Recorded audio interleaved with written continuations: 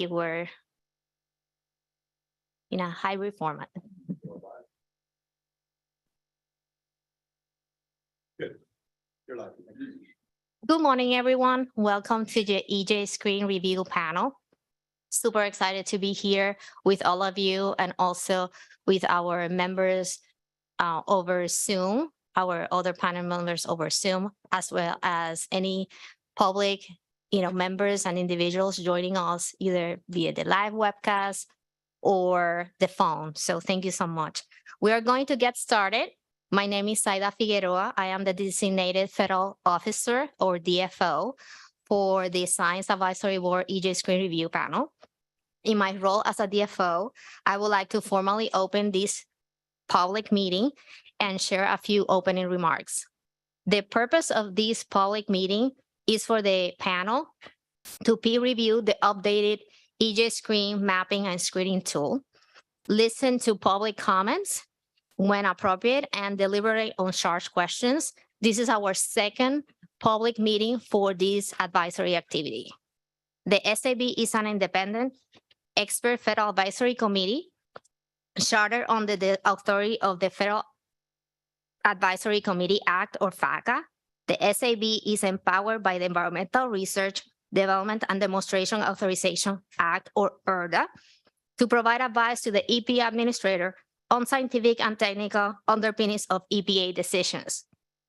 This panel and all committees of the SAB provide advice through the charter SAB. FACA and EPA policy require the SAB meetings to be announced to the public in the Federal Register, and that substantive deliberation and interactions with EPA be in public, be conducted in open sessions like the one today.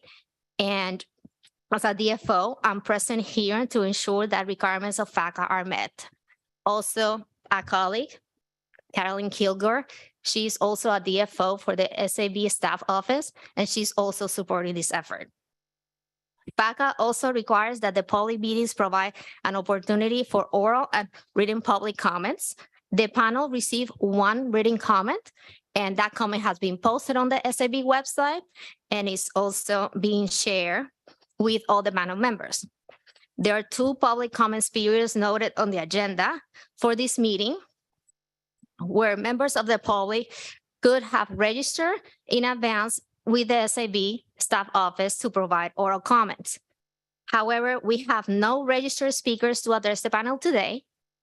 Nonetheless, there is a second public comment period on Wednesday. So any individuals who are interested in addressing the panel could email me at figueroa.saida@epa.gov and register for participation during that session.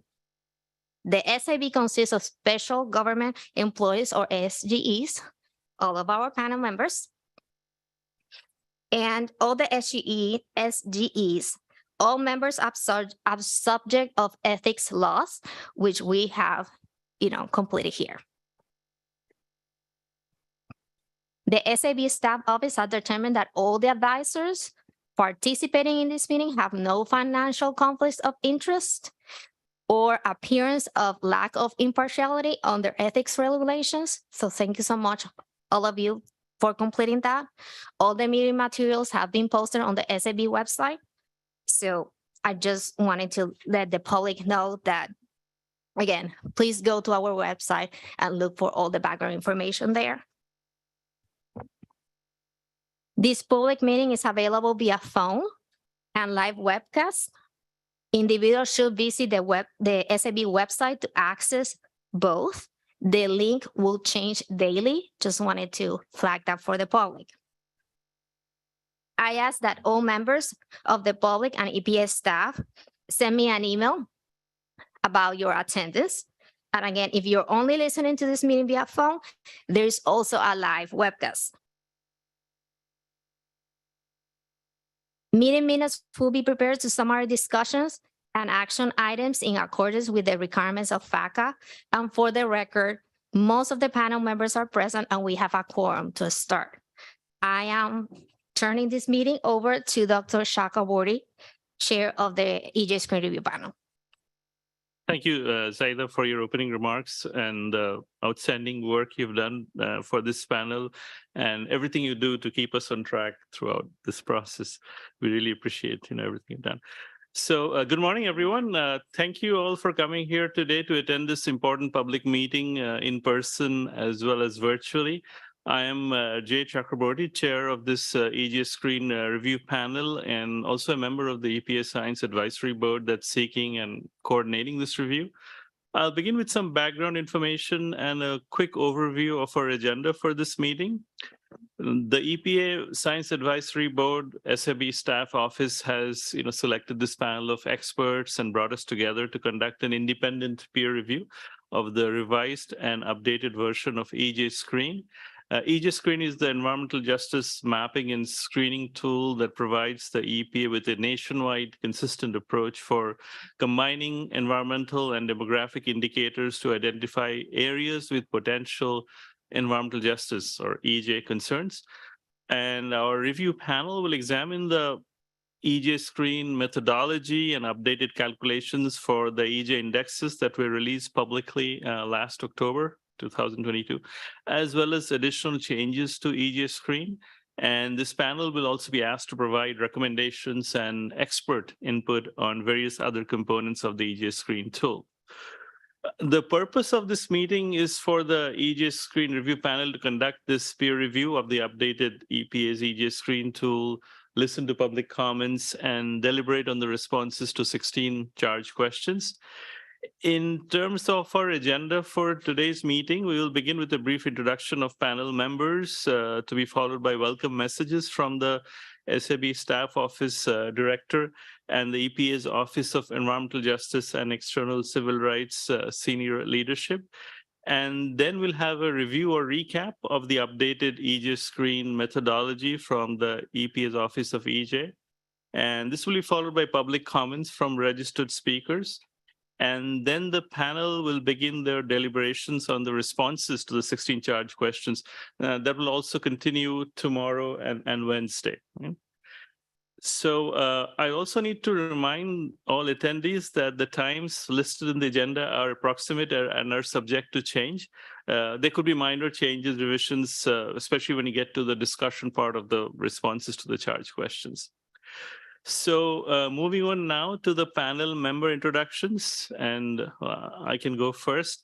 I am Jay Chakraborty, a professor in the Department of Sociology and Anthropology at the University of Texas at El Paso, and also the director of the Socio-Environmental and Geospatial Analysis Lab on our campus at the University of Texas, El Paso. I'm currently serving a 3-year term as a member of the EPA's SAB, Science Advisory Board, and 2 of its subcommittees, the Environmental Justice Science Committee and the Work Group for Review of Science Supporting EPA Decisions. Also serving on a National Academies Committee to support the White House Justice 40 initiative. I'm a geographer by training, involved in research on environmental justice, environmental health, and social vulnerability to hazards and disasters for more than 2 decades. And I've also been involved with reviewing the EPA's EJ Screen tool and providing recommendations for its improvement for almost 8 to 9 years. Okay. So I'll now ask the other panel members to briefly introduce themselves, starting with those who are attending in person and present in the room here today. And we can proceed in anti-clockwise fashion, starting from my left. Marjorie. Hello, yes, I'm Marjorie Alion. I'm a professor in the Department of Environmental Health Sciences at the University of Massachusetts Amherst. I also serve on the EPA's Chartered Science Advisory Board. And in addition, I chair a panel, the Science and Technology Achievement Award for the SAB, and also serve on the inaugural Environmental Justice Science Committee. I have done a lot of research on toxic metals, arsenic and lead, and the impact on children's health and maternal outcomes, also with the lens of location, geography, and disparities in exposure. And I will pass it on. Thank you. Good morning, Reginald Archer. I'm an associate professor at Tennessee State University in the Department of Agricultural and Environmental Sciences. I am my research area, most of my work has been looking at long-term disaster recovery, environmental change analysis. So most of my work is in geographic information systems, GIS in general. I manage the GIS certificate program at Tennessee State University and teach most of our courses in GIS related work. So I do GIS and remote sensing analysis, and current work is dealing with looking at different aspects of minority serving communities and how they're impacted by various aspects of environmental change, climate justice related work, environmental justice related work, and food justice. Hello, everyone. My name is Ted Auk. I'm a Midwest Program Director at Frac Tracker Alliance, and I'm also in the biology department at John Carroll University. I've spent the last 10 years looking at oil and gas's impacts, specifically looking at their water, waste, and landscape impacts. I do a lot of GIS work myself. So I'm really glad to be here, and I'll keep it brief. Yeah, hi everyone. My name is Quinn Carr. I'm a research analysis specialist with the Minnesota Pollution Control Agency. And in this role, I help use data and research to help drive work and help communities empowered with data and information. So I'm really excited to be here. I have a background in geography and public policy, and so a lot of backgrounds using demographics and looking at data to kind of tell stories to help equip people to use data in their work and their lives. And so I'm excited to be here and work on environmental justice issues. So thank you. Good morning, everybody. My name is Ann Fritz. I am the Environmental Justice Coordinator and Non-Discrimination Coordinator at the North Dakota Department of Environmental Quality. I have 25 years experience working for a state regulatory agency. My background is in geology and GIS, certified GIS professional, was previously the GIS coordinator for the North Dakota DEQ. So I'm very excited to be here too. Thank you. Hello, everybody. My name is Cindy Hu. I am a lead data scientist at Mathematica, but my background is in environmental health and did my thesis work on drinking water contaminants. More recently, I'm building predictive analytics to predict chemical contamination in private wells. And this is my first SAB experience. I'm very excited to be here and look forward to today's discussion. Good morning. My name is David Kniske. I'm a professor at Indiana University at the School of Public and Environmental Affairs. I also co-direct our Energy Justice Lab. I've been researching and using in my teaching EJ Screen for a long time. My research looks at disparities in policy implementation, particularly enforcement of federal pollution control laws. Nice to be here. Thanks. Good morning. My name is Ari Lewis. I'm a principal at a consulting company called Gradient. My background's in toxicology and human health risk assessment, and have been involved in looking at cumulative risk issues for maybe the past 10 years. And my first SAB panel, I'm very excited to be here. Good morning. My name is Esther. I am a clinical faculty at University of Washington School of Public Health, and I also am the Director of Environmental Health Research and Partnerships for Front and Centered, which is a coalition of community organizations at the front lines of climate change. I have experience coming in here with developing the Washington Environmental Health Disparities Map with community and with the coalition, and excited for the discussion today. Good morning, everyone. My name is Michael Schmeltz. I'm currently an assistant professor at California State University East Bay in the Department of Public Health. I have over a decade of experience working in local, state, and federal government agencies. I was a postdoc at the EPA in the Office of Research and Development, and I currently sit on the Bureau of Scientific Counselors for ORD in their subcommittee on climate change. My work centers around climate justice, currently working on looking at communities and a just transition or electrification in California and how that can be equitably determined going forward, considering all the impacts that electrification brings. Thanks. Hello, everyone. I'm Ashish Sharma. I'm the Climate and Urban Sustainability Lead at Discovery Partners Institute at University of Illinois System. In addition, I'm a graduate faculty in Department of Atmospheric Sciences at University of Illinois Urbana-Champaign with a joint appointment at Argonne National Lab as a climate scientist. We primarily do a lot of research in climate field, mostly in urban areas, looking at fundamental science, applied, and as well as translational science. We, in addition to, as a faculty, doing a lot of fundamental and applied work, we also work with cities to create climate action plans. We worked on Chicago Region Climate Action Plan and also assessment reports, for example, the Great Lakes Assessment Report and the Illinois Climate Assessment Report. We have projects funded from different federal agencies, and environmental justice is one of the focuses of the projects. We do a lot of community-driven science with the climate lens and look at both environmental justice lens and also climate justice lens. Thank you. Good morning. Hi, everyone. My name is Naomi Yoder.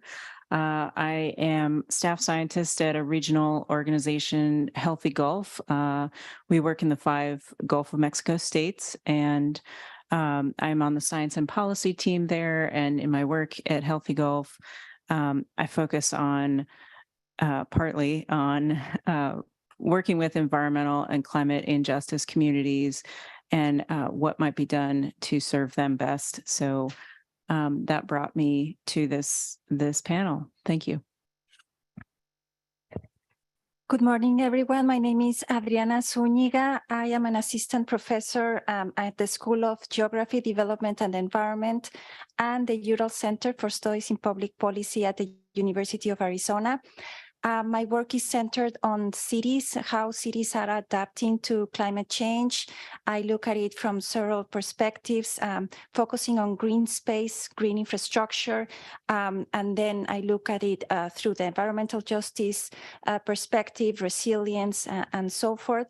I work with stakeholders, with community members to see what their positionality is around these issues. And I'm very honored to be here. Thanks. Thank you. I'll now ask the panel members who are joining us virtually to briefly introduce themselves, and we can go alphabetical order of last name, starting with Veronica. Hi, everybody. My name is Veronica Berrocal, and I'm a professor in the Department of Statistics at University of California, Irvine. I'm sorry I cannot be there in presence. Unfortunately, I am overseas.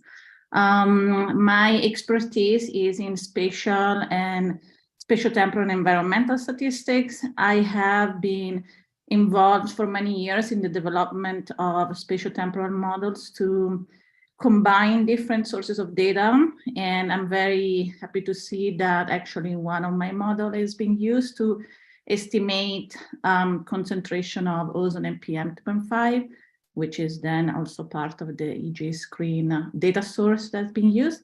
I'm very happy to be part of this panel. I bring the expertise mostly on the side of environmental exposure assessment. Tim. I'm Tim Collins. I'm a professor of geography and environmental and sustainability studies at the University of Utah. My work focuses on environmental justice and social vulnerability to risks, hazards, and disasters. This is my first service on the SAB. I also serve on the Board of Scientific Counselors at the EPA, and I direct the Center for Natural and Technological Hazards at the University of Utah, along with Sarah Graneski here. My work is mixed method. I do use GIS, and I'm quite familiar with EJ Screen, so I'm really happy to be contributing to this process. And I wish I could be there. Sorry, I couldn't make it. My name is Jim Sad. I'm a professor of environmental science at Occidental College in Los Angeles. My research focuses on a variety of geospatial approaches as they apply to questions of environmental significance. I've worked on environmental justice questions for the past 30 plus years, and also on working on various screening approaches for much of that time. I've served EPA in advisory and review capacity on several of their tools, including EJ Screen, and have served on 3 previous SABs. I'm looking forward to working with all of you on this very important EPA initiative, and sorry I couldn't be with you in person.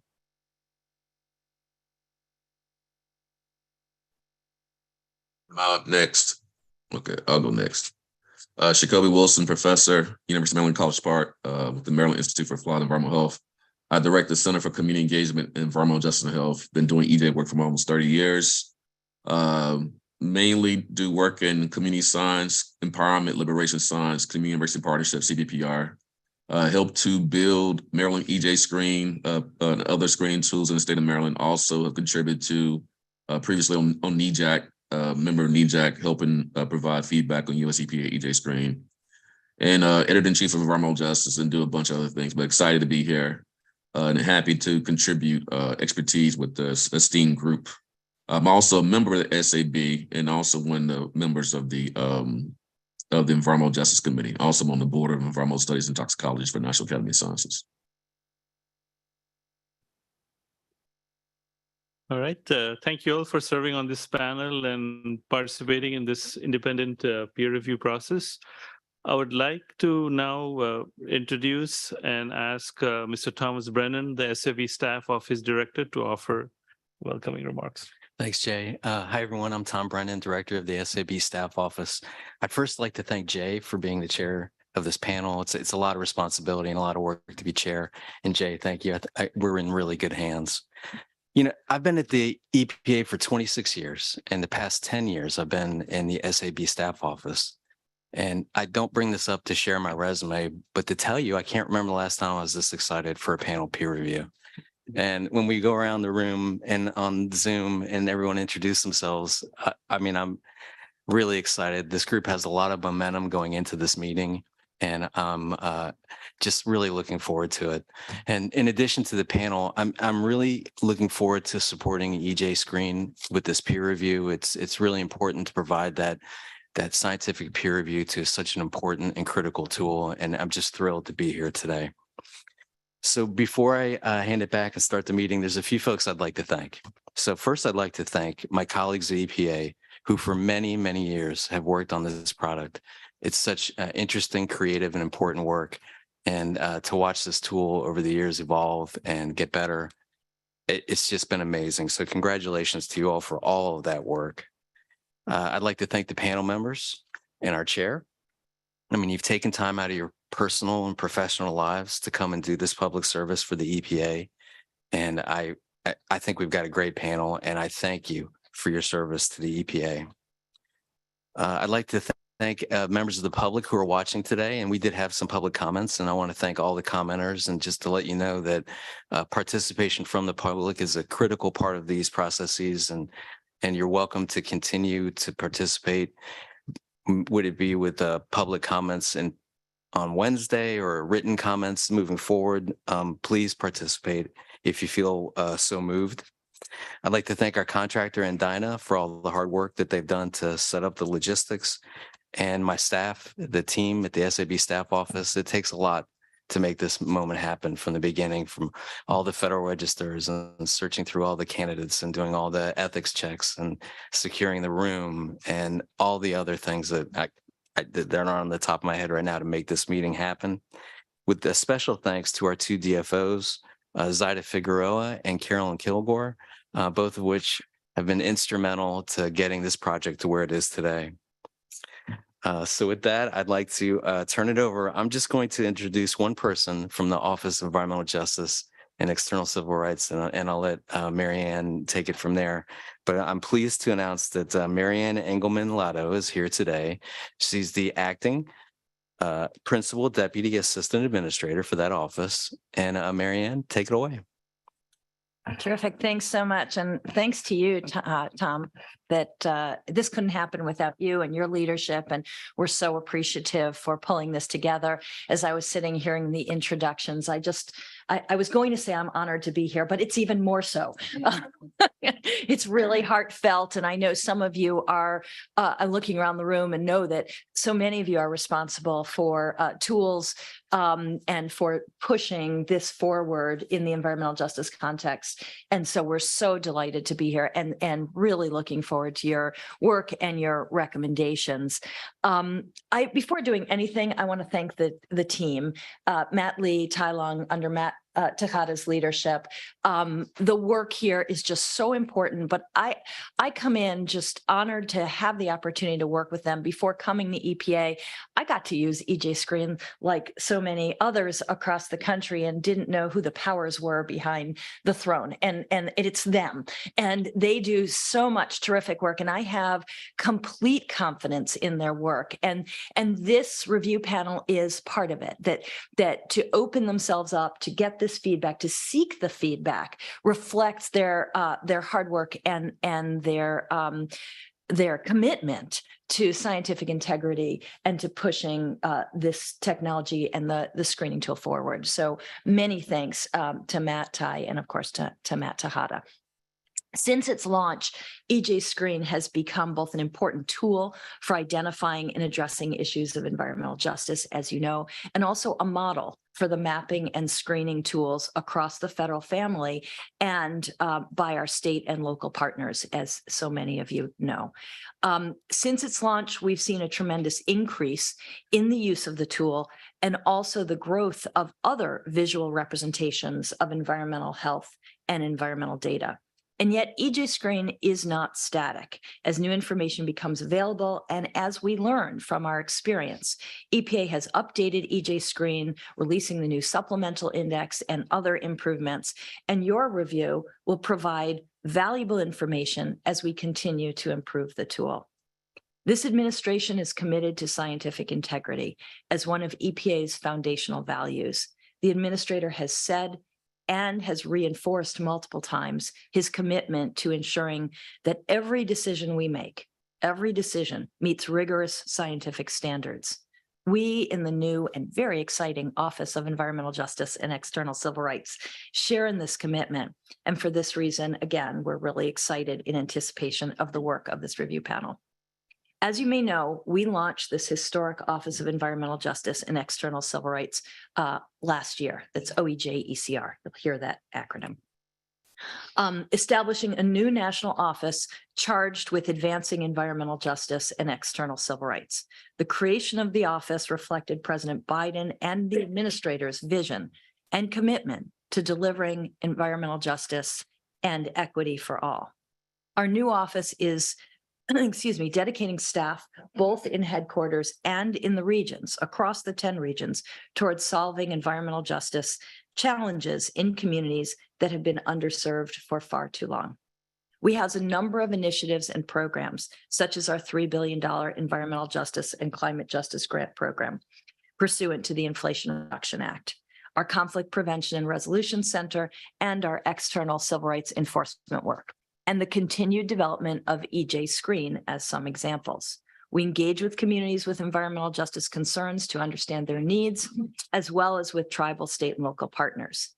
Equally as important as the programs we house, we also work with other EPA offices to incorporate environmental justice and civil rights into the agency's programs, policies, and processes. In fact, into all that we do, as allowed by law. We recognize that advancing environmental justice and enforcing civil rights, it's necessary, it's intrinsic to achieving our mission to protect the health and environment of all people in the United States.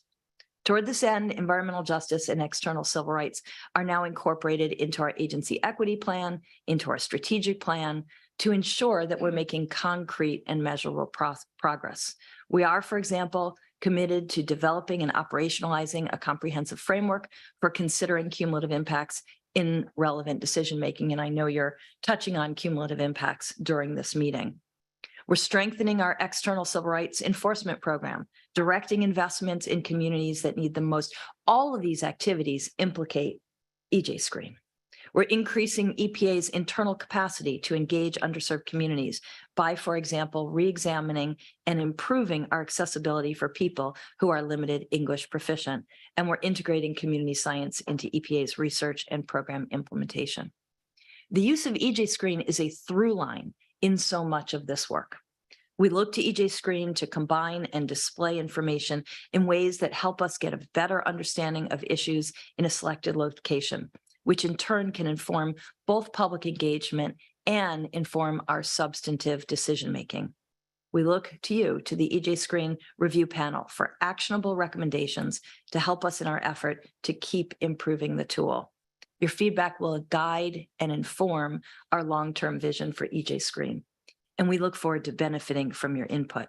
Again, thank you all for taking the time and participating and contributing to this effort. And I'm going to turn it over to Matt Tejada, also from the Office of Environmental Justice and External Civil Rights. Thank you very much. Hey, everyone. Morning. I just wanted to emphasize a few things. And first, starting off with thanks as well. As I'm sure Ty and Matthew won't attest to you, but I know very little about what I'm doing when we get to EJ Screen. It is really about them. And especially for Ty, we've been through, well, Ty has been involved in EJ Screen from the very beginning, but has really been the principal mechanic and caretaker and steward and visionary for EJ Screen for 9 years, 8 years, long time, ever since it was public. The maturation of the tool, its use, its consistent operation and survival is a huge testament to Ty personally. So I just want to thank Ty for everything he's put into the tool over the years, and to be able to now add other significant contributors like Matthew, who was a user of the tool, a power user of the tool in our regional office, and we've been very lucky to scoop him up and have him be the first build of a team that's going to keep growing in our policy office. Now, as Marion mentioned, we stand up into a national program. Is really exciting because we have a really bright future for the use of this tool, for how this tool can inform other tools. I don't need to tell you all what I think that that future looks like. But I also just want to kind of ground us in, when I was hired at EPA 10 years ago, and I came in and EJ Screen was a thing, but I'd never seen it because we hadn't released it publicly yet. I was really excited to get my hands on the tool because I'd wanted to use it when I was advocating for EJ and air quality back in Houston. And I was shocked. It was actually one of the big first learning experiences of my career at just how threatening people thought the tool was, right? It was a dangerous tool. It was going to give people a lot of really powerful information. And what might they do with that information? And we've been very persistent in lifting up the power of making data transparent and usable by people, right? Not us, not experts, not academics, but just people, right? Who need it to make decisions about their lives, who need it to help inform policy, to make sure that we're actually protecting all parts of the country. And EJ Screen and other tools like it have been a big part, I think, in centering our conversations on equity and justice in a real way across the United States. When we were arguing to release the tool, we kept being asked, well, what are people going to use it for? And we didn't know yet because nobody had used it yet, but we had to come up with an answer.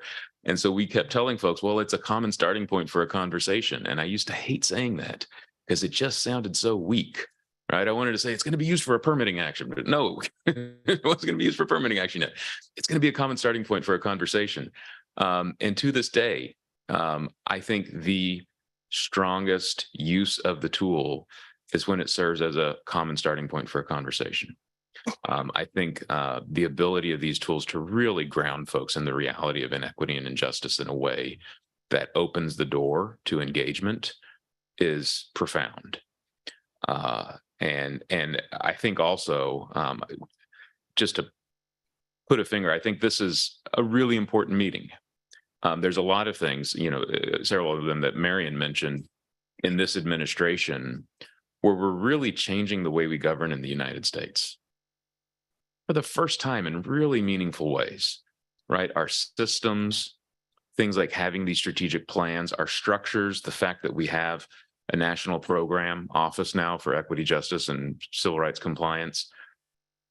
But then the use of these tools and just being able to convene an SAB body to look into EJ Screen and to give it that patina of having gone through SAB and to give us the roadmap for the next decade of how it will develop and grow and inform its use and use of tools like it. It's incredibly important. I think this is one of the most important things we're going to do during this administration. So I really thank y'all for taking the time to be a part of that. to help us cement this foundation for the use of these tools in meaningful ways in how we govern, and to help us chart that future course for their continuing development. Thanks. Please turn back over to you, Jay.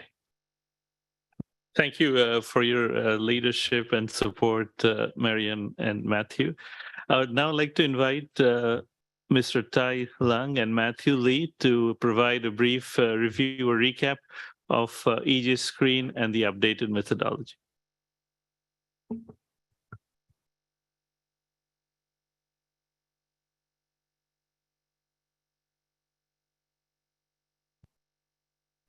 Thanks, everybody. So I know we talked to you all about this before, but we're just going to go back over and give a little bit of a recap of just some of the basics on EJ Screen, some of what we did in this update last year, just to recenter us so that we're all on the same starting page as we go through these conversations this week. So with EJ Screen, can we go into the next slide, please?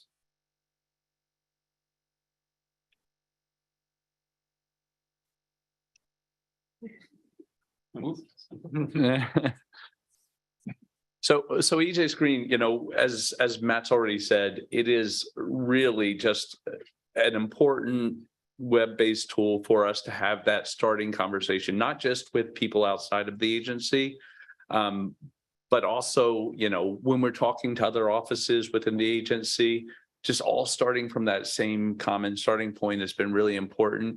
It's a web-based tool. Nationally consistent. That's a really important thing for us. You know, we're not bringing in some California data, even though it's really important data that they have in California. We're only bringing in these national level data sets so that we can compare across the entire nation. We're using that environmental data. We're using that census data, the demographic, socioeconomic data, combining it together into these environmental justice indexes, supplemental indexes. And that does a really good job of giving us a starting point to highlight where there could be some potential for disparity, for environmental justice issues. You know, that has been how we have used EJ Screen for quite a long time now. But it's also getting to be a decade old, and you know, there are some choices that we've made in the tool since the beginning. Can we go into the next slide, please? And we really wanted to just revisit it with y'all, some of those choices that we made. Next slide, please. Let's try. It's okay. Working on an original Nintendo graphic. Yeah. Okay. So when we first started developing EJ Screen back in 2010, as part of our former EJ strategic plan, as we were doing that, we talked to the National Environmental Justice Advisory Committee, the NEJAC. We got some recommendations on screening methods. And then in 2012, we first put out that tool within the agency. When we put it out inside the agency, it was a little bit of a mess. You know, a lot of people didn't know how we would use the tool. But one of our offices, our Office of Enforcement and Compliance Assurance, had some real definitive uses for it. So, you know, since the beginning, EJ Screen has been embedded in the work that we do. And it's taken almost a decade for some of those other offices to start to build in those uses. In 2013, we did a letter peer review of EJ Screen. There were some people in this room that were involved in that. And we released the tool to the public in 2015. As Matt said, that was a lot more work than we anticipated. There were a lot of people that were did not want us to release that tool to the public. And we had, you know, it took us probably almost 2 years. Yeah, almost 2 years to get that tool out to the public. And, you know, since that time, we've done a lot of other things with the tool. We put a mobile version of the tool together, and so now you can access it on your phone or iPad. we last year, I'd say in the last couple of years, we've had more funding available for EJ Screen than we ever had in the past. We'd always been running EJ Screen on very much of a shoestring budget. But since this new administration came in, we've gotten a little bit more funding. So we've been able to do some bigger changes. So last year, we did a review of EJ Screen with some academic experts, got some feedback, and then we made some bigger changes. We made a bigger interface change to make it a little bit more user-friendly, and made some changes to some of the calculations, which we'll talk about as well. Next slide, please.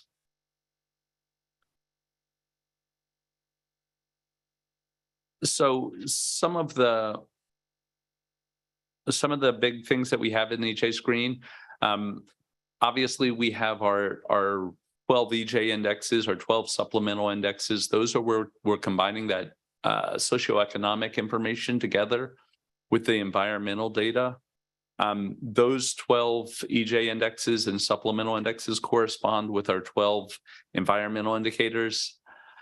We've got 7 different socioeconomic indicators that we build into the tool.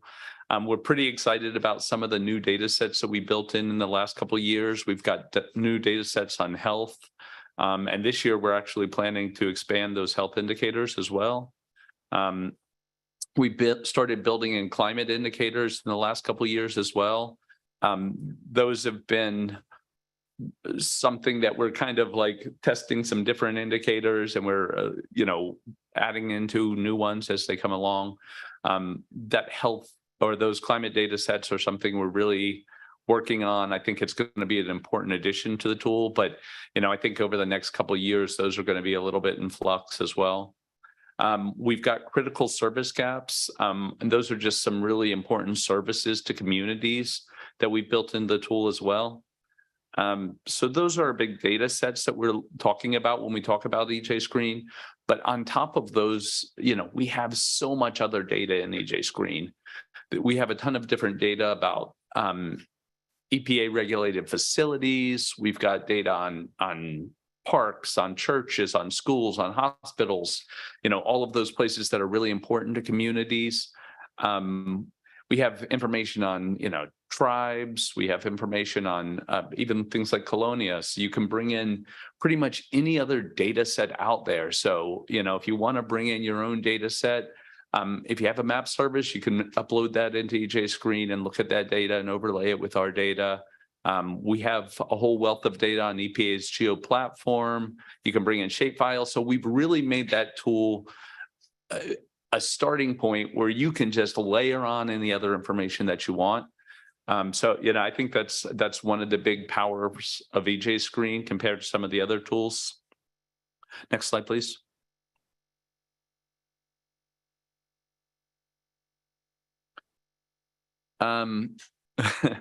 So some of the key features of EJ Screen, one of the big things that we do with EJ Screen is we update it every year. Keeping this tool as up to date as possible is really important to us because demographics change quickly. Some of those environmental pollution levels change very quickly. And, having that up to date information makes it more relevant to communities. And, just really has been important to us. Right now, we're in the middle of an update. So in the next couple of months, we're going to have a new version of EJ Screen out. Not much is really going to change in that new version, but the data sets behind that will change. So, moving to the newest census data, moving to some newer environmental data sets. And then we are going to make a couple of small changes too that I think y'all will be very interested in. With our data from the census, we're using the ACS data rather than that decennial census. And we use that ACS data because even though it has a smaller sample size, it is updated every year. So it's a rolling survey. We use a 5-year average from that American Community Survey. And we just feel like that's a much better way to go rather than using 10-year-old data. We're using the highest resolution data available. So rather than using data at a tract level or a county level, with environmental justice, so much of those issues are at that neighborhood level. And so we felt it was so critical for us to get down as granular as possible. And so we're using block group level data rather than tract level data. You see a lot of other tools out there and they're relying on tract level data. We thought that it was just better to go with that block group level data so we can see what's going on neighborhood to neighborhood. And I know that that's been something that a lot of people have talked about in the past, but we feel pretty strongly about staying as granular as possible. I've mentioned this already, but one of the things that we've done with the tool is try to be very transparent. So everything within the tool is available for download. So you can download all of our data sets. We've had people ask us for the code. We'll share the code, even though our code behind the tool is a little bit of a mess because we've been just building on it year after year and probably need to take some time and just clean up all of our code and make it a little bit more user-friendly. And then, one of the other things that we've really prided ourselves in is, even though this is a pretty advanced analytical tool and a lot of people are using it for some of these really advanced functions, we've also tried to make it as accessible as possible because we want it to be a tool for communities. So we want any grandma off the street to be able to get into EJ Screen and see what's going on in her community. And that's something that we've really been focused on. One of the things we're doing right now is we're actually looking at trying to build an EJ Screen Lite. So we're going to have probably our full analytical tool and then a little bit more simplified version that might be more accessible to people that don't do GIS professionally, so that you can just kind of get in and see what's going on in that community. Next slide, please.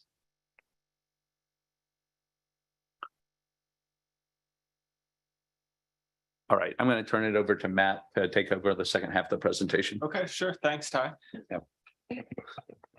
So, as Marianne mentioned, and as Ty has gone through as well, EJ Screen is by no means a static tool. We update the tool on at least on an annual basis. And in fact, last fiscal year, we updated the tool twice.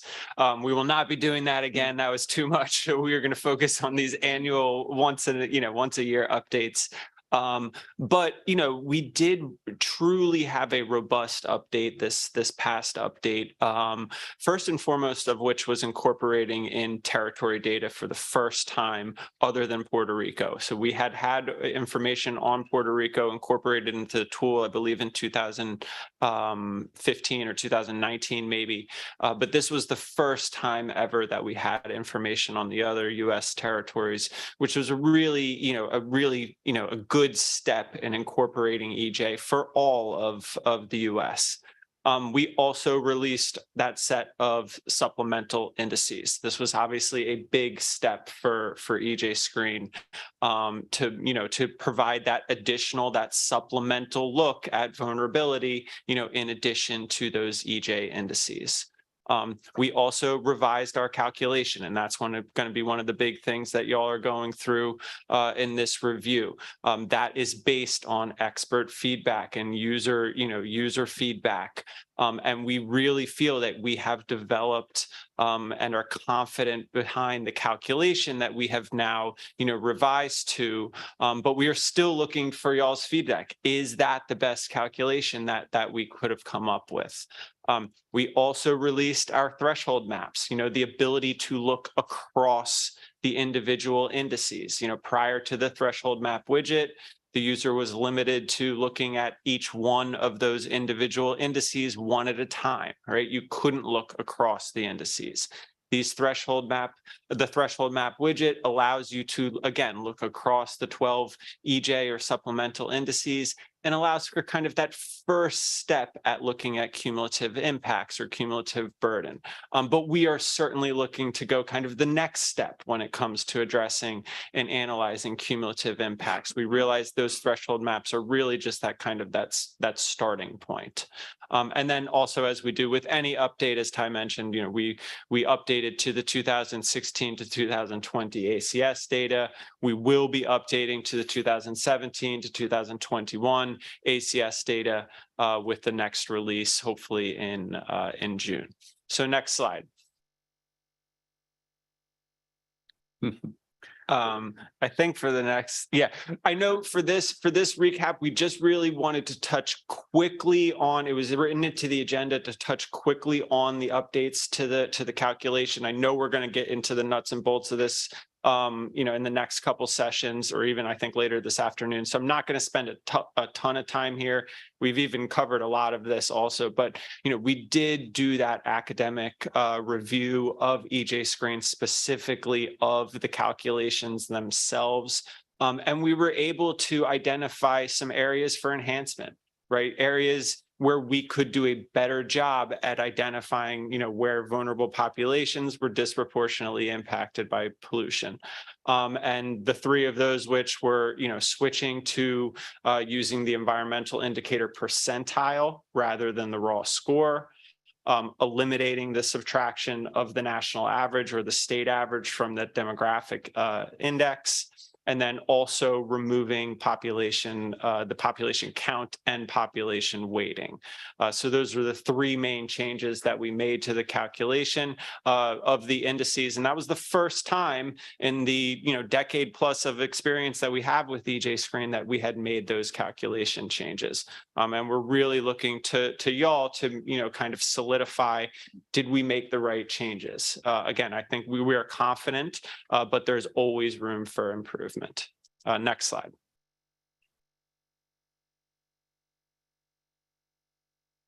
And then again, this is just a recap of that new calculation. Again, I think this is it's more intuitive. It's easier to replicate. And ultimately, I do think it does a better job, again, of, you're going to hear me nail this on the head a bunch of times, but of identifying vulnerable populations who face higher pollution burdens. And we're going to be going over this, I think, at 1 o'clock. So next slide.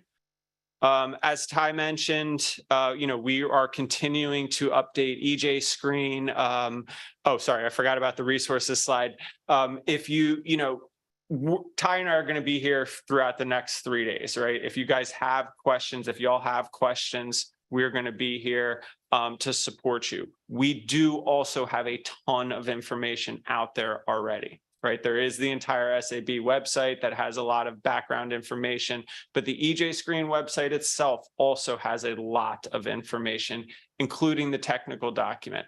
One of the bits of feedback we are looking for from y'all is that if you can't readily find the answers to your questions, we need to do a better job of getting that information onto the website, into the tech doc. So we are also looking for that. If some part of the calculation doesn't make sense and we didn't do a good job explaining it in the tech doc, please let us know. That's equally important to us in terms of getting your feedback. Not that I expect that y'all are going to go back and look at different training and office hours videos, but we do also have those available on the website. Again, I think as most of y'all know, the information is available for download. We actually just completely revamped the structure of the download. I think it's way more user intuitive now, rather than looking at this like all these different columns of information that you couldn't figure out what was what. The download section has been really cleaned up, which is nice.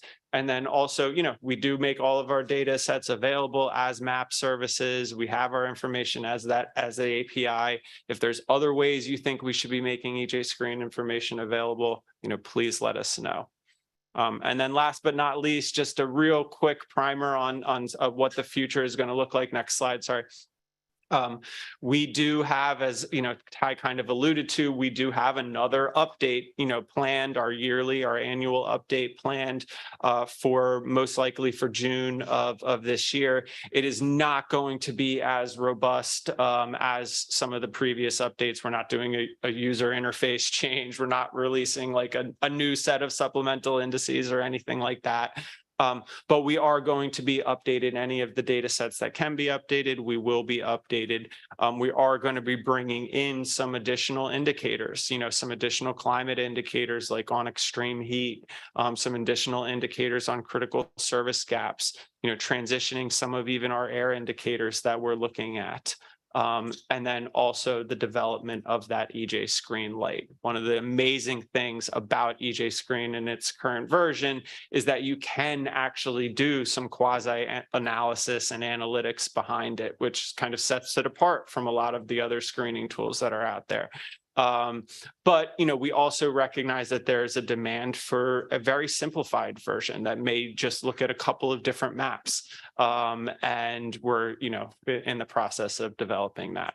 So I think, the future is bright for EJ Screen. It's brighter because we are all in the same room together, and we really hope to grow this tool into the best that it can be. So thank y'all. Thank you, Matt and Ty. And now I'm going to open it up for clarifying questions from the panel members for them. And just keep in mind that we're not having any discussions or deliberations at this point. We'll have plenty of time to do that later today, as well as tomorrow and Wednesday.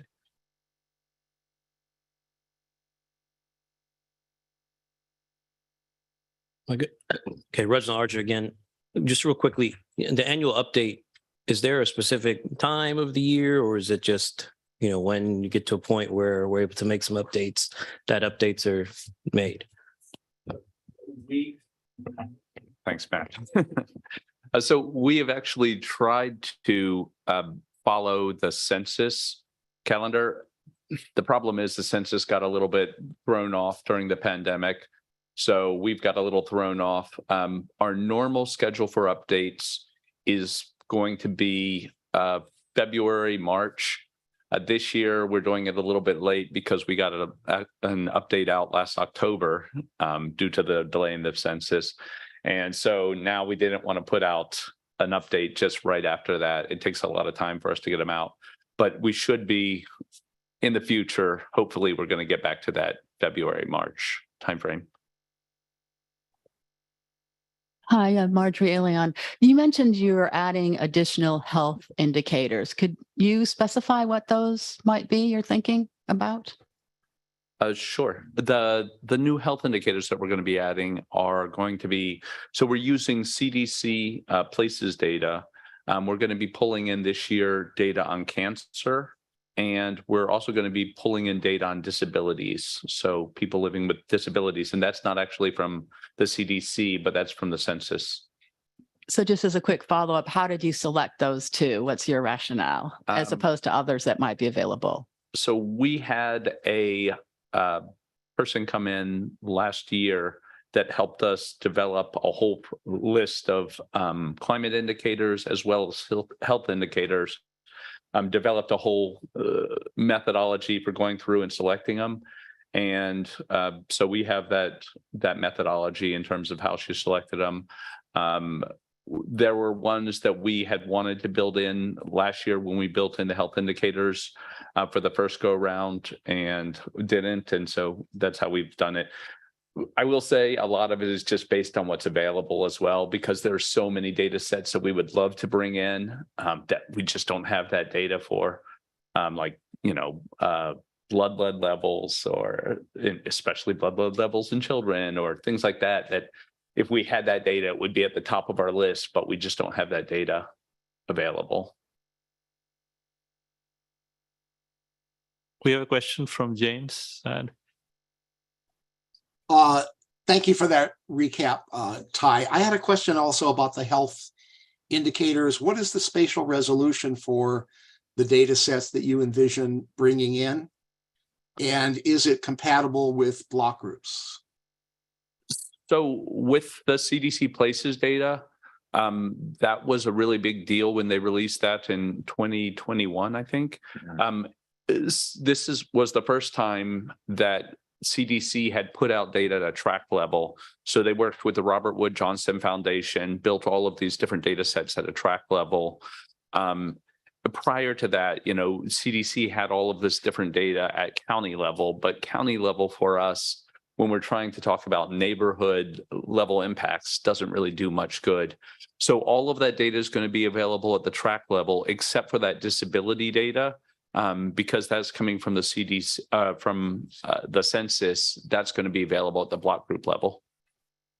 And I had one other question as well. I applaud your efforts to update the data regularly. And I know that's a ton of work and it's super important, but it brings in the potential then for people making maps or having output where the date of the data is not compatible or, you know, has some range. So I'm sure you've thought about that problem. And have you thought about solutions, for example, like stamping output with the years for the different indicators for which it applies, that sort of thing? I'm thinking of lots of EJ screen maps out there in the public conversation, and misinterpretation because of incompatible time for the data sets.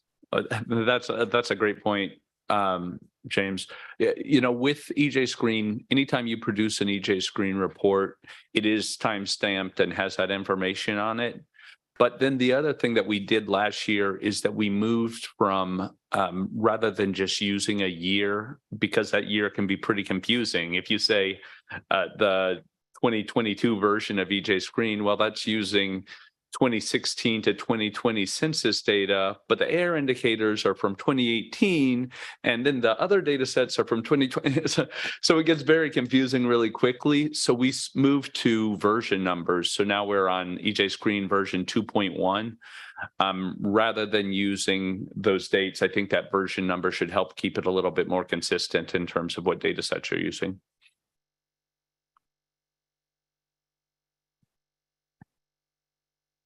Hi, this may be a question more for Marianne and Matthew, but as we sort of are having this discussion, we sort of alluded to data coming from other agencies, and even other agencies like the CDC now has an EJ mapping tool. And I'm just wondering what sort of discussion at sort of a higher level is happening in terms of coordinating where people are getting their EJ mapping data. And it'd be quite helpful if there was some understanding about what discussions are occurring between agencies. Sure. Yeah, I mean, that's, I think we're on the threshold. We've crossed the threshold where our world is expanding pretty quickly now. And it's been, I don't think it's been too big of a challenge over the last 10 years because there's been few enough people in this space that we know who's doing what, right? We check in with each other. We know who over at CDC was doing that, and we have those conversations. I mean, before we even released EJ Screen to the public, we went down to Atlanta just to spend a day with folks at CDC back in, I don't even know if you were on yet. That might have been in 2013 or 2014. You were down there. Okay, all right. So we've kept up with each other just fairly easily because there's been so few folks. I think with the proliferation of these tools across the federal government, across state governments, you have NGOs creating them. You have folks at the local level, planning departments or cities and counties wanting to do it. I think there is a real need for that. And a couple of things that I'm excited about. One, I think you saw some reflection in the recent executive order, a need to coordinate more of this science and use of science across the executive branch of the federal government. So I'm looking forward to working with our colleagues in other agencies and with folks at CEQ and OSTP and the White House to really figure out how to do that. And I think these tools can really kind of be the foothold, something real tangible that we can actually come up with a more systematic approach to coordinating use and efforts and which tools for what pieces. But I also see just from our place at EPA, you know, being kind of out there the longest with these tools. As we build this team, that's something Ty and Matthew and I have been talking about for the last year and a half, 2 years is, you know, it really shouldn't be just about EJ Screen. It should be about all these tools. And how can we really create more of a shared platform, right, across government for folks to say, well, here's this tool, here's that tool, here's how they're common, but here's how you can use them differently. And here's how you can use them in consort with one another to get even more information into something. So I think that's a real exciting future development, right, where we won't just be looking at one. Like we at EPA won't just be looking at one EJ Screen and, you know, helping folks on the side, but really coming together in more of a shared approach to using data and tools, and hopefully creating some sort of platform that really supports that coordinated effort. I'll just add, Matt has the big picture and ditto to all that. But I wanted to add, we are in conversation now with CEQ and through the IAC to make sure that we are integrated to the extent possible. And we're also cognizant of uses of EJ Screen that really aren't possible with some of the other screening tools because they're at the track level. So if we want to really dig in to community-based understandings, right, as we were talking about, that block group information is so valuable, even layered on top of information you're getting from other tools. So we are in that conversation, we are talking to one another, and we want to make sure that all stakeholders understand the variation among the tools and how they can complement one another for different uses. Just also, while I have the floor, something I should have said at the very beginning, which makes this conversation even more timely. Matt mentioned Executive Order 14096, and which is the new environmental justice executive order that just came out a couple weeks ago. And if you've paid attention to it, it has a new definition of environmental justice, which builds on all the great work and the leadership of EPA, but really deepens our understanding and builds from the conversations that have been happening in the states about what environmental justice means. And the new definition includes the full protection of all people, regardless of race, color, national origin, tribal affiliation, income, of course, and also disability. So some of our thinking going forward has to be to think through, how do we operationalize that? And I hope you join us in that conversation. This is timely, but we're just at the beginning of thinking that through. We have a question first from Sakobi Wilson and then Veronica. Yeah, so I'm just gonna, Matt and team, go back to my NEJAC comments that you've heard a lot. So I appreciate the last question about synergy, interoperability, standardization, uniformity across tools. And that, just as you just said, Matt, there needs to be multiple screens and fit for purpose. And so I'm happy to hear that. I think it's really important to make sure that across the federal tools, that, as you said, Matt, there's a platform. This is something that we talked about NEJAC for years. So I feel like Don Quixote and finally things are happening. But I wanted to just, make that statement. And also this issue of fit for purpose of these tools at the federal level and what that means for tools that are at the state and city level. And it's making sure that you have, units analysis that are comparable across the tools. So you talked about, so you should have track, you should have block group. We're adding legislative district to our tool. You should have school districts too. You should have multiple units analysis that are important to folks on the ground. And so those are additional units that I think are important. And also I think this issue of uniformity standardization, the lack of race in the CEQ tool and it limits its utility and really been substantively responsive to the concerns of communities impacted by EJ issues and the statistical grounding of why race is important in that tool, and also some other gaps in these tools. So I think it's important for y'all as you engage with the federal family that you bring in these other vulnerable populations and making sure that there's uniformity, synergy, some standardization, and then again, how does it get down for fit for purpose to the end users and the communities who are most impacted? So I just want to share that, and I just wanted to say thank you for this conversation. But I'm glad to hear the NEJAC discussion points coming up during this discussion.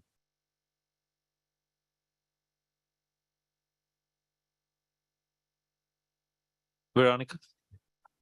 Yes, so I think this is more like a question on the long-term views for EJ Screen. So I cannot separate myself from my interpretation of things always as a statistician. And so you have mentioned how much of the data that you have is really not available at the census block. And so there are some expedients that are taken to make the data available at the census block, whether it is to take the concentration that is available at the census tract and then assume it is the same across the census block and things like that. But I wonder if in the future there are going to be plans for EJ Screen to also somewhat communicate the uncertainties there are around this indices that you're developing to reflect the fact that in some cases, you really don't have data, and what you are showing is the results of some statistical modeling or some assumptions that are used to be able to generate fine resolution maps. And so I know that the general public maybe has difficulty sometimes understanding uncertainty, and maybe for a policy point of view, what you want is an estimate just one number, but I think also there is a value in understanding whether what you're showing is really the true measure of an exposure or the vulnerability of that block group versus maybe it's somewhere in this range, and I'm not 100% sure whether that block group is the one that I have to target right now because there is so much uncertainty around that. So is there a plan in the future to try to also incorporate something like this in the tool? Maybe not for public consumption, but within EPA? Yeah, I mean, I think that's a great point if I'm understanding it correctly, and it's maybe better if I didn't understand it correctly. The toughest thing that we've always had to balance in EJ Screen, the razor's edge we've always tried to stay on top of, is making a tool that really accurately and transparently communicates data in a meaningful way to folks without giving people an easy button answer for EJ. And that is such a huge pressure on EJ Screen. So many of the users just want to open up the map and be told what's going on. And we've really tried to give information in a way that invites the users into really understanding what that information means and spending a little bit more time and effort to get to those issues, like I think you're bringing up, Veronica, where there's uncertainty, right? Where, or kind of, related to that, where do the people inside those block groups actually live, especially when you're looking in rural areas, right? The data, data is represented out west over these huge geographies when there's only one little corner of people that live in that geography, and they might be on the complete different end of the block group from the actual pollution source, right? It's so we've really tried to strike that balance of presenting the tool in a way that it invites the users in to try to understand what might be happening on the ground because of the data, but not get to that point where they just think that is their answer. And so to the extent, I think that's this is one of the deeper areas that I think we're really excited to get y'all's input on as a group with so many different professions, so many different expertise in this body that we really haven't had access to really have these deep conversations and get some deep critical input to help advance the tool over the next decade. In a lot of ways, those level of detail, we've been aware of them since the tool was created, but we've never had this level of support and just the space to sit back with a bunch of experts and say, how do we really wrap our hands around this, right? And I don't think y'all know, there's not going to be any perfect answer to any of these questions.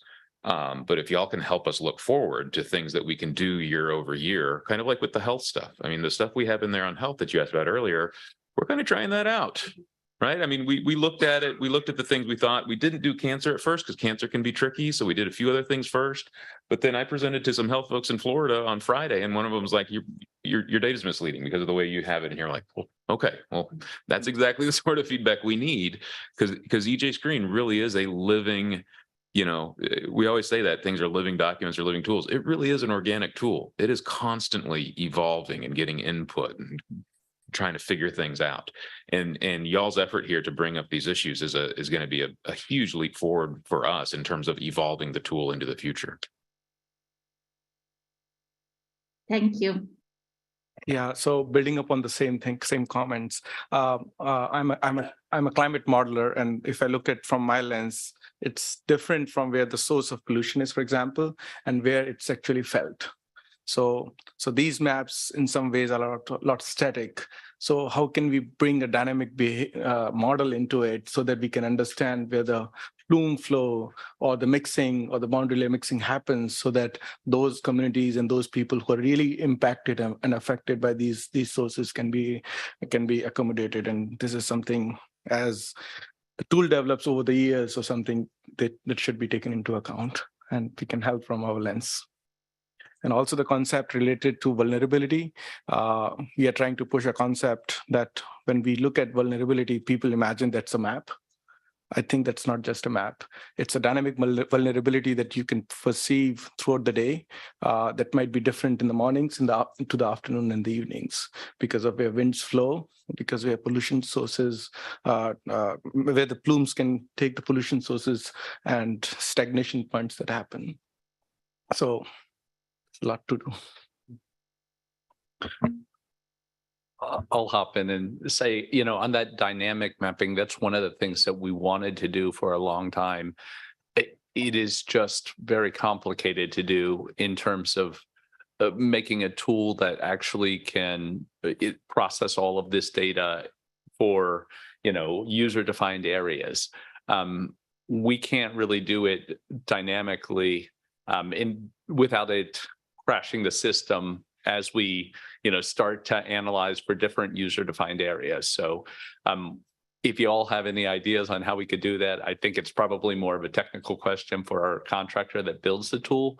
But we pre-process all of that data so that we can give you those fast results when you look at an area. So yeah, we are trying to do that for the Chicago region, making it scalable, zoomable, at the same time using dynamical forecasting as well. So maybe we can reconnect on that. Very cool.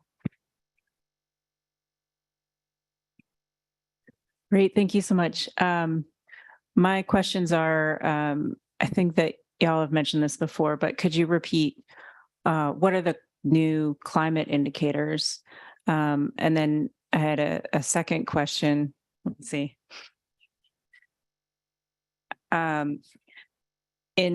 So kind of, I guess it's a more complicated question. So maybe let's go with that, and then I'll ask my second one. So in terms of the new climate indicators, we're only bringing in one new climate indicator. That's going to be extreme heat. That's going to be coming from the First Street Foundation. That's building off the MOU that we have with them on flood risk and wildfire risk. So we will be, again, building in that new data layer on extreme heat. Okay, I just like to reiterate my begging you to please put in hurricane data. We really, really need that. Anyway, my second question is kind of for Matt Tejada and the plans for EJ Screen, especially, if the goal is not to provide an answer, communities and people on the ground, I think, still deserve an answer, or at least a method of research to arrive there. And that's, there's a disconnect, a severe disconnect, where, nonprofits like mine are spending a lot of time trying to just do some, basic outreach to communities. So my question is about, could there be a plan for like a fellowship or an outreach corps or something like that, where folks are empowered in the EPA to do research using EJ Screen tools and present that to communities, essentially, providing some answers, right? So getting at that like next step. And I would really, yes, I think that's an intriguing idea. First of all, like having more of a presence of doing that. I think we've talked about things similar to that for some time, and now that we finally have some support, particularly with a lot more folks in our region and our regional offices, and a lot more involvement from the Office of Research and Development, I think we have some prospects that we could work on that. In terms of the answer, Where my head went when you were asking that, Naomi, was immediately to our other big commitment that is a huge piece of work for us right now on working on that cumulative impacts framework. And I think a lot of us have been staring at that piece of work for a long time. And there's a lot of complexity in that framework, but I believe we have a lot of stuff to really get down the road, a significant piece. And I think really understanding how EJ Screen and tools like EJ Screen can really fill in so much of our understanding very quickly.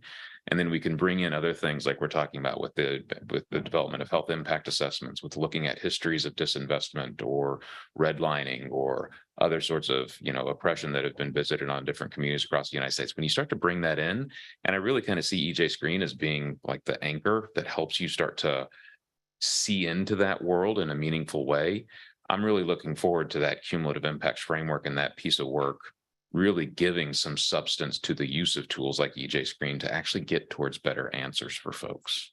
Anything to add to that? Yeah, I guess I was going to say one small addition that picks up on exactly where you landed, which was using the plural answers rather than a singular answer. That EJ Screen doesn't provide a singular answer, but it provides so much information that it can not only inform our thinking and inform various analyses, inform those various methodologies, even cumulative impacts. There's no single answer. There's no single methodology that will say, oh, this is what it is, right? You can use an index. You can use health impact assessment.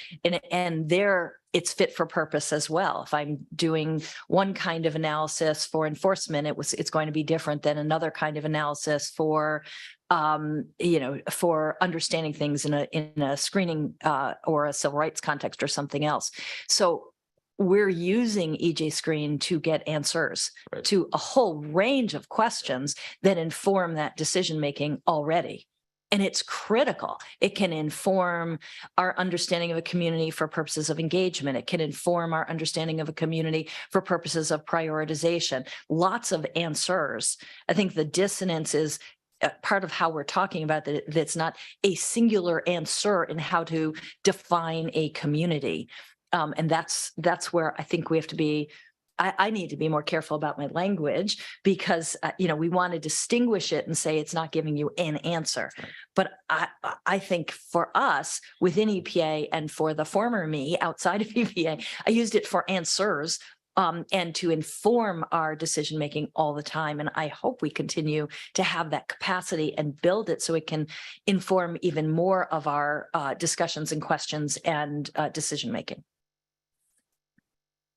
And I'll actually hop in and say on that hurricanes question, that was one of the data sets we were really, really trying to get in this year is a data set on extreme storms. And, that would be a data set combining tropical storms, hurricanes, tornadoes, things like that. It just becomes a data question. Trying to get like a good data source at a national level is challenging with a lot of these data sets. So we're hoping we're going to get there in the next year or two. We thought we might be able to get it in this year, but we're not able to. So. Hi, Ari Lewis. My question kind of ties in exactly what you were saying. I guess, as you started saying, like EJ is like a conversation starter and can be used to answer lots of different questions. But, EPA itself hasn't provided a lot of guidance on sort of what are sort of the most appropriate uses, excuse me. And that, of course, may change over time as we refine the tool, like what it's appropriate to use it for or not.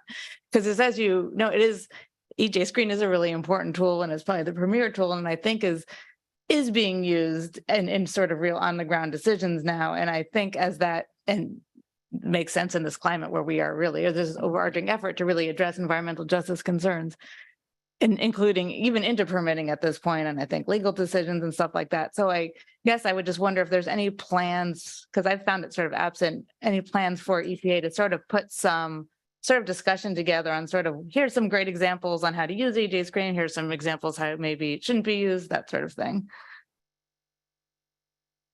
We've been trying to get our program colleagues to help us do that forever. That's part of the kind of unique existence we live in the agency is that we can't, from OEJ ECR, we can't say, well, here's your guidance for how to use our tool, Superfund program, or, Air Shop. We need them to do it. And as Ty mentioned, when he was opening up, Aweco was the first early adopter of it. And for a number of years, they were the only ones that really had, they were using it. We knew how they were using it. We knew where it showed up. They were always on us every time they needed something. They're still always on us. Which is great because they're using the tool. It's really just been over the last couple of years now, that we've known all the other programs use it at EPA, but we've never really been able to pin them down and, well, exactly how are you using it? And can you write it down on a piece of paper and show it to the regions too? And that's why we actually have a commitment in our strategic plan around that very issue, that by the end of the strategic plan, we actually want to have developed on a program by program basis, even if it's really simplistic. Here's how we're actually using EJ Screen throughout each program at EPA. So that is something we're working on. I'll just add that there are some materials that do refer to EJ Screen and make recommendations about how to use it, particularly in a screening capacity. So I think of the FAQs that were put out last year on integrating environmental justice and civil rights in permitting. And there are about 16 Q&As in those FAQs. And part of it is starting with a screening analysis of the community. And I think it refers to EJ Screen. And so it incorporates how to use EJ Screen into that context. Sometimes if it were possible to do sort of a search on all of our, guidance documents for EJ Screen, sometimes it will say using EJ Screen or another screening tool, because you might be in California and you can use CalEnviroScreen, or, there may be some flexibility in what a permitting authority might want to use, and we want to provide some flexibility. So, and sometimes it will say, use a screening tool, EJ Screen. But I think there are a number of references now, if we could do that search across our guidance documents, because we're really committed to integrating environmental justice and civil rights in all that we do. And so it's not one, here's our guidance to the use of EJ Screen outside of our website and other materials about EJ Screen. It's rather distributed across our programs, where we're engaging the particular constituencies and saying, if you're going to do this screening, here's how you can do it. And we're committed, another example, we're committed to doing a guidance in the civil rights area. And that will include, what kind, or could include what kind of use of EJ Screen you might have as you look at whether or not you have a disproportionate impact in your activity. Or so I think it's a little bit hard to get your hands around because it's disseminated across the programs. But in some ways, that's how it should be, because we want each program to be thinking about how do we use EJ Screen in a fit for purpose way, in a way that's appropriate for this activity or decision.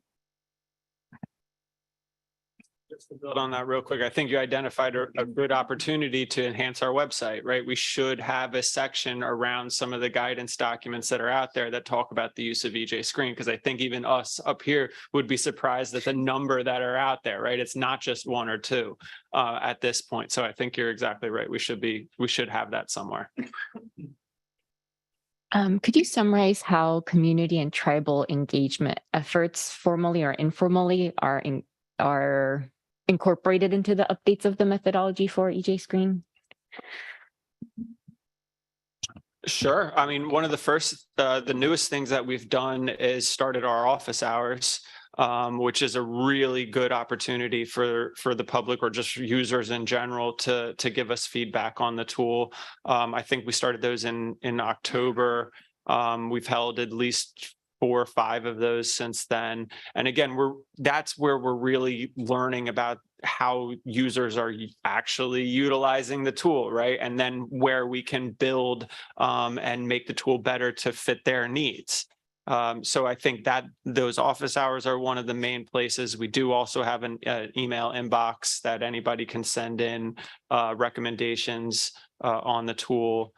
I'm sure I'm forgetting. I mean, Ty and I are always an email away. We get countless emails a week of recommendations. Yeah, we have done some specific outreach, especially over just the last few years with indigenous communities, with tribes, We've also had a specific effort on working in or doing outreach in the territories with a real heavy emphasis on the Pacific Islands, working with our Region 9 shop. And that's, I think, a direct result from that is we put in, it probably took us 2.5 years, 3 years to come up with the range of indigenous areas that we now map in EJ Screen. I mean, that was something we wanted for a long time, and we'd had federally recognized in there for a while, but we really wanted to go beyond it. But as Ty mentioned earlier, it was a matter of, okay, which of the data sets out there can we pull together to have something that's representative and is as full coverage and has the fidelity we need over time. And I'm really proud. I think EJ Screen has about as comprehensive a view into indigenous in the United States in a mappable way of any of the big tools that are out there. Thank you. And I always appreciate the inbox, how quick you are to respond to things. So thank you. I wanted to ask a little bit about the demographic indicators that are incorporated both into the main EJ index and as well as the supplemental. Obviously, that's one of the issues you want us to talk about today, but I think it'd be helpful to inform our discussion to learn more about the context for your choices about which indicators are in which index, and how you want us to think about the use of those alternative ways to look at that piece of the pie. Thanks. Sure. So, with our classic EJ index, it was pretty straightforward. We built that. When we built that, we had looked at the executive order 12898, and executive order 12898 had called out specifically low-income communities and communities of color as specific areas that we needed to address within addressing environmental justice. So with that EJ index, we're just looking at that straight combination of those two. When we decided to build a supplemental index, we had said, what are some of the most important socioeconomic issues?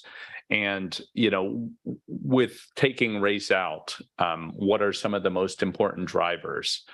Obviously, linguistic isolation was something that we felt was going to be very important.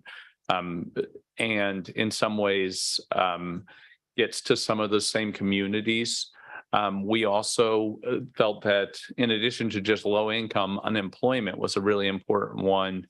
We brought in less than high school education as well. And then, the final indicator that I think is probably one of the most important indicators that we could have is that life expectancy. We're using an inverse of the life expectancy. So it's low life expectancy. That data is track level data. So, we don't have it at the block group level, unfortunately. But, just being able to look at life expectancy here in DC, you can look at like Southeast DC, where is low income and a lot of people of color.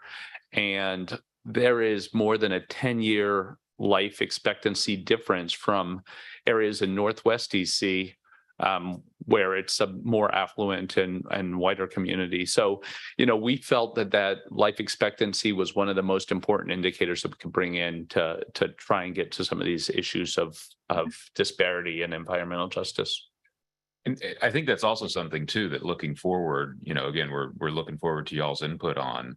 I think one of the things we're intrigued by is the potential for EJ Screen to move into a place where it is much more user driven and has more of that analytic capacity, where it could actually do some computing based upon, well, what are the vulnerability factors that the user is most interested in, and can they define those and then combine it with the environmental things that they want to combine, and really start using the tool to get closer to providing a very specific answer for the question that has been crafted, right? And could it really become this really supercharged analytical driver of that, instead of just giving some static, well, here's what we think the best ones are. And the other thing I think we should start considering, or y'all should start considering, is, do the supplemental indices or the indicators that are incorporated into that match kind of the new executive order? The new executive order does specifically mention, communities or individuals with disability. We now have disability information in EJ Screen, right? Should we be bringing that into, aspects of the calculation? And also, going back to those 5 factors, if you think back on EJ Screen, and I don't know how many of you were involved in the older versions, there actually was a 5-factor index in addition to the 2-factor. We ended up doing away with it because people found it too confusing, and we're kind of going towards that 2-factor being the low income and people of color. But there actually always was a 5-factor demographic index built into EJ Screen as well, that just incorporated the 4, and then we added in low life expectancy. So we did have some precedent in incorporating those other socioeconomic indicators from prior versions of the tool. I even forget about that. So my question, I want to go back to sort of the timing of the data. And I think this speaks to also some of what Dr. Sharma mentioned regarding the sort of dynamic and forecasting abilities. If the versions are, or if we're updating the data, let's say annually, and I don't think there's an ability to really go back and look at previous data. So for me, if I want to look at environmental change, for instance, where areas are becoming better or worse according to the EJ indexes or what data is available, is there a way to do that?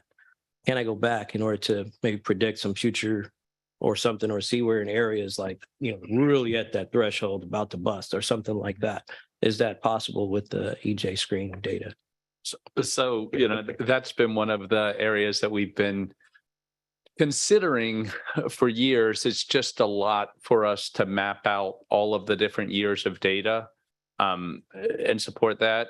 We do have all of those old data sets. So you could get onto our downloads page and download all of the old year's data, and you could map it out and look at changes over time. It's just not necessarily going to always be a very good idea because our methodology changes. The way that some of those different indicators might be calculated might have changed over time. And so, you can do that, but we wouldn't necessarily advise doing that. But y'all can. and that's part of, the recommendations y'all give. I mean, that has certainly been something that is, since the first days of releasing EJ Screen, people wanted to go back and go forward, right? For all the reasons Ty mentioned, we haven't pursued it very far because first of all, we knew we'd never be able to afford it. So this is the first time we could actually contemplate, wow, we could actually maybe pull that off if we thought it was a good idea. And if y'all think it's a really good idea, then that'll make us think it's a good idea too, probably. Yeah, so I'm speaking on behalf of communities now. Okay, so we work with a lot of communities in the Chicago region and Illinois, work with the Illinois EPA too. So my question to you is, how much do you coordinate with state EPAs? Because if you look at their website, they also come up with EJ tools, EJ framework and other things. We as scientists also create environmental justice toolkits. Now everyone does that. Even the Justice 40 initiative created its own tool. If you take all these toolkits, pick one region, you'll see there is high probability that they will show different things from different tools. Now the communities, there's a lot of influx of money coming in from federal government or different sources for communities to go after that money for development and XYZ things so that they can apply for environmental justice grants. The challenge these communities have is to justify they are EJ communities or not. And there is no consensus. So how do you think as US EPA and the toolkit builders, is there an interagency coordination between federal level, also with the state levels, and with us to figure out, okay, how can we work in a cohesive manner so that the communities are not confused and they can go and seek funding where and justify that they're EJ communities or not? That's something we're really excited about. That's one of the reasons why, not only are we increasing our staffing at headquarters, and part of that is to have a whole team just devoted to EJ Screen and tools like EJ Screen. Well, we're also for the first time ever going to have a team just devoted to those partnerships with states and local governments and tribes. that's been something that historically, it's been no single person's job in the Office of Environmental Justice previously to just mind those relationships. And it certainly hasn't been the job of anybody in our regions, because we only had one EJ coordinator in every region, right, for all the states, for all the communities. So as we build both at headquarters and through the regions, that is the sort of much more kind of programmatic approach to engaging with states, having real partnership with our state and local colleagues, shared training, shared guidance, shared, how we approach using these tools. And hopefully that also translates into communities having more of an ability to engage back to the government, regardless of what level they're engaging back at. And I think we will see, especially with a lot of these coming out, a lot of these grants and other things, I think you're going to see more and more communities saying, well, on EJ Screen, this is how we show up. And that's all the justification we're going to give you for why you should invest in this place. And we've certainly been doing that for a long time with our EJ grants. We've asked folks, we don't direct them, but we indicate a good way for you all to characterize your community is just, use EJ Screen and give us a report back of your place of performance. And that'll give us a lot of insight into what you're potentially dealing with down there. So I think we have a lot of opportunity looking forward to really build some muscle around those sorts of priorities. So as you know, over a decade, EPA has been engaging the states in the conversation about what's going on. I think of the webinars that Charles Lee, I think Esther Min participated in at least one webinar that and gave a wonderful presentation that Charles Lee put together, just to use one example, to have that conversation about how are these various screening tools and mapping tools interacting with one another. What is the added value? Are they consistent, inconsistent? Does that matter, et cetera? So I think that has to continue, that kind of conversation at the various federal and state and other levels. And it also has to continue within the federal government. So point really well taken. I would just say that there are multiple purposes here. And it can be confusing. Am I a disadvantaged community? Am I a distressed community? That is the nature of our federal system, though. Colorado, New Jersey, Massachusetts, New York, California have different laws. Connecticut, where they're defining what is a disadvantaged or distressed community in a state-specific way. And so there's going to be variation across the country. Within the federal government, just within the Inflation Reduction Act, there are a number of different provisions that direct either a secretary or an administrator to define disadvantaged community for that program. And while we are all in conversation and trying to create as much coherence as we can, the administrator has authority to say in this program, this is what a disadvantaged or disadvantaged and low income community is. So, and in some ways, as much as we want to create coherence and accessibility for communities, in some ways that's a good thing because states differ. I mean, I think of the work of Front and Center and other community-based groups that have gone out to their states and gone out to communities and had focus groups and said, which are the most important variables in this state to you? It could be hurricanes, it could be floods, it could be windstorms, it could be something else. And we may not have national data that easily gets into EJ Screen, right? So we have state data that may be more granular in that state that's going to differ and in a fit for purpose way be really useful for those communities. And we need to help through the kinds of ideas that you've already had about putting more information online. We need to help translate and make accessible this sort of what could sound confusing, that there may be different definitions for different statutory purposes or for a state or a national government. But I think that this is just such an exciting time with so many different directions to incorporate and to focus, target resources, target attention to disadvantaged communities or distressed communities or communities with EJ concerns or whatever the definition may be, that we have this opportunity to really be collaborating, but we don't always have to do the same thing, and we can borrow and learn from each other's tools. Yeah, I think that's a great point. And building upon that, related to the documentation you were talking about, I think it would be also, because I myself get confused, also useful to have the clarity for a common user community to figure it out, that the EJ screen provides these statistics based on this statutory requirement, and maybe state has something else. So I think if they know the distinction, which frankly I also don't know, realize when I was just told, I think that would be really helpful in clarifying for them that if you're using this tool, then you are under this scope. If you're using state tools, you're under this scope. So maybe putting that out clearly for the communities would be really helpful, and also for us.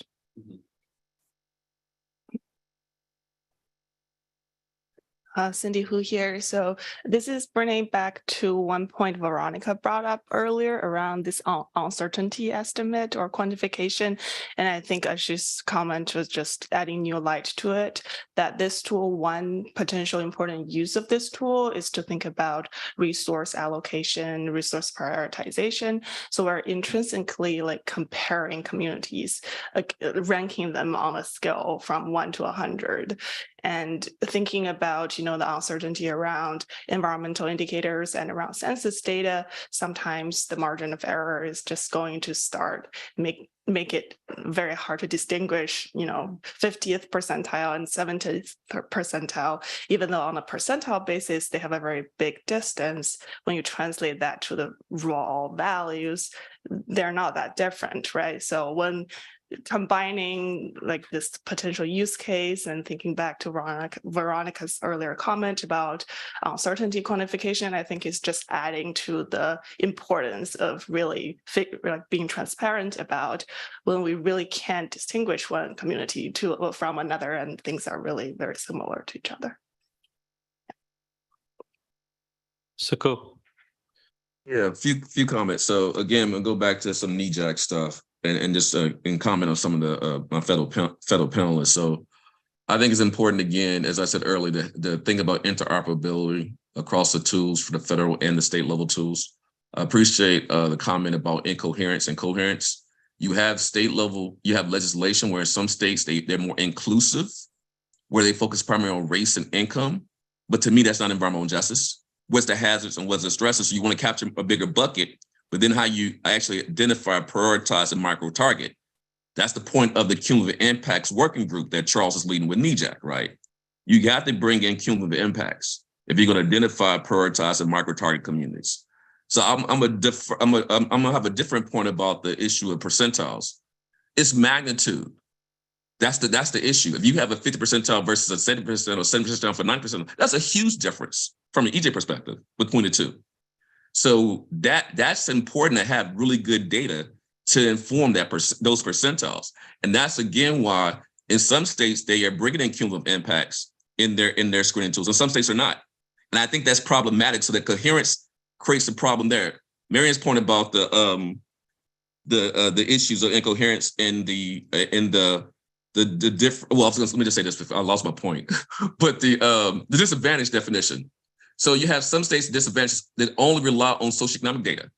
Highly problematic, right? Where some states disadvantage, where's the race data? And so and then you may have folks using disadvantage. We have linguistic isolation and say, well, we don't want to include race, but linguistic isolation is actually a conflated variable with race ethnicity in it. So there's some things that have to be addressed there with the why multiple screens are important with disadvantage at the federal level versus disadvantage at the state level. And also I think what's really important, and this is for Matt and the team, administrator, require the use of these tools as part of the SIP, right? That's one thing to be done, and maybe I'm over some bounds.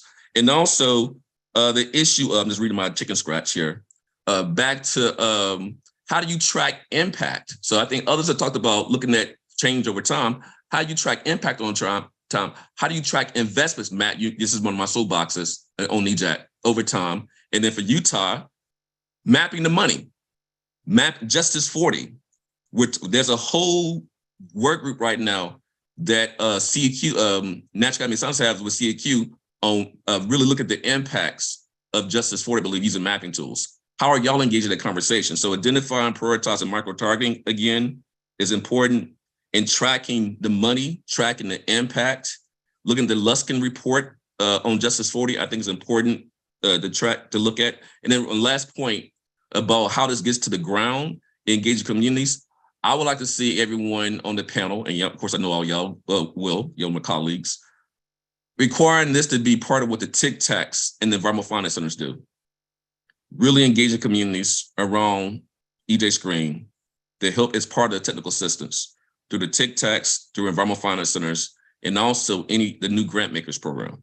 So, but I think there's a lot that needs to be done in elevating this tool as it relates to implementing the executive order 1468, the new executive order, and all this around Justice 40. So I haven't heard Justice 40 mentioned yet, but I want to make sure that we talk about that here. So I'll stop talking. Thank you. You can respond if you want to, Matt. And I think those are all great points. I mean, that's again, going back to Veronica's original question or comment as well. You know, having y'all's horsepower to think through a lot of these issues and help us really point in some right directions is we haven't had that level of horsepower. So we're excited about it. And to exactly what Shikobi was mentioning, yeah, you know, it's all that uncertainty and how do we represent it and what does it mean to the user? Because in some instances, yeah, the difference between 90th percentile and 70th percentile is huge. In some instances, it's not, right? In some instances, 90th and 70th are basically the same thing, but the difference between 97 and 99 is huge because it's whatever that, you know, data source actually has, and trying to communicate that across the board and have all that line up. And then when you start actually thinking about its representation or potentially, you know, accumulating those things into single scores, you know, there's pitfalls all around, and that's where we need y'all's help in thinking through those things. Yeah, I would just add, Shikobi, you touched on, and we've had this conversation touching on the various uses of EJ Screen, and some of the questions go to, well, how are we using it? And that too is evolving, right? So there's no single answer to how do we use it. Last year, EPA put out that legal tools to advancing environmental justice, and it went through every statute saying how we can, where there is authority to advance environmental justice. And then you might ask the question, in exercising the authority, is there a role for using EJ Screen in doing either a basic screening or in decision-making, or what might that look like? And the kinds of differences that we're talking about will or won't be relevant depending on how we use it, right? If we're using it for an initial screen and you're looking at what's everything in the top 50th percent or the difference between the 30th percent and the 80th percent, well, that may be fine. And if you're using it in a decisional context where you're making a cutoff between the 79th and the 80th, that may be something you have to take another look at depending on what it is. So I think there is this interplay between the use and the capacity, but I'm raising this because we have so many different uses, and some of them really are screening. Some of them are really first cut at how does this inform outreach? And then others are much more fine-tuned where it needs to be defensible. The use of EJ Screen needs to be defensible for an enforcement decision or a grant-making decision or whatever else. And so we have to think differently about those different uses, but have the capacity for the uses that both we have and outside of EPA people are envisioning. Our final question comes from Veronica. Well, yes, it was not a question. It's really more of a comment. I feel really terrible for you guys because it seems to me that as I'm listening to all these questions, there is a very long list of, requests for what EJ Screen should be. And it seems to me there is like an expectation that is like this tool that is going to forecast for the future. There is this expectation that is going to be able to do things. What is the wind blowing? I mean, I think this is a lot to ask. And so I think that is this a tool that's going to be used for policy reasons? Is this a tool that is used for mapping? Is this a tool that, the little city in Arkansas can use to see and compare itself to another city in New York State? I feel there is a big laundry list of things that have been like people want this tool to be, and maybe one key point is to make it very clear as what is the purpose of the tool at this point. My interpretation is that it is a place where data that is being developed by federal agency and that is validated, right? Because it can be downloaded and displayed, and people can see over time and can compare different communities. I mean, data exists in many places, even just for air pollution, which is a data source that I know much better. There is the data the EPA provides at the federally regulated monitors. There is the community, the CMAQ model the EPA runs. But, you know, many other people, statisticians, environmental health scientists, can get data from other sources and come up with their own models that allow you to get estimates as census tract, and they might not be the same estimates that EPA derives, right? So I think that it's important that it is clear that EJ Screen wants to use data that is based on source data that is validated, that is known to be reliable, and that's what EJ Screen provides. And the uncertainty that I was talking about can also, in some ways, reflect the fact that different people can use a different assumptions and come up with a different estimates.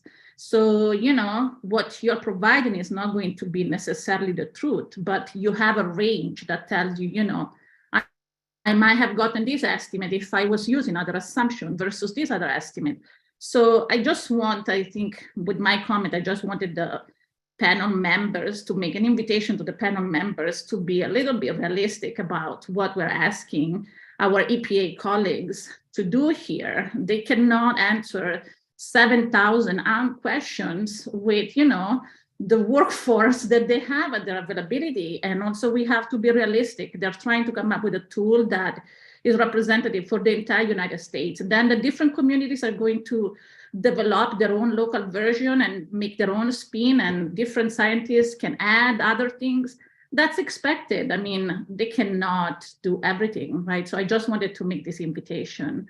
And maybe I'm misunderstanding, but I just, as I was listening to all these questions, I was feeling overwhelmed as, you know, myself. So I just don't know how you were feeling yourself. No, I think I can speak for Ty. I'll say because we have had that conversation since the very beginning. There has been enormous positive coming from a good place pressure from across the user spectrum that they want EJ Screen to be the Swiss Army knife of everyone's thing, right? And we have tried really hard over the years not to have EJ Screen just, you know, just like, well, whatever you want, we'll put it in there, right? That's been one of the things that we have a constant conversation about. Okay, you know, users are asking for this. Do we have the data? Does it make sense? Is this making the tool too big? Are we asking the tool to do something it shouldn't really do? That's a constant issue. I would invite y'all, please do not try. I mean, that's our job. We'll take care of that. So I appreciate the pragmatism, Veronica, but I really want y'all to give us all the things you're thinking of and all the things we could do. And I think, you know, to me, that takes us into that exciting place of it's not just EJ Screen. I mean, we're already contemplating EJ Screen Lite, which will be a simplified thing that does something specific for some users, right? We're talking about the ability to go backwards or forwards, or to have different kind of cumulative scoring, or maybe user-derived cumulative scoring, which I think is really good because I think that takes people away from easy button answers to EJ into really engaging with data and asking better questions. And the more that we can stay, you know, to something that Marion was saying earlier as well, the more that we can understand that these two, the EJ Screen and whatever it kind of develops into, whether even if it's a multiplicity of different things or really comes into coordination with like what the EJ Index and other tools do, these are question tools, right? They're not answer tools yet. These EJ Screen has always been a question tool. And that's when folks ask me like the difference between EJ Screen and CGEST or some other thing, like that's one of the things I really try to get folks to focus on is these tools aren't giving you the answer. They're letting you ask really good questions, and they're putting you in touch with the data that can help you answer your really sharp question. And our ability to look at, okay, do we need different forms of this tool or different versions or completely different pieces of it that we break off to provide better question functionality for different sorts of answers? That takes us into the future of what I think this is going to be. Yeah, I guess maybe that was the goal of EJ Screen. Maybe wasn't clearly stated, which is maybe the reason why we all got confused a little bit at the beginning. So maybe stating this a little bit more clearly would be helpful. So just to balance, here my intervention. I want to just add 3 quick points. One, the data needs to inform action. And I think at EPA, we are poised and ready to finally fulfill the mandate of 12898 and now the new executive order, not only to identify, but address disproportionate impacts. And so as we think about the uses of the screening tool and the decision-making that comes after the screening tool, it's important to be thinking through all those uses. Second, that transparency, and Ty and Matt alluded to this and really talked about it, but I come back to it. Yes, we may have different answers that come out of different tools, but if we're transparent, if people can look behind the data and then understand why there are different answers, then that informs the use of the data. So yes, we have a different answer with this tool than that tool, but that's because they use track and this is going to use blocks or block groups or whatever it might be. If there's a rational reason for that difference, we can use both. We can make sense of it. So I think the transparency piece that both Ty and Matt were alluding to is really important. And again, we look to you to help us think through how can we make this more transparent, no matter what the methodology is. And then third, just a big thanks since we're at the end of the hour. And this has been just a great kickoff, at least for us. I know in hearing this discussion, hearing your excitement, I think you can hear our excitement about this meeting. And I'm so glad that we were able to join you this morning. Well, big thank you to the Office of EJ and External Civil Rights for answering, all our questions that we have at this point. And I suggest that we take a short 15-minute break, recess, and which means that we'll be back here at 11:15 Eastern Standard Time to start our deliberations of the charge questions. Thank you.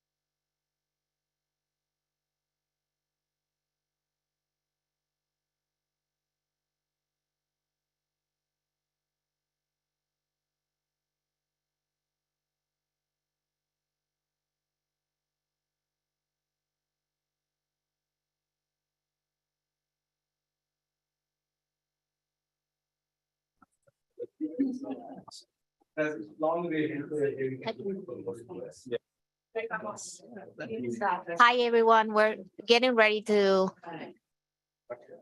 continue with the meeting. Welcome back, everyone.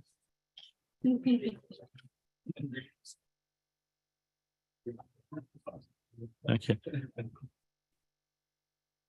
Since we don't have any registered speaker for public comments, I'm going to move directly to the next item on today's agenda, which is guidance on charge question discussion and deliberations, right?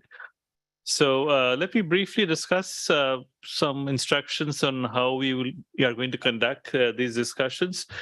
First of all, I'm supposed to remind everyone that all comments should be stated in public for the record to avoid issues and problems that might occur when we are writing or drafting the report.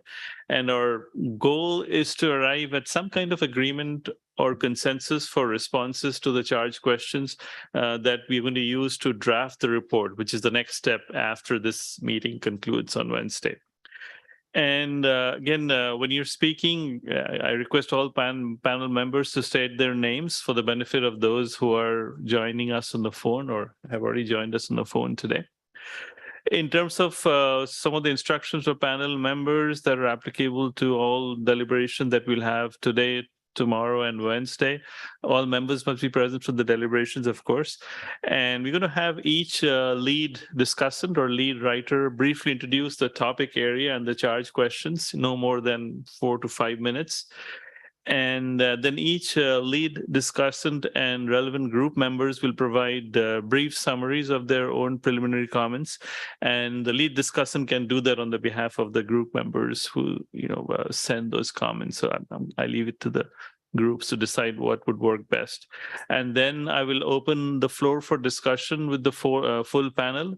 And just keep in mind, in terms of how this agenda was prepared, the discussion of each charge question should not exceed a total of 45 minutes, as indicated, so that we can wrap up everything by 1:30 p.m. on Wednesday, which is kind of our goal here. And again, please note that all panel members can still contribute to all charge questions and provide feedback for panel consideration that will go into the final report. And if you wish to comment on the other topic categories in addition to your assigned category or categories, you can do that during this public meeting. So on that note, I'm going to invite Dr. David Kuniski to introduce topic number 1.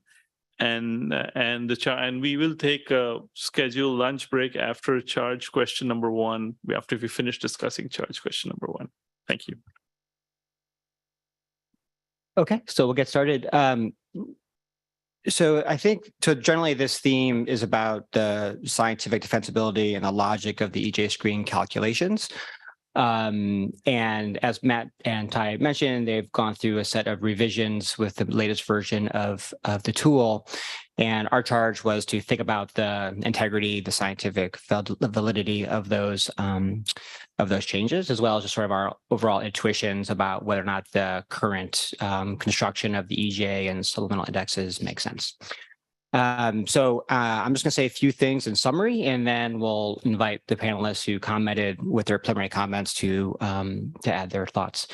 I think there are 4 charge questions associated with this theme. I think they're somewhat overlapping, so I expect the conversation to sort of maybe bleed across some of the different charge questions. I thought it might be helpful just to provide a few summary bullet points of what the overall kind of context of the preliminary comments were, and then again, we'll invite my individual panelists to provide more details. So I think a first bullet point across these charge questions was that the current calculations of both the EJ and supplemental index are generally scientifically defensible. They make sense, they're intuitive, they're logical, and importantly, they're clearly explained in the documentation, which I think will probably warm Matt and Ty's hearts. So generally, we understand what it is you're doing, which I think is important to note. There is some concerns about how some of the indicators are measured, particularly around income and poverty. So there's a poverty measure used, which may or may not reflect income distributions across the country. So that was one theme, and people had different ideas about how that might be changed or modified. There's lots of ideas about additional environmental and climate-related indicators that could be included, both individually as well as part of the indices. There is some questions about the justification for the different choices around the different demographic indicators in both the EJ, I guess more in the supplemental demographic index. And here's one area where more justification in the documentation could be useful to explain sort of the rationale for those. So that's for some general comments. I do want to sort of turn now to discharge question 1, and we'll spend 45 minutes or so talking about that. You can see it here on the screen, but I'll read it for the benefit of those on the phone. So the charge question given to us was the EJ screening EJ and supplemental indexes are designed to examine the intersection of environmental pollution and community vulnerability. Please comment on whether the calculations achieve this goal using a method that is logical, clearly articulated, and scientifically defensible. Do you have any specific suggestions for how to improve the calculations? Maybe I'll hold off on my individual comments and I'll just go to the panelists directly, and we'll maybe go in the order of the alphabet, for lack of a better order. And we'll begin with Marjorie. Yes, Marjorie Alion. There are no Adams or Abbotts around, so I'm usually first, I guess. Well, first of all, thank you very much for summarizing our comments and so succinctly. That was super, super helpful. I guess I do have 2 comments I'd like to make. I particularly focusing on low income. I think I've talked about this a little bit. And I understand using twice the poverty limit in terms of having a broader number or percentage of individuals. But I also feel that there are nationally consistent data for a change. This is so wonderful to have those about the different categories of income level, the same that you're using already for twice the poverty level. And so it seems that those data could be very useful to identify how I don't want to use the word high low income or very low income or really, really extremely low income. But those communities to me are, it's not a linear impact. In other words, if you're at half, I'm just using fake numbers, but let's say it's $50,000 for a family of 4, but you have $25,000 for a family of 4. The impact, I think, is not twice as much for that. I'm going to just use the word very low income household. And so I feel like that should be incorporated somehow, and it would impact the supplemental indices. I understand that, and the demographic indices. And I also would say in terms of the calculations, the challenge there is as soon as you start adding more indicators, it's just a sum of each indicator divided by the number of indicators.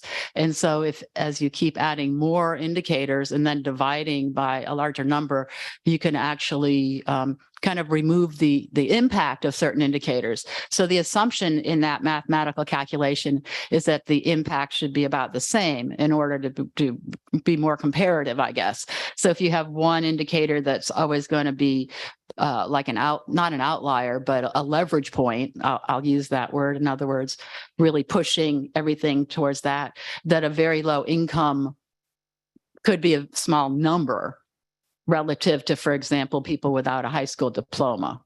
And so it would get washed out in some ways. So I guess my suggestion is to think about ways to incorporate an indicator like that, because if the idea is to really identify vulnerable populations, I don't think you get more vulnerable than very low income in addition to people of color, et cetera.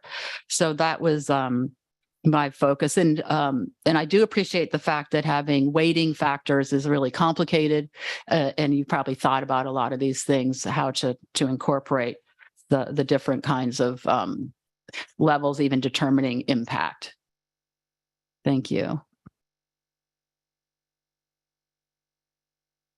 Are we responding to each of these? No. Okay. Cindy? Well, thank you, David, for leading our group. So I have 3 or 4 more detailed comments in the preliminary document, but just verbally, I think summarize to maybe 2 big points.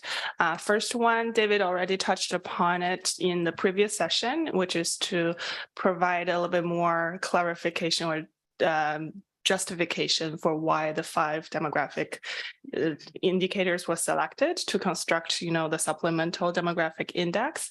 and in particular for on the environmental side, I found that in the technical documentation, there is a specific paragraph listing, the different criteria or consideration for selecting environmental indicators. So things like resolution, coverage, validity, etc.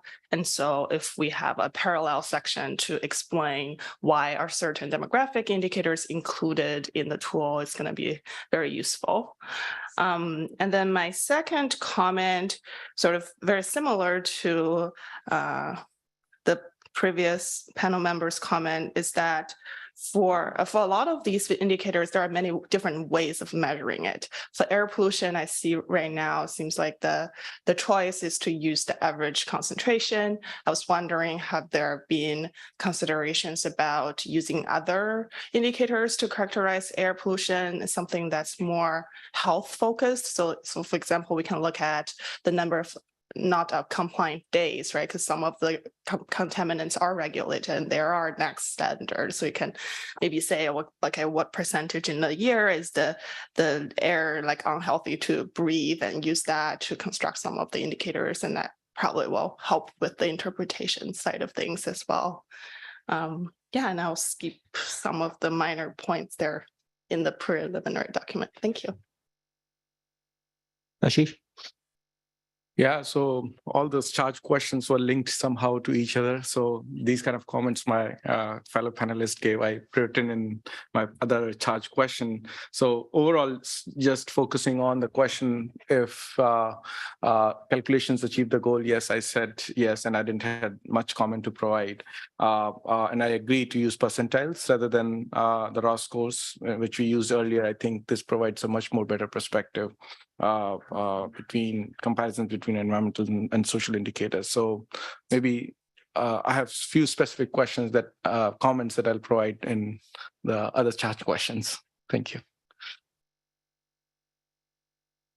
Adriana? Okay, thanks. Anne, I think you're up next. For this one, I don't have a comment right now. Okay, and then Tim, would you like to add something? Sure. I had a few comments I actually put because for the rural group for the topic 5, I saw some of these other questions as sort of cross-cutting the rural issues. So I think I had some comments here about I was happy to see that there's some integration of the of health indicators in the new version. One thing that came to mind, though, and that was discussed by members of the rural group, was that healthcare access indicators might be included that could capture these populations that don't have poor access to healthcare. And there were a few indicators in the CDC Places data set that I'm sure people are familiar with on the team that really gauge that sort of lack of access to healthcare. And so that was just that stood out to me. And I indicated those in the documentation. Okay, and then maybe I'll just add some my own comments and then invite the rest of the panel for discussion. So I really like the new scoring. I think it's much simpler and much more intuitive, right? And it simply is you're multiplying the environmental indicator with the demographic, one of the indexes. I think it makes intuitive sense. They're equally weighted, which I think is appropriate given what we understand to be, environmental justice. So I don't have a lot of comments specifically on the new methodology, other than I think it's appropriate, and I'm very pleased to see the changes. So what's a little bit confusing for a user of the tool, I think, is that the demographic indicators, or I guess they're called socioeconomic indicators on the tool, are different than what's incorporated into the different indices, right? So, for example, age is available to display on the map. Age, whether it's I think it's 5 and under, and then 65 and older, if I'm not mistaken. They're not included in either of the indices. It's not clear why that is, right? And I think actually there's a good reason that we would think about those as being vulnerable communities, vulnerable population groups, so maybe they should be included in demographic measures. But more importantly, from an intuitive standpoint, it's unclear why they're not. and then why low life expectancy, which does not appear as a socioeconomic indicator, is. So there might be good reasons for that, but I think from a user standpoint, it's a little bit just unclear as to why some things are in some places and not in others. So that's one thing to note. Another interesting thing I think about the life expectancy, and you made a good case for why that's included earlier this morning, is it's unlike some of the other indicators in that it's an outcome, right? It's an outcome of some of the environmental stressors that are incorporated into the tool. So I wonder the degree to which it's there's almost an implicit or implied weighting going on because it is an outcome of some of the environmental stressors that are inside the different pollution metrics. So that's one thing I think it's worth talking about, is whether or not the demographic indices should be purely demographic, socioeconomic, or also have this additional sort of component. The last thing I wanted to talk about and invite some discussion about, because it was a pretty common theme in different ways throughout all of the panelists in our group's comments, was about the measurement of income. Right. So, and I'm sure this is something you have spent a long time thinking about, so we're not going to say anything you haven't already thought about yourselves. But I think it is worth thinking more about, because right now it is 2 times the federal poverty line. Obviously, we use federal poverty measures in lots of different areas of policy. So there is some familiarity with it. But one of the challenges, of course, with that measure is that it is a single value in 48 states, and I think Alaska and Hawaii have their own values. And, the value of the dollar is not the same if you are in some urban areas, let's say Los Angeles or New York, versus where I live in central Indiana, right? So there's a big emphasis in the tool about having nationally consistent data. And yes, it's consistent because it's measured consistently across the country, but it doesn't mean the same thing. So I think it's worth thinking about whether or not there should be a movement towards something else that is not the federal poverty line or 2 times federal poverty line. Maybe it's area median income or something that takes into account the cost of living and how that varies. I think those measures exist. They're used in other tools. And I think it's worth considering whether or not that would give a better representation of what it means to be low income in different parts of the country.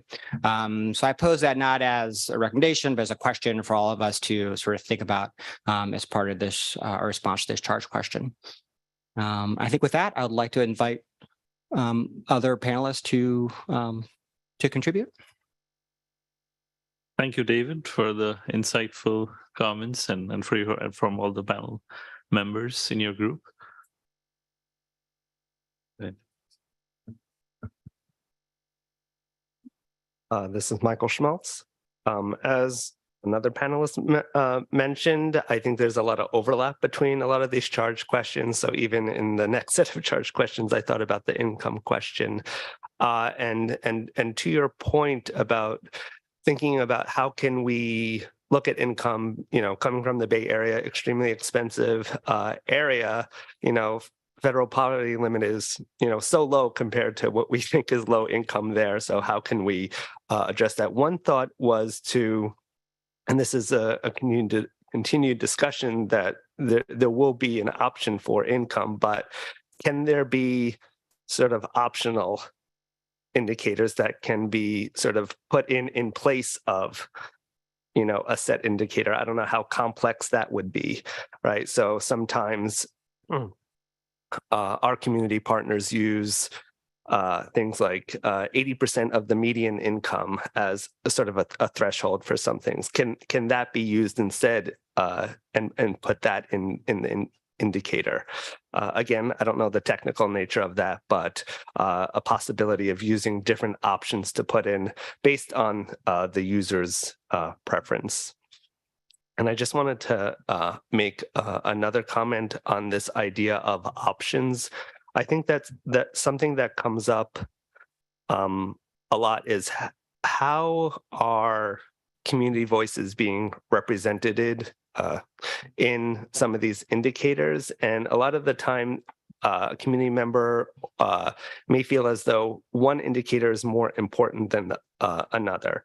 And I understand the complexity of weighting, and I agree potentially shouldn't be there in sort of I would call the baseline EJ screen, but can there again be another option to allow for weighting of the indicators based on the community's position on what they feel is most important? So again, thinking of taking that into consideration of the tool. And again, I understand the sort of complexity of adding those different options, but I think it allows a little bit more for an individual member or community member to sort of use the tool to their preference in a lot of way that sort of may reduce the complexity on their end, even if it's a little bit more complex on EJ Screen's end. Thanks. Could I hop in here real quick and just say, you know, with the way that we do our calculations, it's going to be really, really difficult for us to do on-the-fly calculations using different methodology for low income. So what would be the most helpful is, you know, we have talked about this for more than 10 years about, you know, low income and how we really get to low income. And you know, in a lot of ways, I agree that we probably should move to something better. But we probably need like a real concrete opinion on what it is that we should move to. So if you all have some opinions on, you know, if there is a better way to go, we would love that feedback. But we're probably not going to be able to do on the fly, like, if you want like 80% of the median income locally, that's going to be really hard for us to do because we have to pre-calculate all of this data so that we can have these national level indicators. Could I just, I don't know if I'm supposed to follow-up question to your comment, but would it be possible, I mean, all the data are there in terms of the 7 categories, to just, when you mentioned hospitals and other things that are sort of data sets available, I think even having the opportunity to map the very low, I'm just using that term, very low income, and to compare across regions, because from my experience of living in different parts of the country there and in rural areas especially, I think that's really critical. So even sort of there's 2 levels. One is including it in all these indices and the calculations, and the other thing is having it available as part of the mapping tool, which I think even that would be a very helpful step as a We do have all of that information available to map out. So even though we only map twice the federal poverty level, you can still get into EJ Screen and go into our additional demographics, and you can map out 1.85 of the federal poverty level. You can map out at the federal poverty level. So there's a lot of different ways that you can map the data. It's just that when we talk about the indicators, the socioeconomic indicators that are built in, we are using that twice the federal poverty level to be as inclusive as possible. But there, correct me if I'm wrong, but there's not like a widget where it's on your left-hand side that you can just click on it to make it easier for the user for that particular indicator, as opposed to what you're saying, which requires a bit more sophistication, I think, of the user. Yes, you're right. We don't have all of those options available just as, you know, a one-click button. But if you want to dig into the tool a little bit more, you can definitely map out some of the other economic indicators in different ways. So again, this is Zaida Figueroa. I just wanted to briefly, you know, remind everyone. So these deliberations are for the panel. So we love EPA. Definitely clarifying questions to EPA are appropriate, but the deliberation is among yourself as the peer review is an independent peer review. I know that's hard because, again, we want EPA to be, you know, included, but at this point, it's more panel members only to deliberate among yourselves. We have James and then Veronica. Thank you. I had a couple of comments. I was actually saving these for a later charge question, but because we're talking about income and age, I'll bring them up now.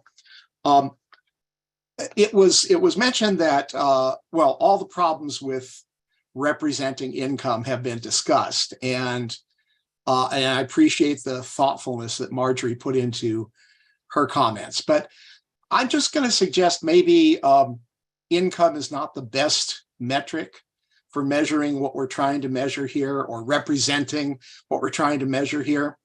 And maybe consider something that is correlated with wealth rather than income. There are lots of people with similar incomes, but very different wealth. And that, I think, is an important factor. And so what's used often in demographic analyses of this type is something like percent home ownership. There are probably other variables that could be used. So I'm asking EPA to sort of broaden their view a little bit and consider what might be the best indicator or selection of indicators that would represent wealth rather than income, to give a broader, and I think a more targeted idea of what we're trying to measure here. And as far as age is concerned, the EJ Screen documentation lists this as a demographic indicator, but it's not. It's a health vulnerability indicator. And it's actually a very valuable one and should be used more prominently in calculations and scoring. And it's particularly valuable because it's accurate at the block group level, where many of these other metrics are not. And so I would ask them to consider that.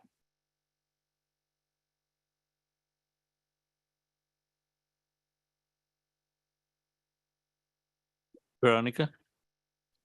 Yes, I was not assigned to this question, but I actually resonate with what other people have said about the use of a common level of a federal poverty line. For some reason, I had the impression that there is an information available about poverty that also varies from state to state, or alternatively, it could be used what is the 25th percentile or some other percentile for income that is state-based, so that it's not just one common level of income that is assumed throughout the states because of the spatial variability in terms of what it means to be poor in different states.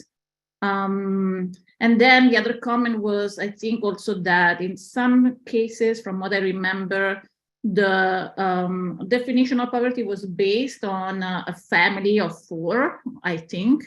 Whether it would be possible in future version of this, of the index, to also take into account the information that is available in ACS about family size to get to a better representation of what really is supposed to be a representation of poverty at the different block groups.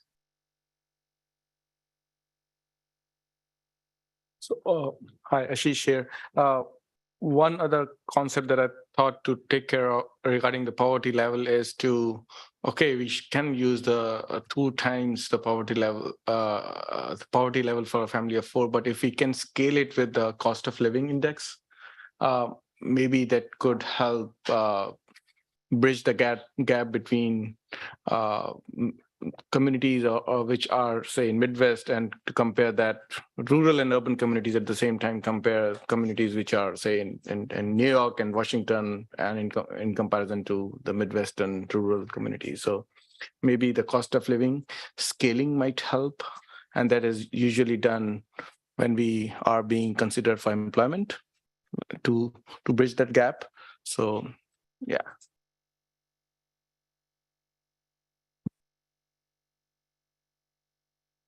Hey, this is Quinkar. One other data set I'm thinking about with this too is maybe cost burden households from HUD might be a good way to think about people's cost burden, and housing is typically one of the largest costs people have. So that could be a good way to normalize the data set nationally and get at these issues of are people vulnerable in terms of income and wealth? That might just be something to consider too. Thanks. I think the cost of living and the housing burden is a good metric too, that might, and then also rental. I think renting, that's a potentially might have some benefit for rural communities too, because it's surprising the number of rural renters they are. So that might be a good consideration for further exploration. Is someone taking notes? Okay. Yes, the minutes will be shared. Yeah. If housing burden, oh, this is Esther. If housing burden is kind of considered as one of the economic metrics too, I would encourage EPA to also consider transportation burden since they have that inverse relationship. And for the tool for Washington State, we really found that without housing burden, it really left out a lot of the rural communities.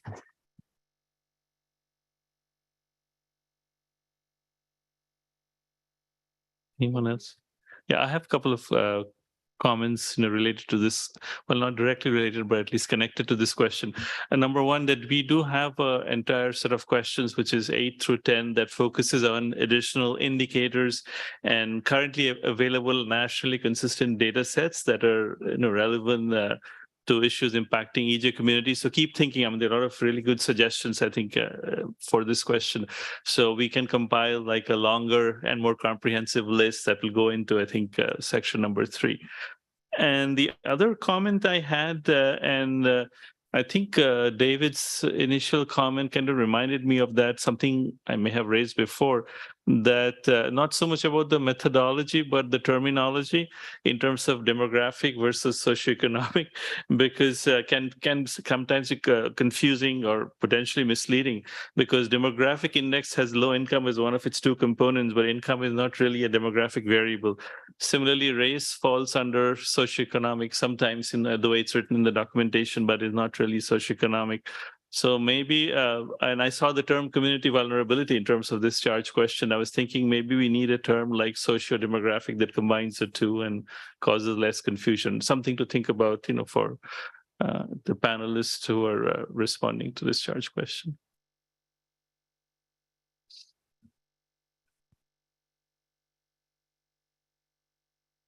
Suggestions.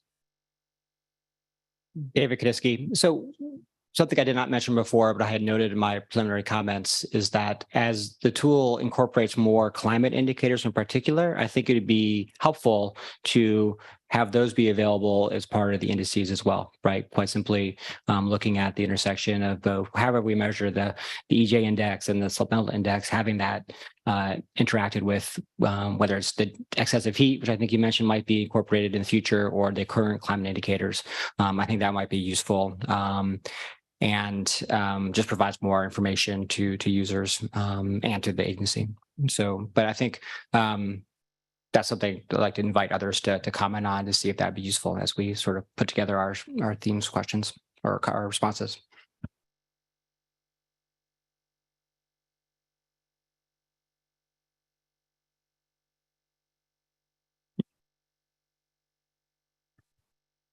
I just had one sort of question maybe for the group. And it's about the use of the term supplemental.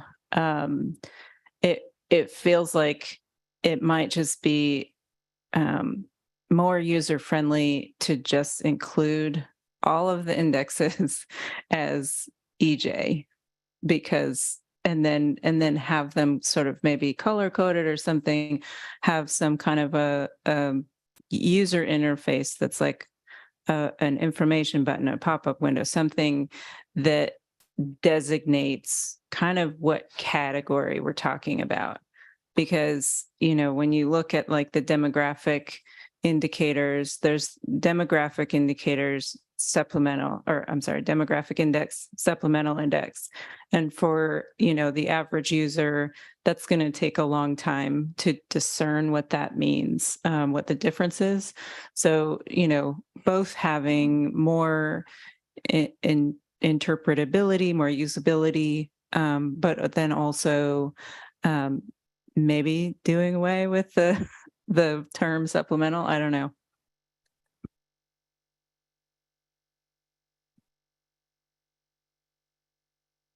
Anyone else?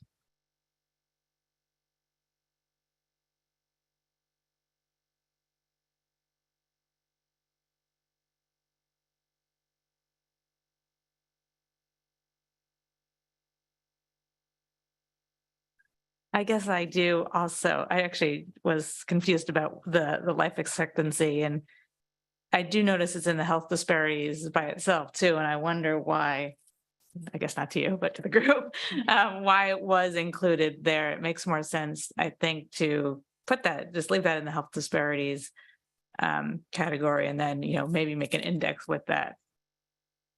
If you were to expand the indexes that are created.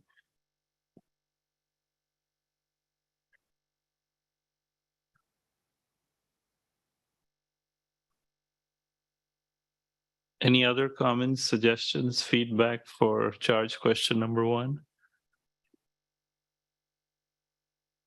I guess maybe if I could put another question on the table, I think it sort of speaks to probably why the origin, the supplemental terminology, but maybe this is not right. This is my intuition, right? Is that so the executive order 1289A begins with race or people of color and income, right?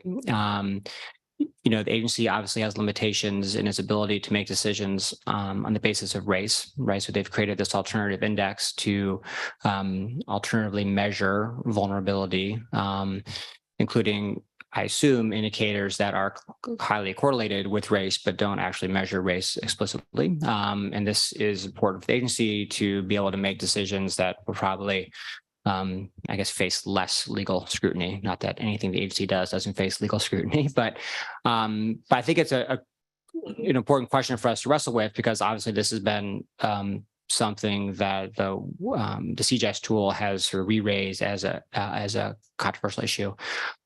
So I think it's important whether or not that we believe the current supplemental index appropriately captures vulnerability in the absence of race, given that that's probably an important thing for the agency to maintain some version of in the tool.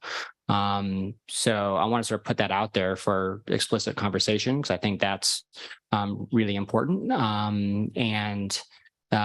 Is that, I assume, that part of the index or that part of the tool is used more by the agency than it's used by external audiences, other users who probably want to look at race and income more directly. So I want to sort of put that out there for people to reflect on and to think about. So I think that's something that the panelists working on this question need to want to provide sort of direct recommendations about.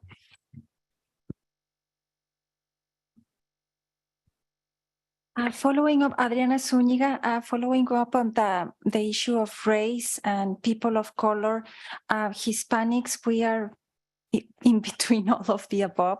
So it's really hard. Some Hispanics identify as white, and so they would not be people of color in the census. So I just worry that the Hispanic ethnicity, I guess it is, would not be captured there.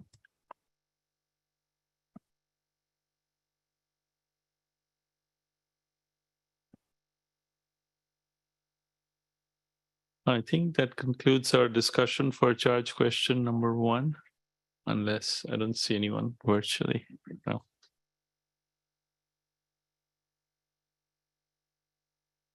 All right. Thank you so much for the feedback. We are going to break for lunch now. And we have 1 hour and 15 minutes. Inside your folders, there is a map of this area. So please take a look. And this is, like, of course, for the panel members. For the panel members joining virtually, we will be coming back at 1:15 p.m. Thank you. Yes.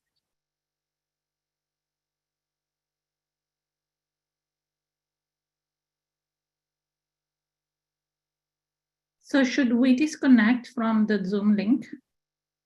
And then Yes, you can, Dr. Barrett. Thank you. Sure.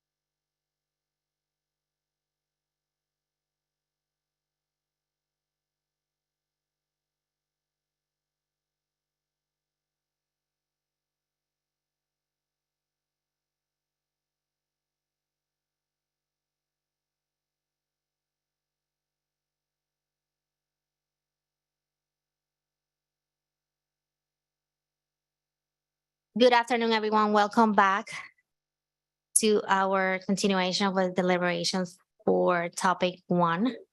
I just wanted to mention something and clarify the questions about meeting minutes. So we are going to be developing meeting minutes for this meeting. However, I will say don't necessarily rely on the meeting minutes for your own comments and to build the draft report or your next responses, consolidated responses that are due for our next meeting coming up in June. So if they will be available, but not guaranteed they will be available by the time you are going to be building your own responses. So having said that, we appreciate that all of you are actually making the comments, right? Some new comments and some new statements that were not captured as part of your preliminary comments, because that's great, right? We need all the comments from the panel members to be stated in public. So, and I do think we're doing a very good job with that. So I appreciate all of you. A quick reminder to keep mentioning your names. We have quite a few people from the public on the phone.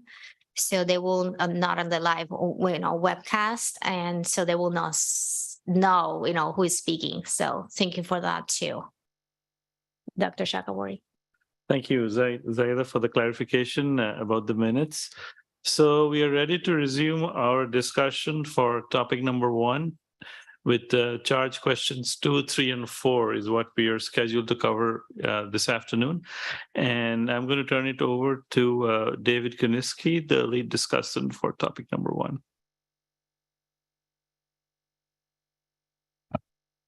Thanks, Jay. So we'll turn to charge question 2. And again, for the benefit of those on the phone, I'll read the question. The EJ screen, EJ, and supplemental indexes are designed to examine the intersection of environmental pollution and community vulnerability. Please comment on whether the calculations achieve this goal using a method that is logical, clearly articulated, and scientifically defensible. Do you have any specific suggestions for how to improve the calculations? We had sort of 3 panelists make comments in terms of the preliminary comments. So I'll invite Marjorie and Cindy to share those comments with us, and then I'll add my own. And then again, we'll turn it over for others for comments. Marjorie? Yeah, thank you, Marjorie Alion. Just as a general response when there are words like intuitive and expected results, my comment really has to do with to look at that more scientifically or empirically. It would really require that one actually use the tool and then ground truth in the area in which you use the tool and compare what the tool provides as information and what you're observing. And that could also include asking community members in that, let's just use the word block group, whatever the geographic space is, that this comparison might be done. And so just from my, I tried to do this a little bit just for areas that where I've lived and that are different, one being South Carolina in a more urban area, and then one being rural Massachusetts. And it just seemed, without physically being on the ground, doing it through my memory of what those places were like, that the rural area, that it's a little bit more difficult to capture perhaps than the urban area. But ultimately, I think it would be terrific if the people who are designing the tool really had a role in going out to see how the tool worked in a community, just if nothing else, even for that experience. So there's nothing like going and doing field. I'm a big field work person in my own research. And I think that even if it were just for that experience and wasn't used at all for formulating the tool itself, that it would be a valuable experience. Thank you, Marjorie. So I have two main points for this charge question. The first one, we touched on this a little bit in the morning, is about the inclusion of low life expectancy in the supplemental demographic index. I think it needs a little bit more justification because it is a very different indicator from the other demographic indicators in there, socioeconomic and demographic indicators in there. There are two ways of looking at low life expectancy. You can either view it as an outcome, which then represent like health burden the community experiences. And so if we follow that logic, then one may ask, why are the other health indicators not in there, and just like single this one out, low life expectancy.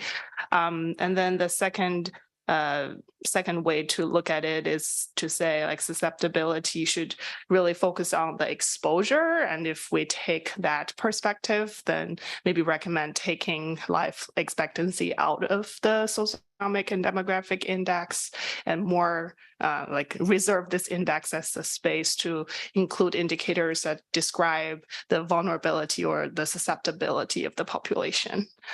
And then my second point overlaps a little bit with theme 2. It's related to the interpretation of the EJ index. And it really, when I reviewed the calculation logic, and I realized that the weighting of US population was taken out, like weighting by block group population was taken out. Initially, I think that was a intuitive and right way of doing the calculation, but then I read the technical document and I see that the interpretation says, what percent of US population has a higher or tight value.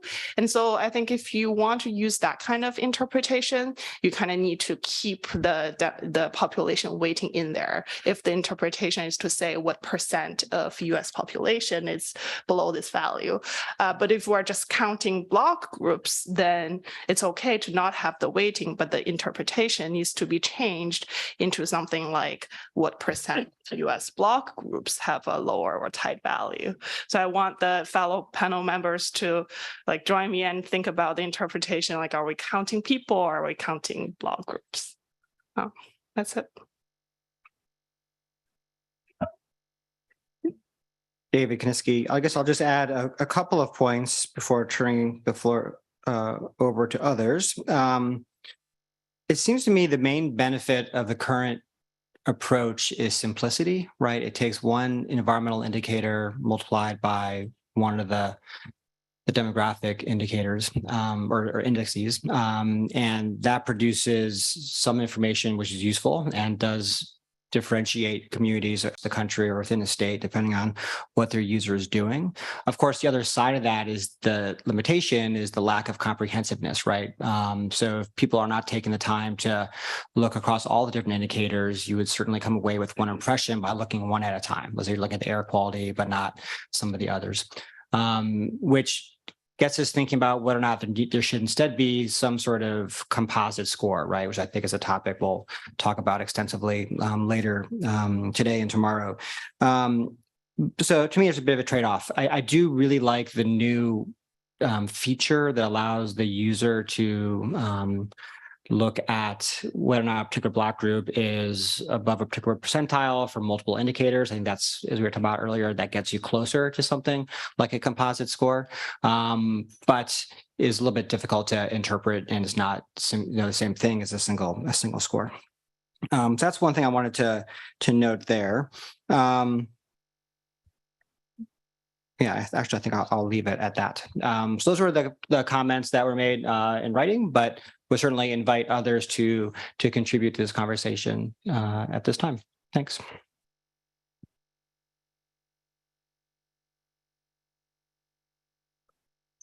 Okay, we're now open for discussion and deliberation. Which panel member wants to go first? This is Ann Fritz. Just a clarifying question, the charge question 2 that was on the slide is actually charge question 3. Just wanted to, so you guys were answering what was on the compiled.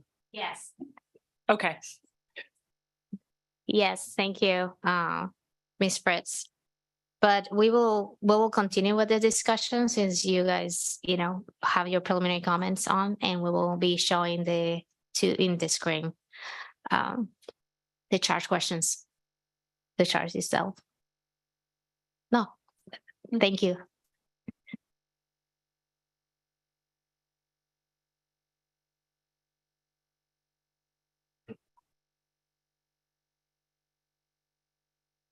And this is Esther. I think one of the things that I keep going back to is like kind of like for the proximity indicators around pollution burden, thinking about count and how well count portrays some of the vulnerability, or if there should be kind of additional methods to think about the potential hazard classifications between the different facilities, because there might be ones that have a greater volume of hazardous waste or more number of different contaminants that you have to be careful about. So, but other than that, I think I echo Cindy, your comment around the life expectancy indicator. I wrote pretty much the same thing for one of the charge questions later on.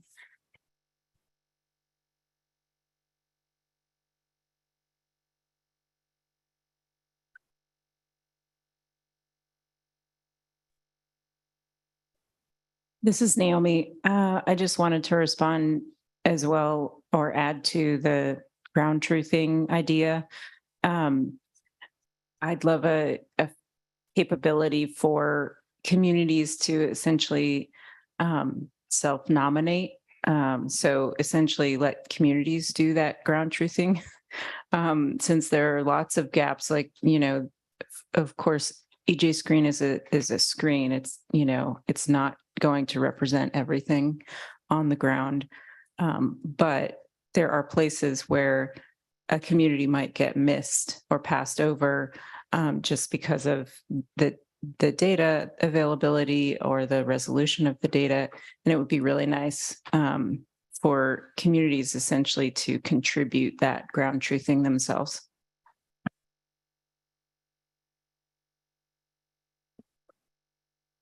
Sokobi? So a couple points. On the vulnerability aspect, I think it's important in the EJ context to leverage what's been already done. So there's several vulnerability frameworks that are out there. GM Payne Sturgis has a vulnerability framework. Morello Frosch et al. Has a vulnerability framework. I have an ecologic EJ framework that brings in vulnerability. And we're talking about vulnerability, I think we have to be careful. Are we talking about individual level vulnerability, population level vulnerability, community level vulnerability? Is it micro, meso, macro? Because, I think it's on the cumulative impact side. When you talk about individual, you're talking about risk, in my opinion. You're not talking about impacts. That's a different conversation. And I think that's the conversation that the Cumulative Impacts Working Group we're going to be talking about. How do you really come up with a better cumulative impacts framework that really gets at impacts and not conflates with risk. But vulnerability, you have economic, social, political, geographic hazard vulnerability, right? And then you have the overlay of climate change related vulnerabilities too. So vulnerability, so hazard alone is not enough. Concentration emissions are important. Toxic profile of facilities, clustering of facilities is important. So that's not the individual proximity. So you have fence line, right? And fence line could be right beside, but then your unit of analysis, you can have a cluster that's at the fence line, or depending on your geographic unit of analysis, you can have a cluster, across areas. So it depends on how you're looking at vulnerability is important. It's the inter and intra vulnerability geographically, and the inter and intra vulnerability if you think about populations. Okay, so those are things that we need to take into account.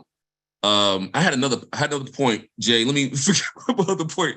Somebody said something really important. I'm sorry, I got from the vulnerability. At least I covered that. So come back to me. I forgot my other stuff. Go ahead. I'll pass the mic back. Forgot what I was going to say. Sorry.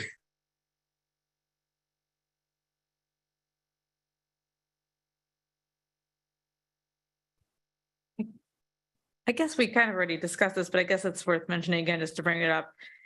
It's not clear to me, like we have the health disparity data, the climate change data, and the critical service gaps sort of separated out, but I guess I wouldn't see why they shouldn't have an EJ index of themselves too. Like, why are those separated out? They could kind of be included on the list. I think even of the pollution sources, or just call them separately, but they could have an EJ index of themselves, I guess, and not just be the data.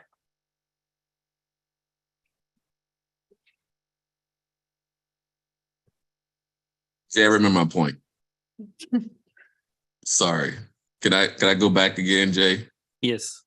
Okay, thank you. Sorry. I just wanted to the last point triggered another positive point. This is really great discussion. I love all these discussions. So I'm gonna go to my other point. The ground truthing piece is really important. So we developed a early EJ screen tool called for our folks in South Carolina. Dr. Alion was part of the larger team with the Low Country Alliance for Model Communities. And that tool, really kind of basic mapping tool, was based on community input. Community collected air quality data, community collected soil data, right? Community, it was all ground truth data. So I think that point is really an important point, and the functionality of the tools to allow for ground truthing, but allow for communities to input their own hyperlocal data. I'm gonna use the term hyperlocal, but also it speaks to the problems, and getting back to Ty and I think Marion's and Matt's points about the community engagement component. What kind of burden will that add to communities to do that ground truthing? So it's important to do it, but it's also burdensome. And what are the resources and technical infrastructure that's available for folks to do that well?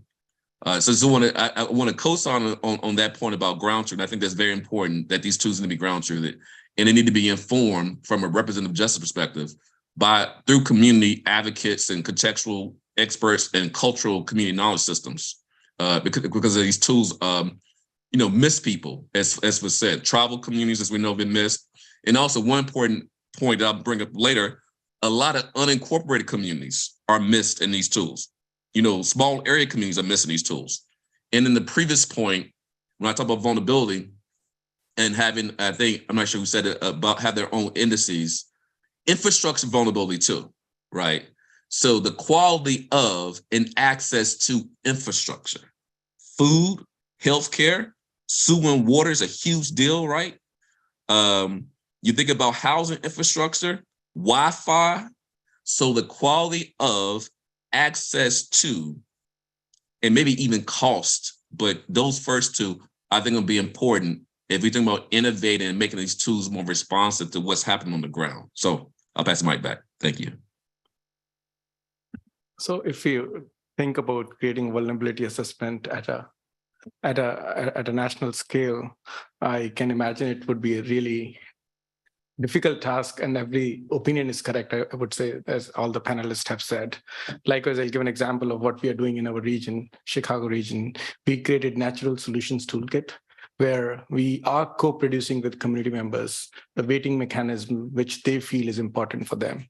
That could be one of the approaches, but it's more of a comment. I think it's really difficult to come up with one consensus solution across different geographies, different demographies, different regions for the whole US. Said that, just an open question, if the weighting and the discretion is given on the user of how they want to portray and combine these things to develop a vulnerability index for them, or I think that would be a lot more useful for them, the way they want to scale it and use it, rather than telling them, okay, this is the index that we think you should use. Well, there's no right answer to anything of that sort. I would say that too.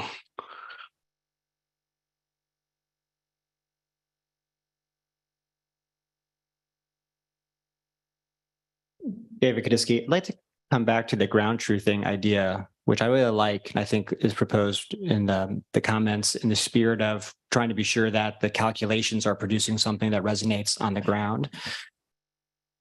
think that could be done in kind of interesting ways, sort of on, randomly select some areas around the country. Perhaps you, invest in some exercise to do that in a routine and systematic way. It's quite a different thing to have community-driven inputs into this particular tool, given the objective or the parameter of having nationally consistent data, at least not in a way that would be incorporated, I think, into indices per se. You can certainly have additional layers, I guess, for people to look at that are more location specific. But I think this is worth talking about because I think it makes sense to have this kind of ground truthing and to have community input, but what can we reasonably expect or recommend to the agency to accomplish and sort of being pragmatic, given the nature of what the tool is trying to achieve? I sort of pose that as a question for others to comment on. Thanks. James. I want to make a quick comment about ground truthing. I've been involved in a number of ground truthing studies in California.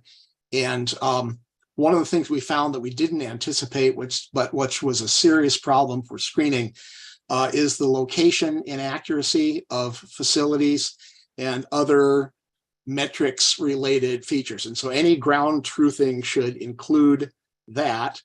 And you might expect to find, as we did, 30 and 40 and 50% of those locations are significantly inaccurately located relative to the buffer distances used. So I wanted to mention that.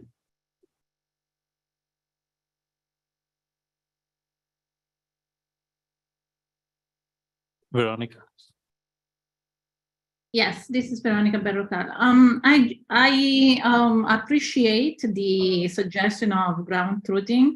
At the same time, I think we want to be very careful about data quality. And I'm speaking out of experience with working with air pollution, where, I have done models where air pollution was coming from different sources. And sometimes if there is a huge amount of data which quality is questionable, your results can be completely different from what you obtain when you use instead data that has been validated and whose quality instead has been seriously assessed. So I think there needs to be, as I said, I'm totally in favor of ground truthing, especially given the fact that environmental data is available only at specific location, but I think it's important to put in the comment that when this ground truthing is happening, there is also a lot of effort that is paid to ensure of the data quality that is used for this ground truthing.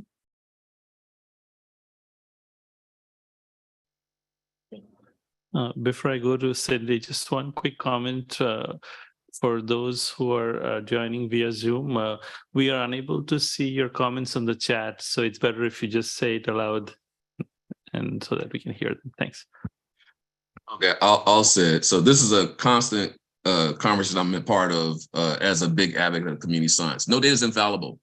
All data has issues. Government data, industry data, is all about the QAPs.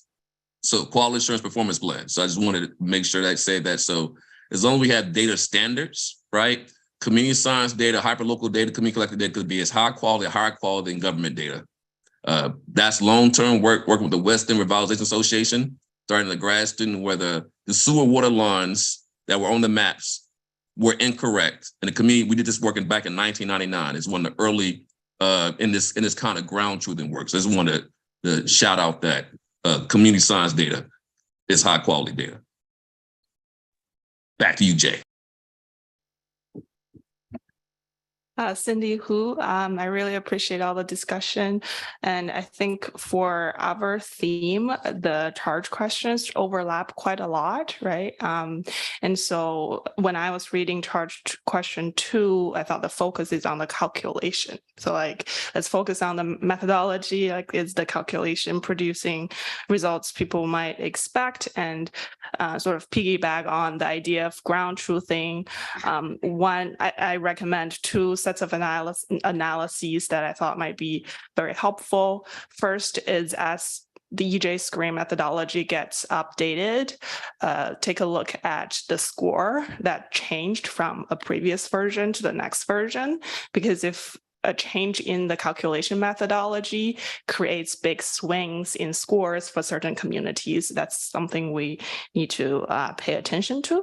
Another set of analysis that might be useful is to compare the scores produced by EJ Screen with some of the other local or state level EJ screening tool, and that gets back at Ashish early comment about inconsistencies across tools when the same community use different EJ screen, different EJ tools to calculate the kind of vulnerability and susceptibility score. If they get very different results, it can be confusing. So that kind of inter-tool comparison will be a very useful exercise to do as well.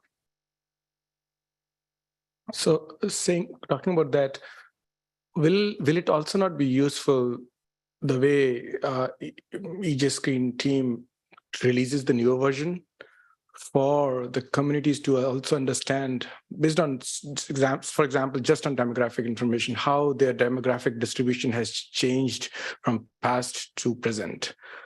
It's an extra layer of things, but I think that also speaks to some sense of vulnerability, how the vulnerabilities have shifted, expanded, or condensed, or like in any way spatial or spatial. We're not doing temporal here. I think that might be a useful information from different lenses. It's a lot more asked, but worth considering. I mean, that could also be used to show improvements too, where there have been interventions and then there's been changes over time. Also an issue when we had this virtual session and we talked about it, how do we compare and analyze if the calculations make sense or not? We had no baseline to look at it from the previous version. So from a scientific perspective, it's a gap. And also for the communities, they'd like to see what progresses have they done that are being incorporated in this framework. So Kobe? Yeah, sorry, thank you. Yeah, I want to be careful about how I frame things. So I want to make sure everybody knows that. So I'm just a very, very gregarious, high talker. So very energetic. But one of the things I'd be remiss to do in this discussion about vulnerability, I want to flip that a little bit. So I do appreciate the comments about vulnerabilities. Maybe we have a vulnerability score, but I think that's a negative framing. And I think we want to maybe not to say it's just to add to the conversation. One of my former students, PhD students, did actually a vulnerability resiliency scoring as part of her PhD, and was community informed scoring approach for work in North Charleston again. So maybe we can, even though resiliency is also a loaded term, I think vulnerability is a otherizing term. So if we could think about a different way to frame that would be helpful too. Because environmental justice is moving forward something positive and hopeful and change related, solution oriented. So why can't we have some of the indices also reflect that too? Okay, just want to share that different framing around vulnerability. So thank you.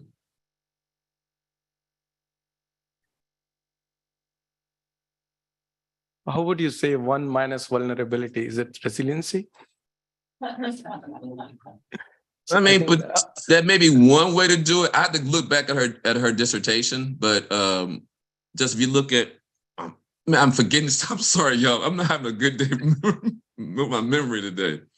Burwell Naney. Oh my God, Kristen Burwell Naney. If you want to look it up, she has a few papers where we engaged communities. We did some ground truthing. We came with some indicators, and we used more of an Antonovsky salutogenesis framework and about promoting health and well-being, like the positive framing, to inform the development of using the framework to inform the development of the scoring approach. So I just want to share that. I'll try to put something in the chat, or maybe not put in the chat, Jay. Share it. I'm sharing right now. Burrow, Naney, those papers could be useful to inform how we could reframe vulnerability and talk more about resilience, something more of a positive approach. Thank you.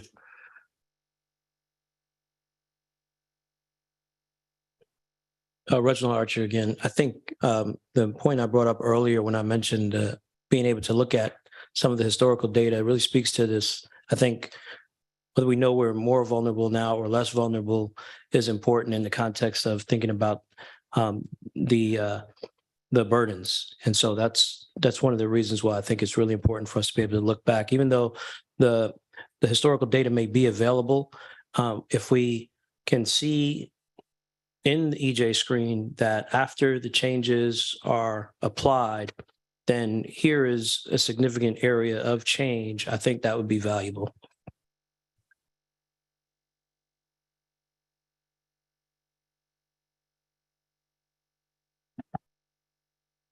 Michael Schmeltz.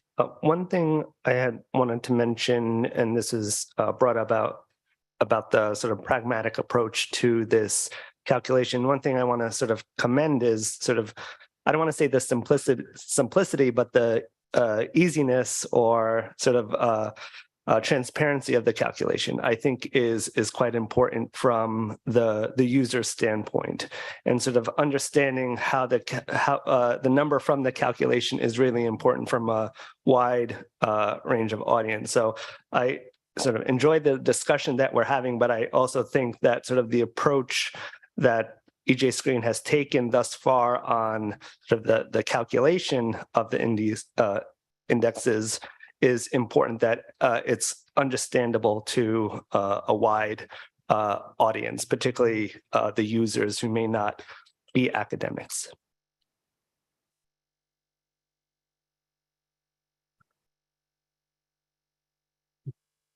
Jay Chakraborty again. I just was thinking, unless I didn't see any other hands anywhere, and just looking at the wide range of responses we got for this question, what would be the specific recommendations we can make, the ones that don't directly overlap with other questions? To me, a discussion of cumulative scoring and assessment probably is related to topic number 4 and the questions that appear there. We don't really, and given that, I think Cindy pointed that out, given that this question is mainly about the calculations, right? I mean, that's how it was framed. And so we probably need to narrow it down a little bit instead of going too far with answering other questions with this one. So I don't know if David and the other panel members linked to group number 1 can say something about the most important or specific recommendations that we can make. Do you think that will be most relevant to the question? We don't have to finish the process now or this work now, but just thinking ahead about the next steps.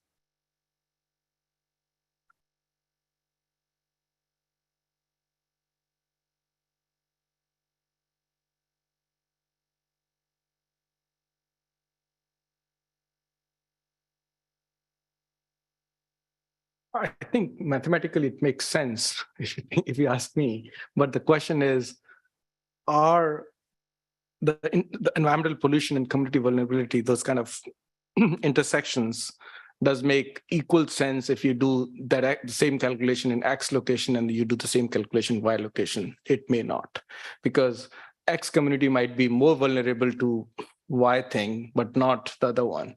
So there are two aspects of it, the human aspect of it. Does it really make sense in that region? The answer is no. Mathematically, does it make sense? Yes. So I don't know how to address the first part unless we break it down into regions and then have some form of weights.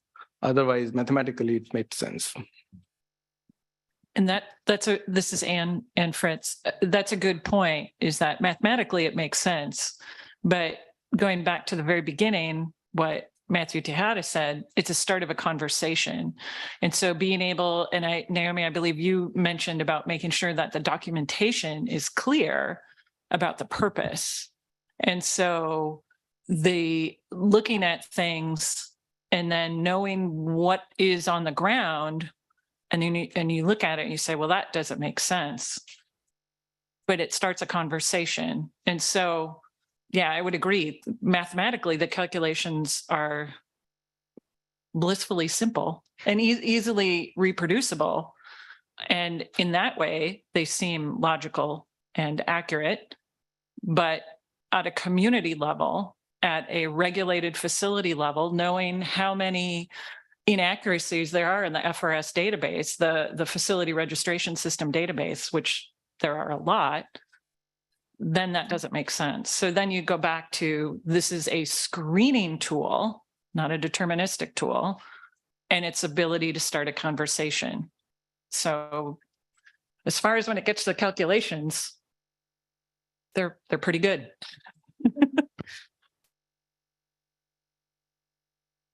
I think it goes back to the point David started the discussion with. Do we want to make it comprehensive or simplistic, right? I mean, that's kind of the trade-offs here. If you go too far in one direction, you kind of won't be able to do the other one, and that's something that definitely should be included in terms of our write-up later.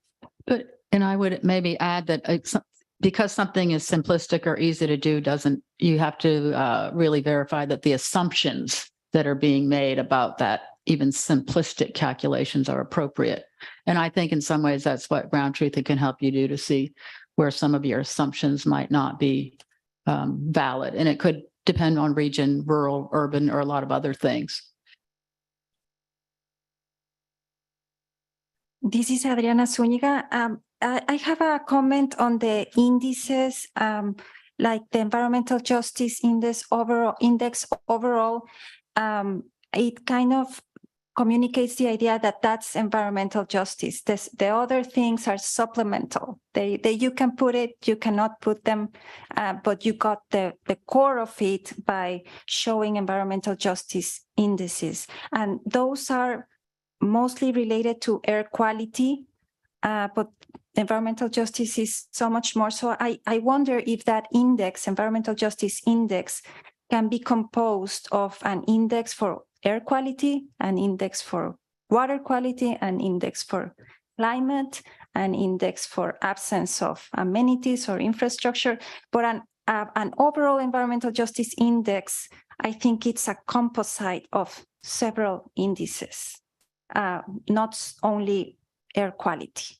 And because the lay user may not go into the absence of parks and health and the other things that are part embedded in the overall justice index.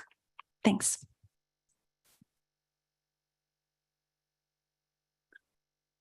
Sorry, I brought up, I totally agree. And I have that exact comment in another charge question. So I think when we were talking about the composite index, I also sort of discussed about breaking it up into different indexes and not just one. So, but I don't know if this is the right charge question to discuss that or not.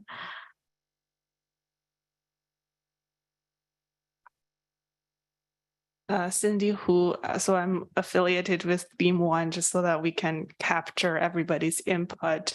What I'm hearing so far is that the calculation is intuitive and straightforward, but the panel member recommend ground truthing or other additional considerations to see whether the results are doing what we want, doing what we expect the calculations to do. Is there any other input to the calculation itself that any other panel members want to bring up? Yeah, Reginald Archer again. I think I agree.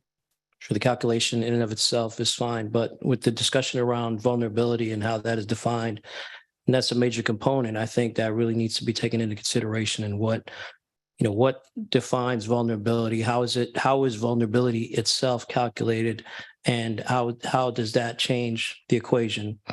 And so I just wanted to add that.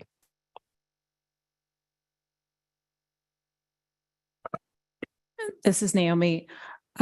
I'd like to second the suggestion that we also compare when the index changes from version to version and through different calculations, so that we can then evaluate more, clearly what changed, where were the big changes, and do some statistical analyses on those changes to kind of get at some of the how good is this calculation.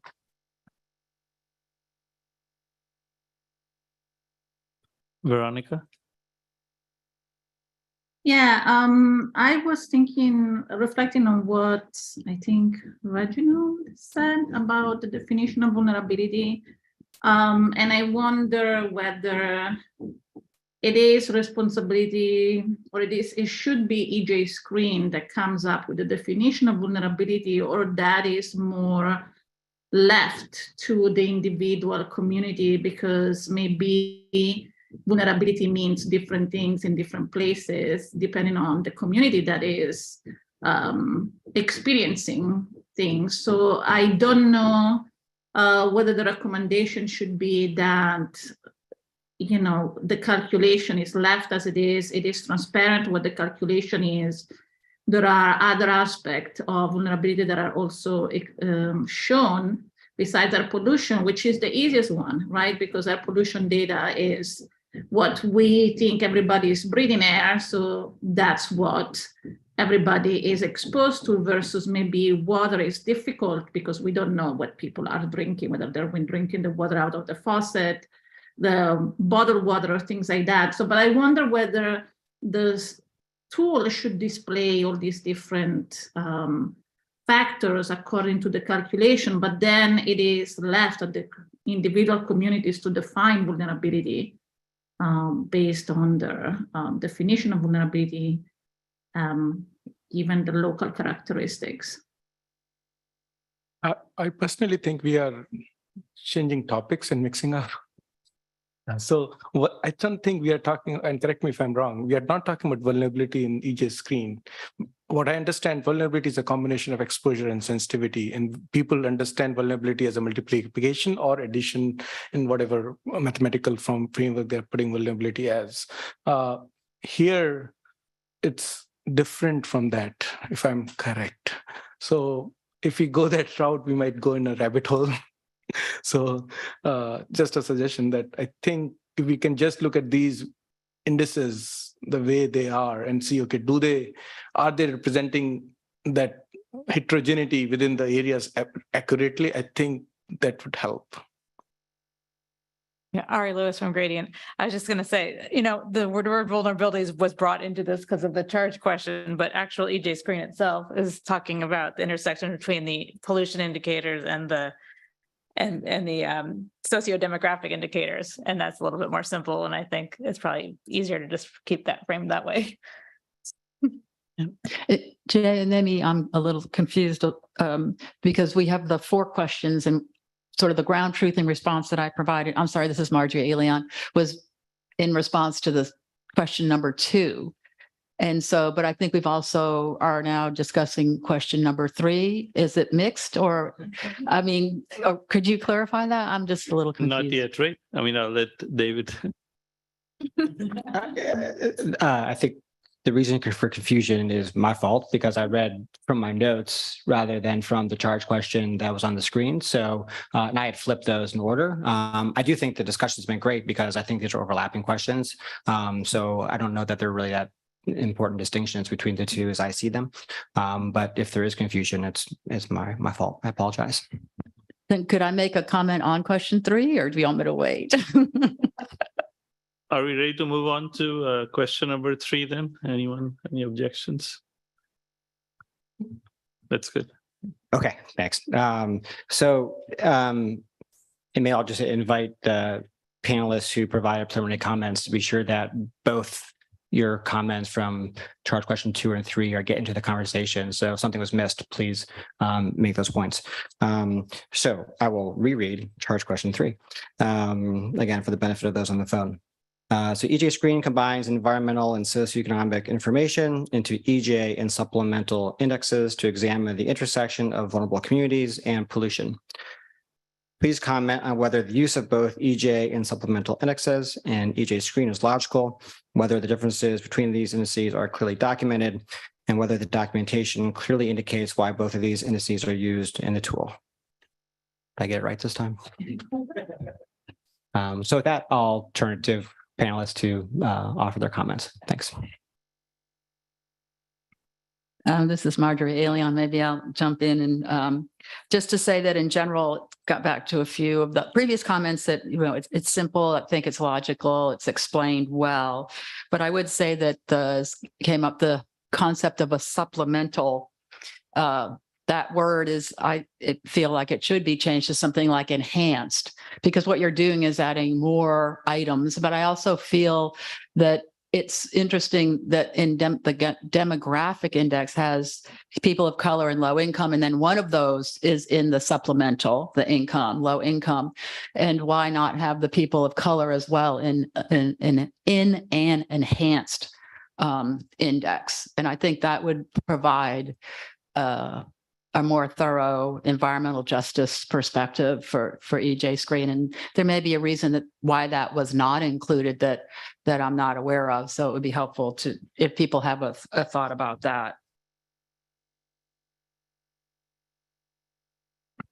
Cindy Hu, I think the charge question 3 we're discussing right now is charge question 4 in the preliminary document, but I will just make sure my comments appear somewhere. So my comments for this round will be, so first of all, I agree with Marjorie's comment on like using the word enhanced index. That may be a better word than supplemental. But if we go that route, I would just point out that percent low income is used in both. So when I first read the technical documentation, I have expected to see a set of new indicators in the supplemental demographic indices. And so it's having like percent low income in both. It's a little confusing because then there's overlap between the two indices. My other comment relates to the maybe it will be more relevant for the cumulative risk discussion. But I was thinking that once there is a cumulative risk for environmental indicators, it may make more sense to have, an environmental index and a supplemental environmental index or enhanced environmental index, however you want to call it, just to mirror the structure on the demographic side a little bit better. That's it.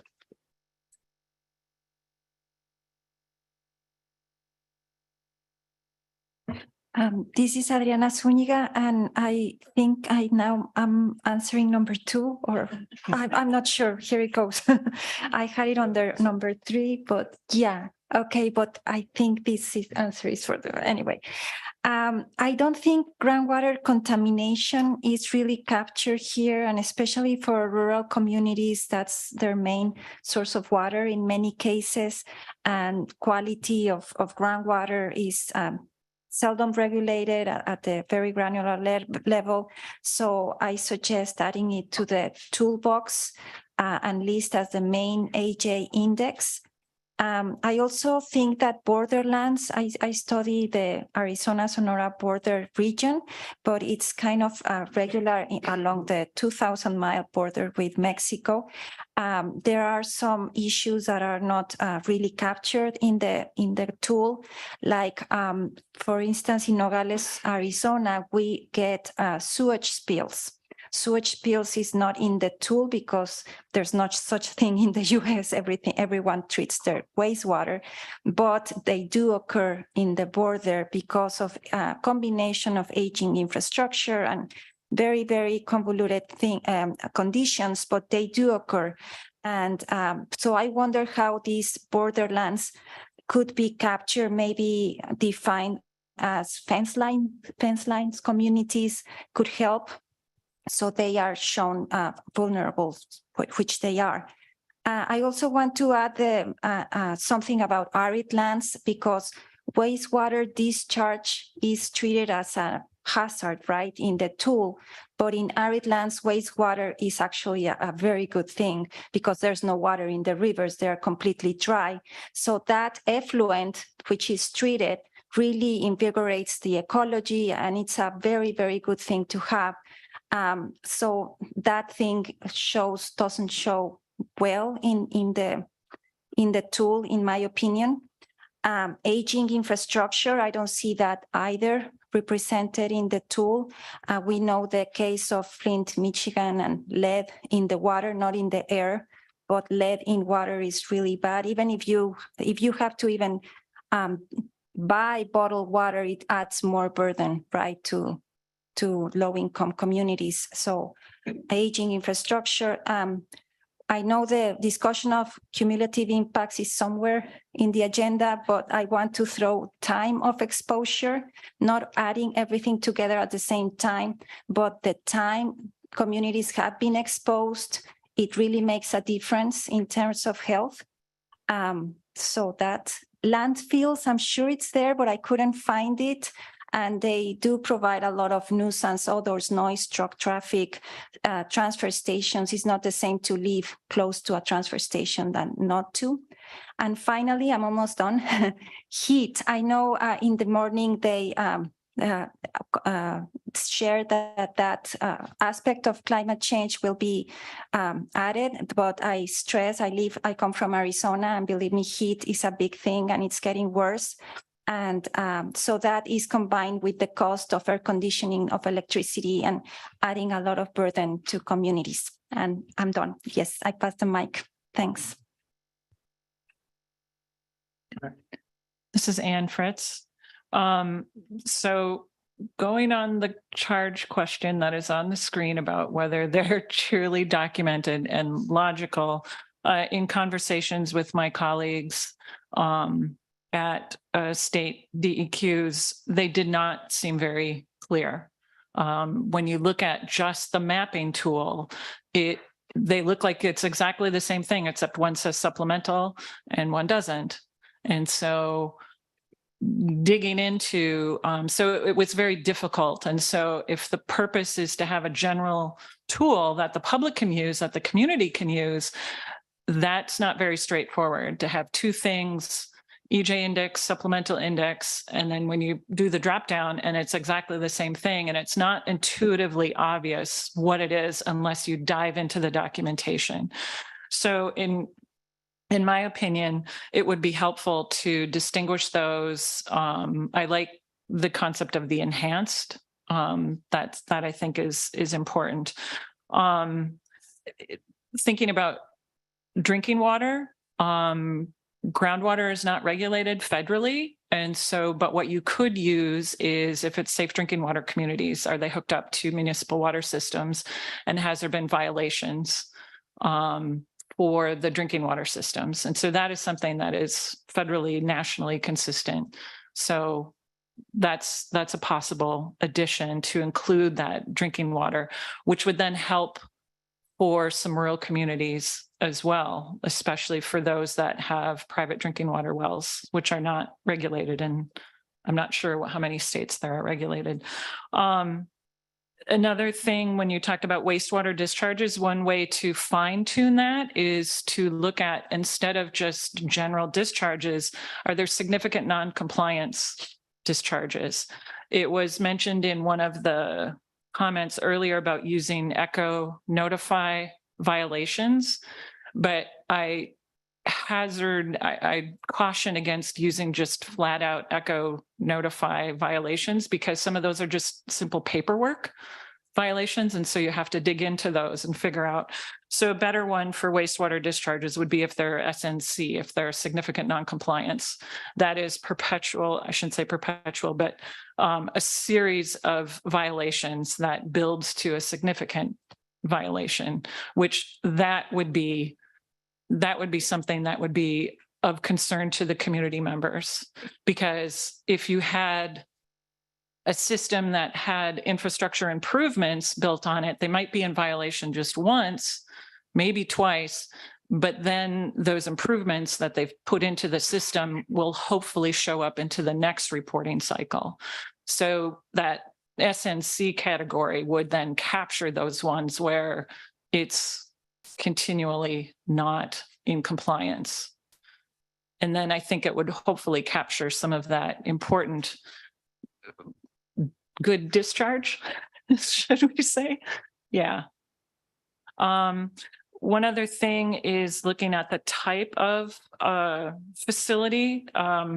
In my written comments, we had just comparing one particular block group where we know there's a treatment, storage, and disposal facility just across the street from this community, which would we would identify as one that would have environmental justice concerns, but it changes slightly if it's on supplemental versus the EJ index. And we didn't really understand why. So it's because it seems to be the concerns are still there. The physical concerns of that environmentally regulated facility are still there. So that one thing that just, it doesn't make sense. And I think those were the only questions or comments I had for that part. Yeah, Ashish Sharma from Illinois. I agree with your comment regarding the percentage of people of color not included. Why are they excluded? That's something I had in my mind too. Other than that, I wrote these comments in the section, but I like the positive annotation to this toolkit if we can bring in. So that brings me to a different question of what is not there. For urban communities, especially, access to green space is an environmental justice issue. So we have included access to or proximity to highways, I believe, or something related to traffic, proximity to traffic. Why have we not included proximity to green spaces as an indicator?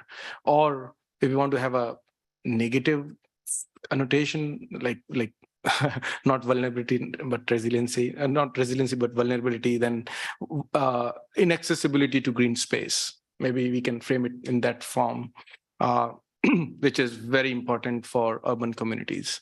And that also relates to indicators like heat, which are kind of absent. So maybe that could be the reason that a lot of focus has been on air quality, and those heat-related metrics are not included. Second important aspect is we are looking at environmental crime. There is a statistical significance relationship that shows increase in crime behavior as temperatures change or increases, especially in Chicago area. And we are doing fundamental research on that domain. So another metrics, which is completely different the way people think about, is looking at environmental crime as an indicator to environmental justice. We are locally doing this kind of research to include in environmental justice framing, but this is something that can be thought nationally. I say this because I'm reading from my notes here. EPA released a memorandum on January 21, 2021 on the need to strengthen tools for detection of environmental crimes in overburdened communities. It is in EPA's memorandum, somehow it's not in EPA EJ screen, to detect environmental crimes in overburdened communities. Consequently, the EJ screen tool should also include an indicator that it identifies where environmental crimes are occurring. So that's something that I believe should be included in EJ screen. This is Esther Min. I think I understood the EJ index using the demographic index to try and capture the two main predictors of the environmental injustices as race and income. So only having those, and then understood the use of that or development of the supplemental index to be when race can't be used for various different legal contexts for different states and local jurisdictions. And so if I'm assuming correctly, I think, it was really logical to have both of them kind of separated because of just, the way that our regulatory and the law works in the different settings and jurisdictions. And I would love to see kind of the analysis of the relationship between the two, but I don't know if the technical documentation is kind of the place for that. So I'll leave it at that.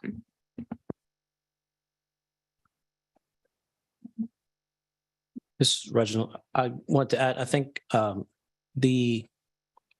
understanding is that at least tree canopy cover is included in some way from the National Land Cover Data Set.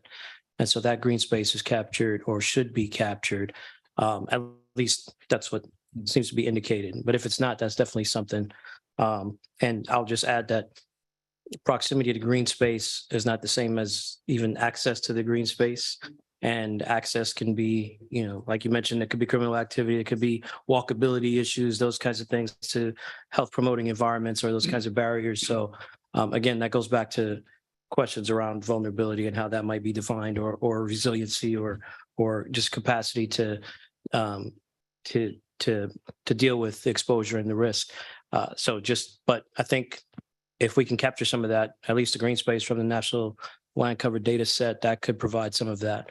The other thing I'll add is, in terms of the green space, or even access to trees or urban forestry and things like that, climate change is bringing more tornado activity and those kinds of things, and trees are being taken down. Of course, there's forest fires and those and other types of issues with deforestation that also can contribute to those areas becoming more vulnerable, and therefore, again, going back to capturing that change over time, or that change in how we define this index over the changes in the different versions. I think that's another reason why it needs to be captured. Ari Lewis from Gradient. If the two different indices, the main environmental and the supplemental, if the reason for those is regulatory, that's fine, and we can keep it that way. But if it's not, and if there seems to be some confusion that there's two and they kind of do the same thing but slightly different things. So I guess I just would pose it out there. I'm not the expert in what is like the total wish list of best indicators for socioeconomic status, but it seems like that might be a nice effort to just have one index and just figure out what those best set of factors are that could be put together into one index, and then use it, just have the one instead of the two, because they kind of do the same thing, but just slightly differently. I just want to say, oh, go ahead. I think James had his hand up for a while. Yeah, I'm sorry. This related to a comment a few people back, but there was a comment about areas near the U.S.-Mexican border having different values or different indicators. I just wanted to remind EPA, if they don't know already, that Cal EnviroScreen made a very concerted and detailed effort to include the impact of the maquiladores and other pollution sources across the Mexican border in Southern California on their screening scores and metrics in census tracts along the border. And so EPA could maybe look to that for some guidance. Ted Auk, probably not the right time to say this, but waste was mentioned and water was mentioned. So I wanted to say that one thing in an urban area, especially in Midwest, is combined sewer overflows and the need to have that data. I know EPA has that data because I've seen it. I don't know if it's been QC'd, but it seems pretty good in the cities I've looked at. So CSOs is a huge deal. And again, in a place where they're coming offline, it's clear that they're coming offline in affluent communities and they're staying online in poor neighborhoods of places like Cleveland. So CSOs.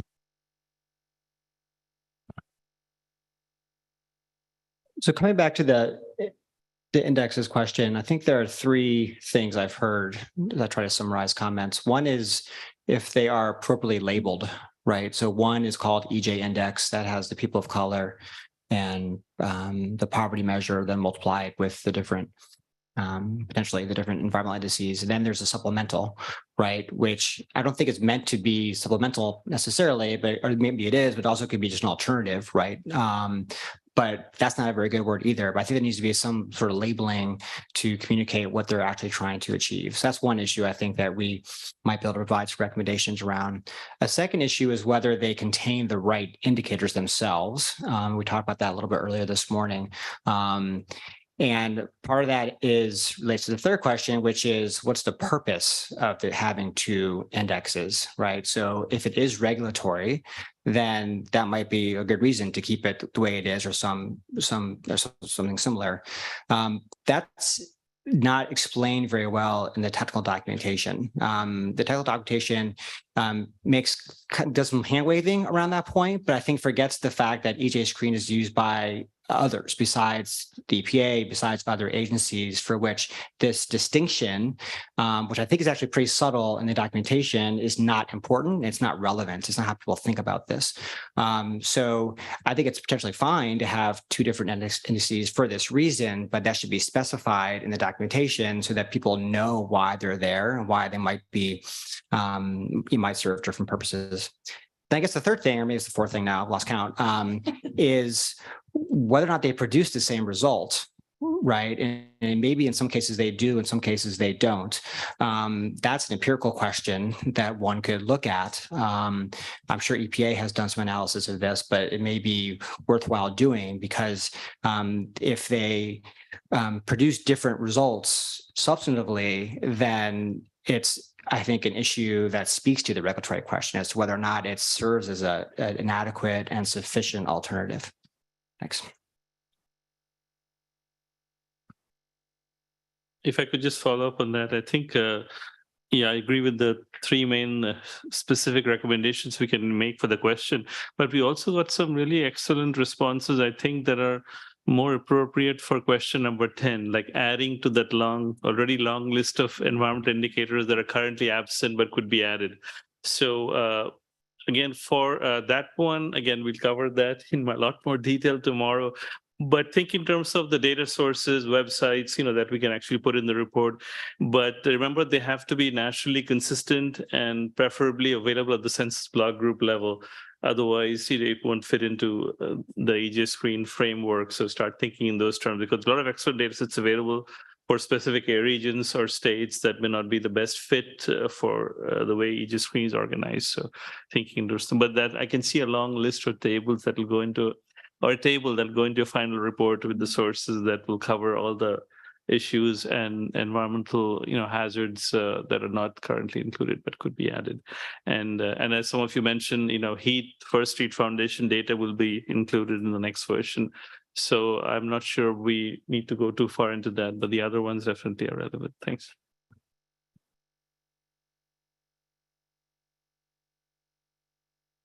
I think just what you said, adding that in the documentation, I think it would be helpful for the users and readers to see, okay, what's the perspective of these index? Yeah. I don't know if you can hear me. It's David Rojas from Colorado State University. I have my hand raised a few times later. So I think it's difficult to communicate by the hybrid version, but just going back to the comments that David mentioned before, I think certainly there is need of clarification that why we have different type of indexes in the tool. Answering the question 3, certainly is not well documented. It's not clear what is included there. So there need an improvement in the website, in the interface, in the documentation to distinguish what is embedded in each of the indexes. Also, the name of the supplemental, I agree that the name is by far not the proper name. And this is also something that I added in the charge question number 8, that certainly supplemental is not what is clear to understand. We mentioned something that I expanded, more comprehensive type of index.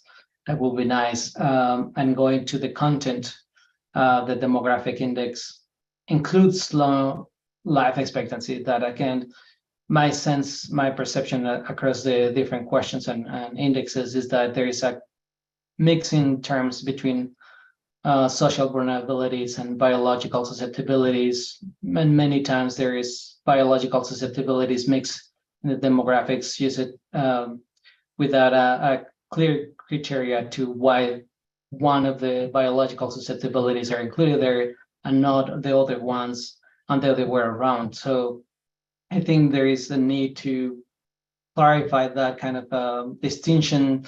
And if the team in the EPA wanted to add life expectancy, they should be included the other biological susceptibilities. If they don't want to include that, it's only social vulnerabilities, they really need to remove the kind of biological concepts because that will be probably confusing more the audience and the users at the end.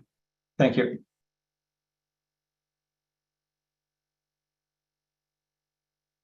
Any other questions, comments, suggestions?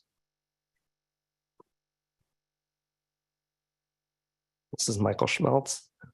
This may be a simple question or answer, but in the development of the indices and choosing the variables, I think about the potential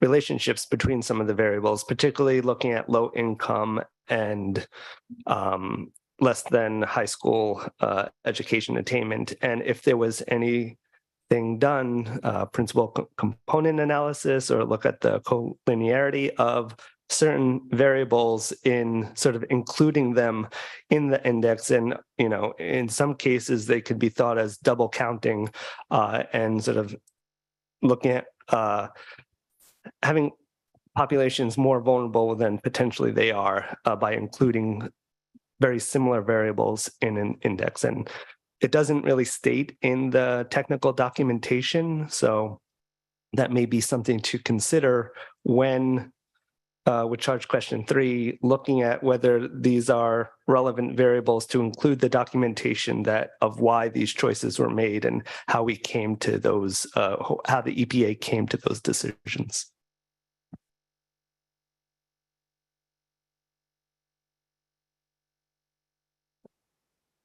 Any other recommendations for charge question number 3?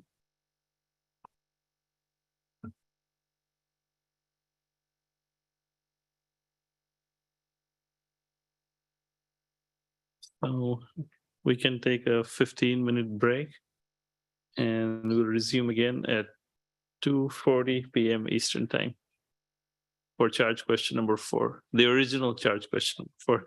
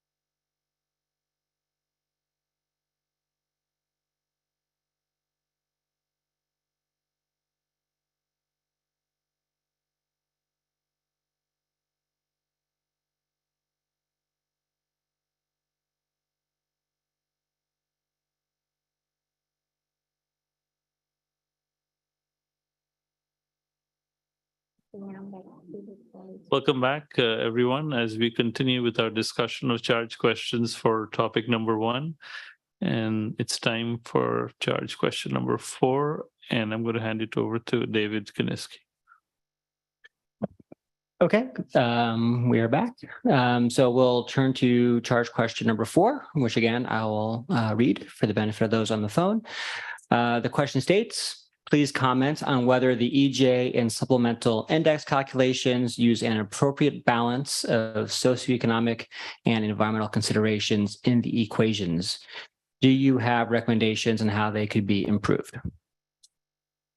I first, again, will invite the panelists who had written comments to share those with the full group, and then I will do the same, and then we'll turn it open for discussion.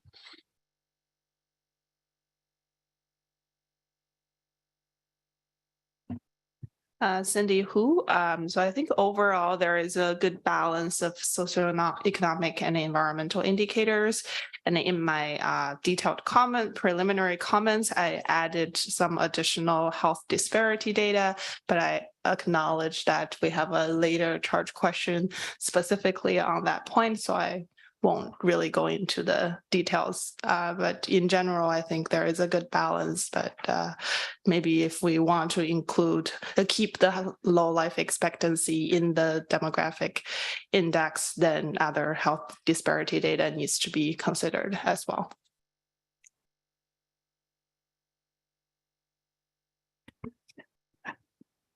Marjorie Alion, I had just a few more a different kind of approach that in general, I think it's a decent balance, but in terms of what things could be there that may be missing that would help to provide a better, more thorough understanding of the EJ issues would be, again, a little bit goes back to ground truthing. I know these charge questions are very specific, but to think more broadly about the tool, are there both socioeconomic considerations that are really important that are missed in the current variables that are used?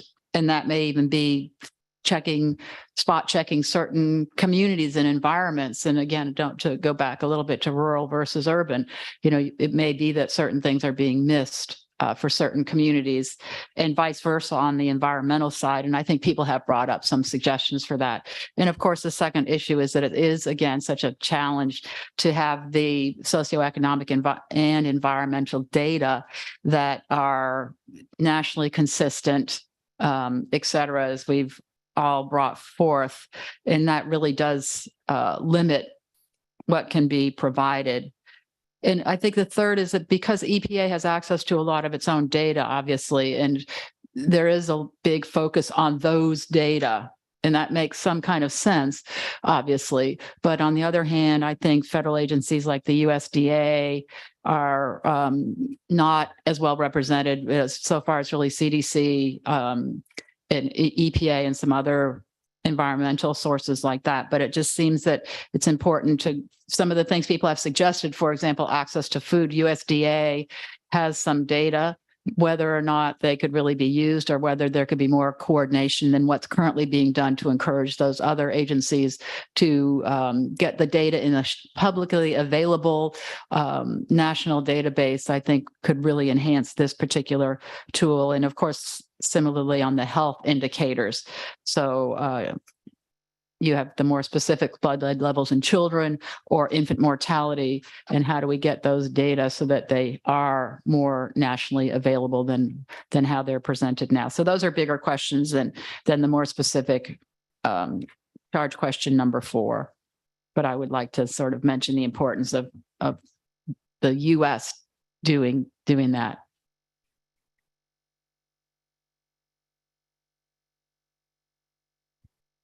Yeah, I can go next. I think it relates to other points as well, which I mentioned.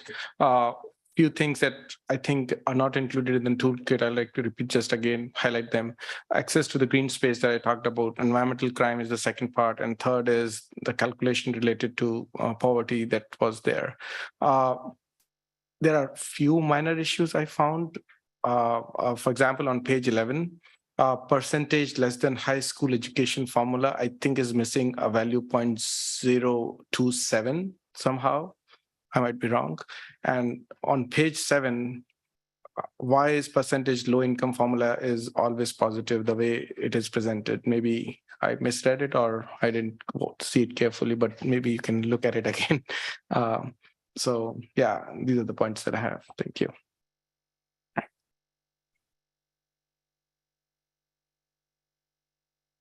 Adriana Zúñiga, I would like to contribute a little bit with indigenous tribes in reservations. There are a lot of issues that may not be well represented in the tool. I'm referring to, for example, the Navajo Nation, that they rely on groundwater, but groundwater is contaminated with hazardous waste from uranium mines, so they cannot use it. So they have to haul water many miles to provide for the basic livelihood. So it's a very hot spot of rural and very, justice issues highlighted in these regions. And I looked at the tool, and this region is only flagged under the Ozone Environmental Justice Index. And I don't think it accurately represents all the issues they experience. Data sets, I don't know how to represent this on a nationwide. I just want to flag up that it didn't really well represent these communities. This is Tim Collins at Utah. Should I go ahead before David, since I think I have a listed answer on the document? I'll just proceed with that quick. I don't know if I'm answering the same question that's in the documentation, but the conversation generally relates, and that is, I think it aligns with what others have been saying about measures that gauge lack of access to resources. The USDA does have something called the Food Atlas that they regularly update. They have measures that are at the tract level, like a lot of the other measures that are integrated into EJ Screen that could be, applied to the block groups within each tract. There's people were talking about green space earlier. This isn't in my comments specifically, but the Trust for Public Land has a data set called ParkServe that is standardized nationally that could be used to identify those actual parks that are publicly accessible, in addition to identifying areas that are just simply green. And I had a few other data sets that I noted in there too that relate to this issue, just of lack of access to resources. And I'll end with that.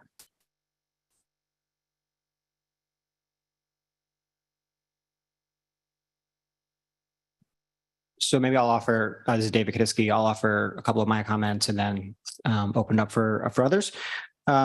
So the current calculations give equal weight to demographics and then the environmental indicator, which I think intuitively makes sense given sort of common understanding of what environmental justice means and reflects.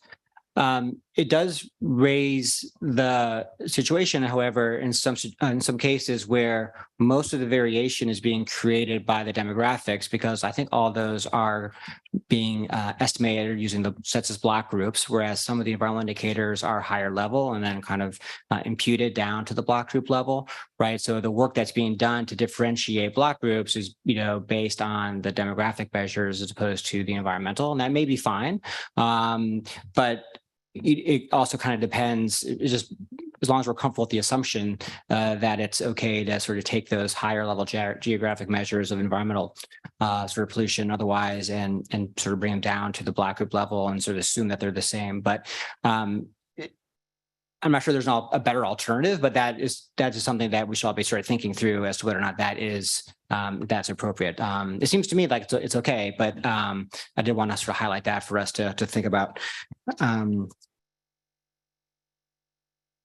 And then I think, again, whether or not the equal weighting makes sense really builds on how comfortable we are with what the indexes themselves include in terms of demographics, right? That kind of goes back to the conversations we've been having already, right? So if we think that they're capturing the right measures, then the equal weighting makes sense to me. But if we think that, to Michael's point from the last session, if there's collinearity between a couple of measures, that maybe that's actually creating problems, right? So I think it's at least my sense is the approach is appropriate as long as we're comfortable with the inputs, right? And I think that's something for us to continue to wrestle with. Thank you.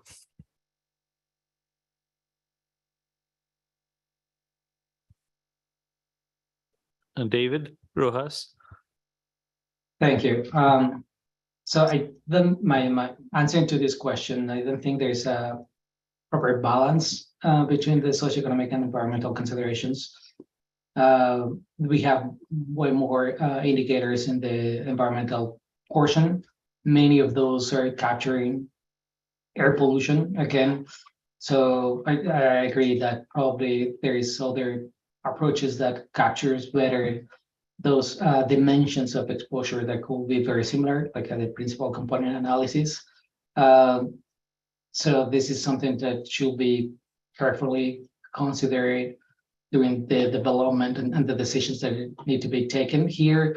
Also, I find missing some socioeconomic relevant data that is available at the national scale, like housing cost burden, transportation cost burden, so that capture different other dimensions that are relevant in the communities that could provide a better picture and more balance in this.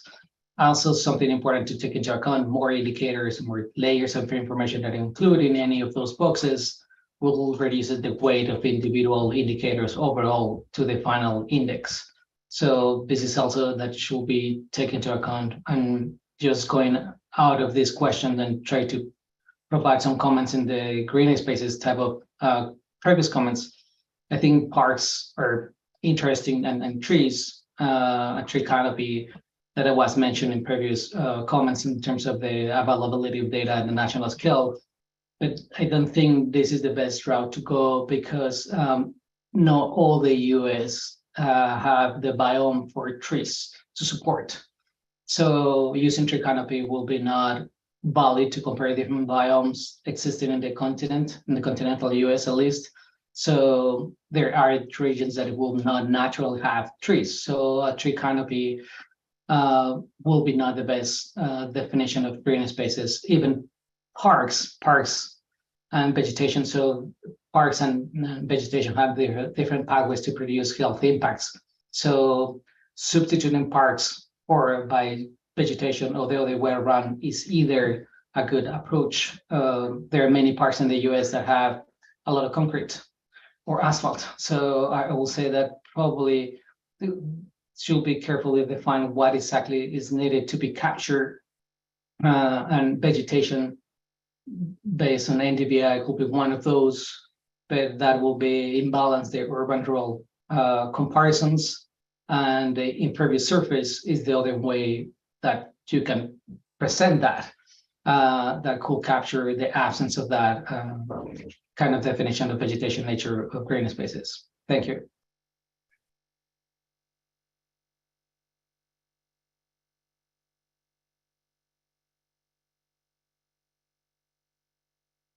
Adriana Zúñiga, I just want to follow up a little bit on what Dr. Rojas said for the trees and some biomes that don't grow well. Believe me, Arizona is one of those. And this is where justice issues really pop up because wealthy residents are able to have the land, the water, the resources to grow trees, and vulnerable communities don't. So this is where tree canopy is really in my opinion, a good indicator of justice issues in cities, and they, link to heat and many other issues as well. Thanks.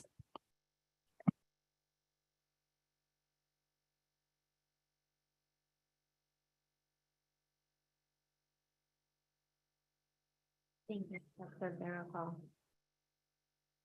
Veronica? Yes, and this is Dr. Barrocal. I just wanted to make a comment more for so that it is in the public space and it gets reported also in the document.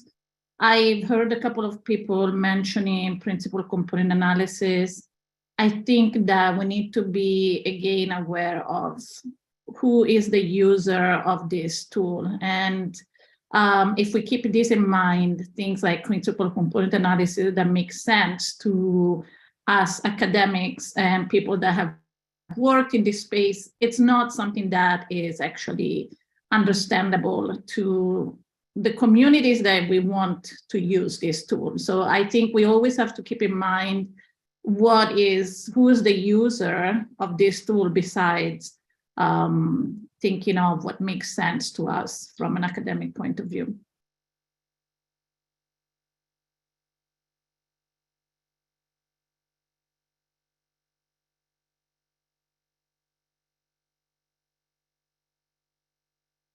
Tim?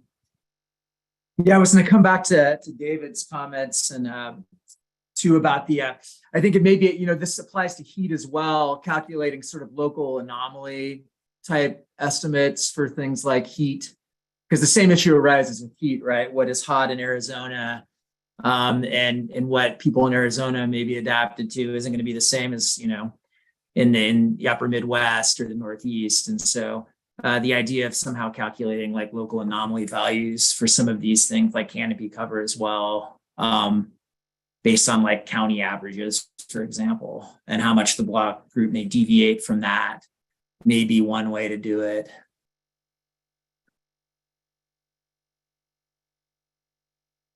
Yeah, I just want to concur this point and say this is important, as from a climate lens. If we look for heat and also air quality, especially heat, I did my PhD at Arizona State, so 100 degrees there and 100 degrees in Chicago means different things.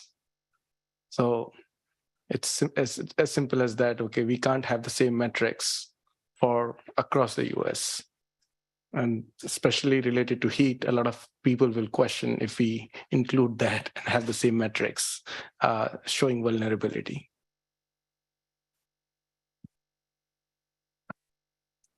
Yeah, about the environmental and economic stuff. There's a really growing literature on ecological economics and environmental economics, which I don't think is really incorporated into this model, which is not a criticism because it's a young field, I think. But, there's a lot of really good work that's been done at like the University of Vermont, where I went. The Gun Institute did some really great work at there. And I know that Bob Costanza took his lab to Portland State, and maybe he's not even there anymore. But the point of this is that when we say economics, we're talking about the traditional way in which we measure prosperity and that kind of thing. And I don't think that's really, I think that's been shown to be out of date and out of touch, especially with, the growing inequality in this country. So I think it's important that if we're going to develop an EJ tool, that it has to at least pay lip service to like ecological economics or environmental economics when some sort of metric, and I'm not familiar with what those are right now, but I know there's nationally consistent matrices that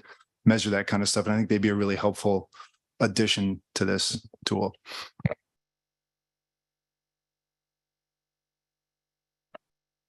This is Naomi. Let's see, I had two things. I wanted to respond as well to including indigenous areas. I agree with that. I would go further because on the Gulf Coast, we have large numbers of indigenous people that are not federally recognized, that are not in tribes that come up in any state register, that are not, recognized that way. So I would I would like to see us use a separate indicator, demographic indicator, race indicator for indigenous people. So, that would essentially lift that component out of the demographic data into its own and make it so that, we have representation there, because that it really gets just completely washed out by other demographics and other groups of people of color when we're looking at that. So I guess I would like to see, similar to what Dr. Zuniaga said about, Navajo Nation, but go a little bit further as well. The other thing I wanted to say was in talking about tree cover, canopy cover, and green spaces, parks, I wonder if part of what we're getting at, I think I saw this somewhere else in the summary, but I'd love to see something instead of that, like kind of reverse it and talk about impervious surface percentage or impervious surface area, since that contributes a huge amount to the heat islands, and it contributes to, why, Phoenix is going to be different than even another city that has more trees. So anyway, that's imperviousness could be another component or could stand in for some of those issues.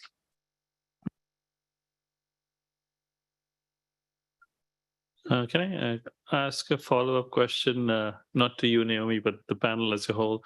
I think your point about including indigenous communities brings up a whole other question that has been raised in other forums before, maybe not this one, is about disaggregating the minority category into specific racial, ethnic, subcategories or subgroups, including, Native American and then the others.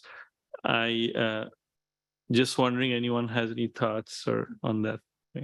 I'm not sure if it'll come up under any other specific charge question, but that's an yes one. Thank you. This is Anne Fritz. I think there would be a benefit in doing that from the community engagement level, identifying the fence line communities from a state regulatory perspective, in that the tribal nations are regulated by EPA, not the states. And so that would be a communication issue, a regulatory issue. And so if the purpose of EJ Screen is to start that conversation, then that would help assist that conversation. The other thing too is it would help potentially elucidate how the different jurisdictional regulations, if it's state, if it's local, if it's federal, might impact some of those communities' outcomes. So I would like to see more work on that. I think it might prove to be very useful and beneficial.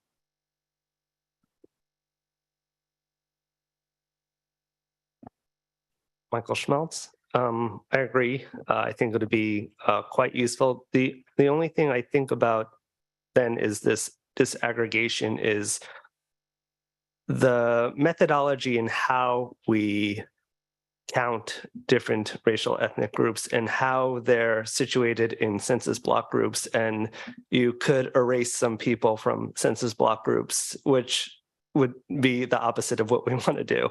So I think in some cases it could be good. In other cases, it could be sort of detrimental to a certain area. So I would take into consideration how that is done. If there is one person of a specific group in that census block group, do they get counted, right, as being in that group? So I'm just sort of throwing that out there, just sort of consider that point.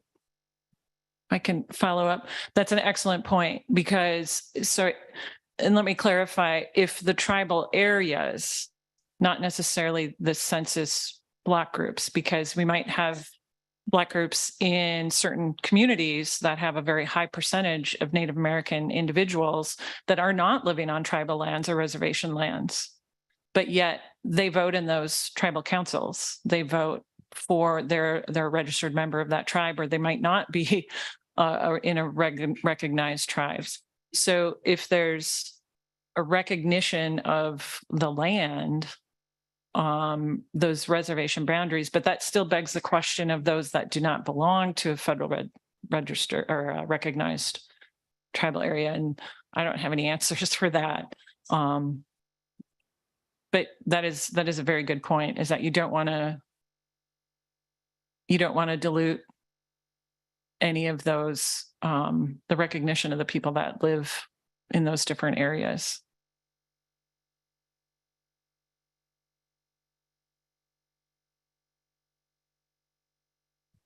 This is Naomi.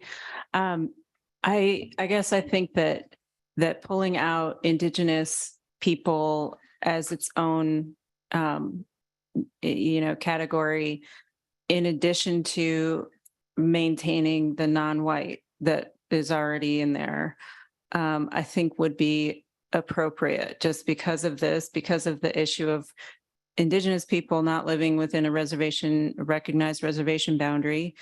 And that's the only category of race where we have, like this situation of tribal governments that we recognize and categorize, but that not everyone is living within.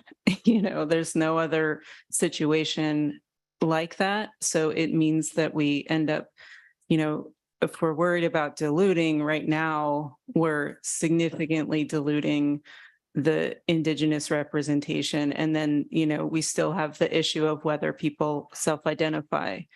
And I guess in terms of pulling out, disaggregating race, there's some other issues there, especially when people say 2 or more races in the census. Sometimes that doesn't get counted. Sometimes it does as non-white, especially if there's 2 or more and one of them is white, right? So we need to think about like not sort of, I guess, including everyone that is non-white. I think so. I guess I appreciate that metric right now, and then also adding a separate metric for Indigenous. And I guess I just wanted to give the example of people of Arab descent that right now on the census are not captured anywhere. It's not a category that you can choose. It's like Asia, or you have to choose, and that doesn't represent necessarily how people would identify. So in some cases, people might mark themselves as white, in some cases they might not. But until the census has categories that correspond to people's identities correctly, we'll still have that issue of, the data isn't there. So that's it.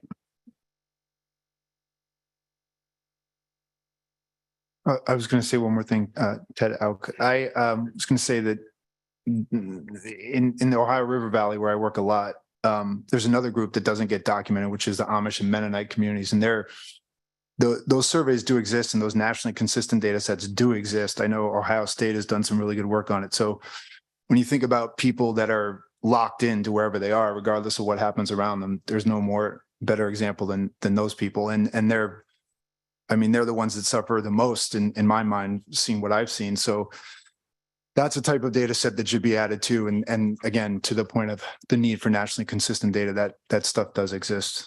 So.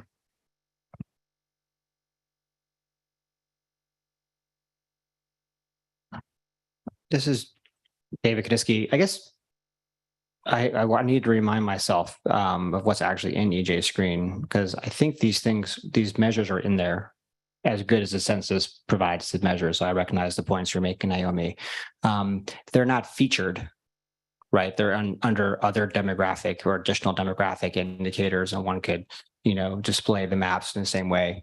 So I think the question for us is whether or not they should be brought more to the center and listed under the socioeconomic, indicators tab, or perhaps in the spirit of the charge question that we're talking about, sort of constructed as part of these indices, right? And those are different questions. So just wanted to alert everybody that they are in there to some degree. They're just not centered. Thank you.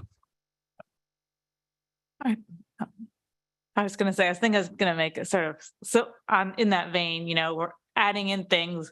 We talk about the complexity of the tool and making it more simple. So there has to be a real measure of how many things are actually incorporated into the actual scoring and how that gets scoring in, because adding all these things seems like it would even create another alternative index, which would make it more complicated. So this maybe gets back to even the first part, but anything that gets added in where there's like a score and then it's, changing the percentile, it'd be really nice. And I don't think that hard for EPA to do sensitivity analyses for everything that they add in or take out. Just compare it across a big matrix and just see what changes. And based on what are you can really just hone in on what those differences are and look across that and see, okay, we added in this, we took out this, we put this in here. How did that change things? And really try to kind of get down to the most effective, or the two most effective, or the three most effective ways to get at the issues we want to.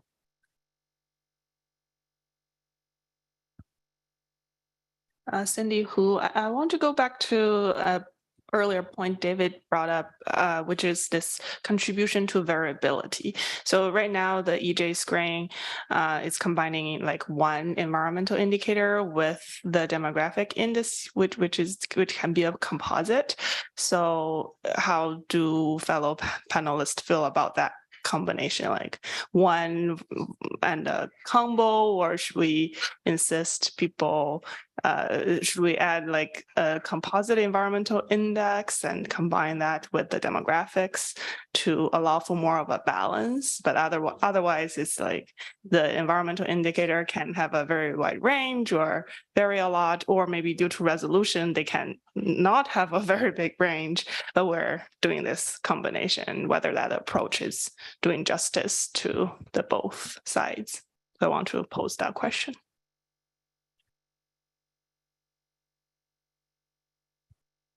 I think I have that similar concern, but I'm not a mathematician, so I don't know how to resolve it, but I think it is an important issue to get at.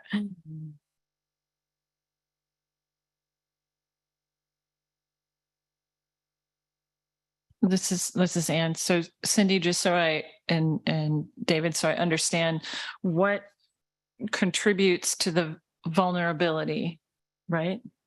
Variability of those scores. So I'm not a mathematician either, so I don't have those answers, but I know my community, and sometimes the proximity to a particular, so say for example, hazardous waste sites, what contributes to the variability that I see in that index is the demographic factors, the race, the income. And from a public health perspective, and from a regulatory perspective, I would want my state regulators to protect everybody if there's a hazardous waste sort, large quantity generator, or something, methyl ethyl death across the street. And then the variability then would be bumped up if there was a demographic group that had historic burdens or has, like we've shown with the low income and the race, that would contribute to that. And so what I see sometimes is that those regulated facilities, and maybe it because of how the calculation is or the inaccuracy of the locations, like had been brought up before, that's where it doesn't quite always make sense. And that's where I think some ground truthing goes in to it. And again, a lot of these data sets are provided by the states, and so to EPA. And so somehow or another being able to better provide QA, QC for those data sets as they go to the states. I'm not sure if I'm answering the question carefully. I'm just sort of thinking out loud, but there's a lot of combinations that can combine to create that variability.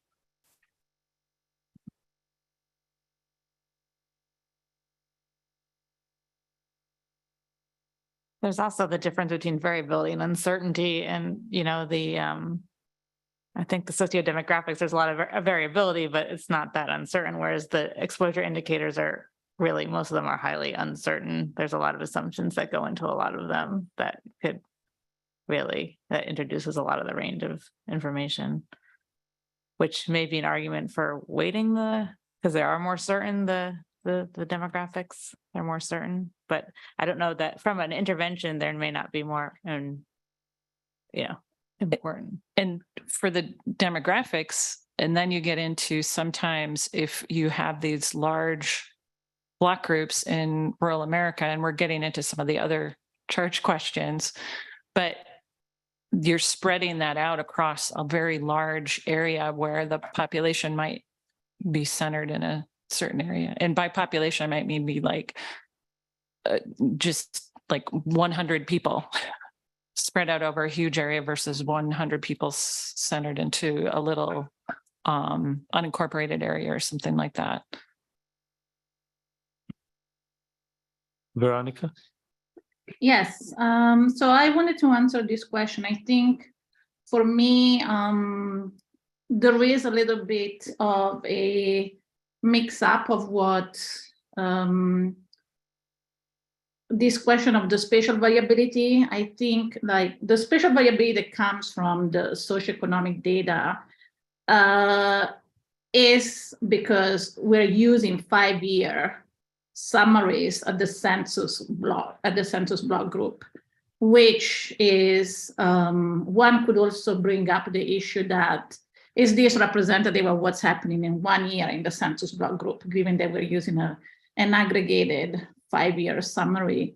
I don't know how the spatial resolution of the environmental data can be addressed without accepting that what we would be getting is again the result of assumptions, because unless we are working with point source data for which we assume that we know the location of the point source, for the other environmental variables, those are variables that are varying continuously over space, which is just measured at the monitoring location, and then EPA supplements that with the output of CMAQ. What you get is an estimate that is the result again of mathematical and statistical assumptions. So replacing that with another model that instead of giving you an estimate at the census tract, would give you an estimate of a lower, finer resolution, again, would just,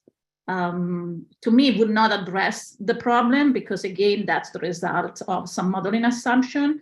So I think we really need to understand that what we are portraying is always an estimate that is reflecting modeling assumption and assumption that we're making on this data. And until we really have the capability of being able of measuring these variables at a very point level, we need to live with this reality. And so I think that it is a good question to have, but I don't know that we have the technological means to really have that level of resolution and address this issue of spatial variability that has been brought up.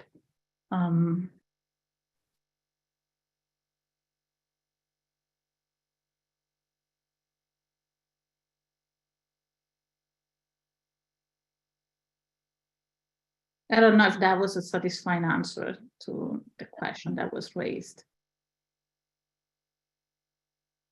I think good to see the wide range of responses to this question. Again, it depends to a large extent on the interpretation, right? And so it's important to think about the actionable or specific recommendations as we move forward. And some of the comments and responses, I guess, including my own, kind of maybe a better fit for question number 8, where we are reflecting on whether the inputs to the indexes, right, whether the individual variables need to be expanded or revised or changed, something like that, and additions, deletions, other changes. So I think the challenge would be in terms of moving forward for topic number 1, question number 4, is to think in terms of which recommendations should actually belong here and which others can be moved to other charge questions. Can I comment a little bit on Cindy's suggestion or question that she put forward about the fact that the supplemental, that the demographics are a combination of multiple, and then they're basically multiplied by each individual environmental. I'm not sure if it really makes a difference in some ways, because I'm thinking of the users. Some may be really interested in ozone or air. I think it might make maybe some sense to combine maybe some of the all the air ones or water ones, but I'm not sure that how different, I guess, the outcome would be for example, people in a city might be interested more on the lead paint and pre-60s housing, but it might not be relevant to that group. Some of the other things that people have brought up as possible additions to some of these variables. So I think it's more complicated than kind of a yes, no answer.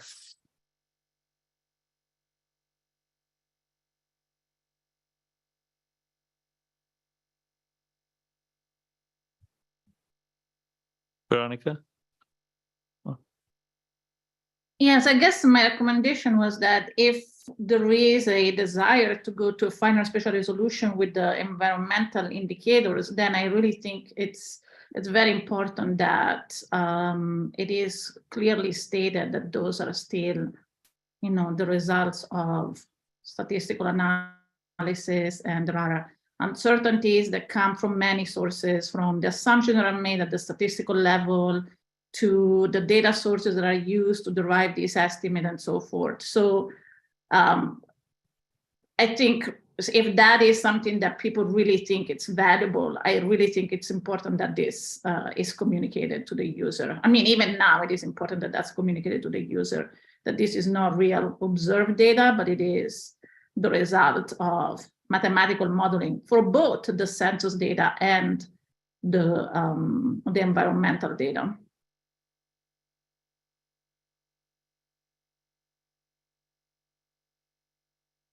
Any other thoughts, suggestions, recommendations?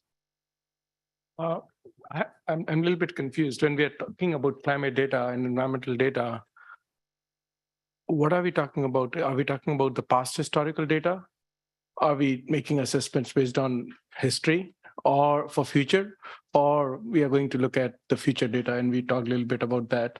That I personally think that we need to include futuristic climate data of how climate is going to change and how is it going to impact the whatever environmental justice related indicators that we're talking about.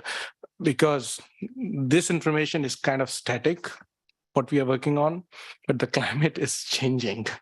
So to combine a changing metrics, which is evolving temporally at each hour, and depending on what temporal scale you're looking at, and where decisions are being made for today, for tomorrow, for 6 months, for a year, for decades, right? And based on what the current status of demographic, socioeconomic, whatnot, current toxicity levels or polluters are, and how is it going to be impacted by changing climate? It's a very complicated question.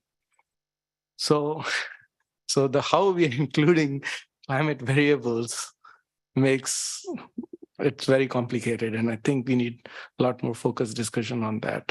I personally don't think that looking at historical data would be useful at all. And if we are using that, then we are not progressing, we are digressing in the ways and approaches we are trying to address climate change and environmental justice to climate justice, bridging those gaps between environmental justice to climate justice skills. So, yeah. Some thought.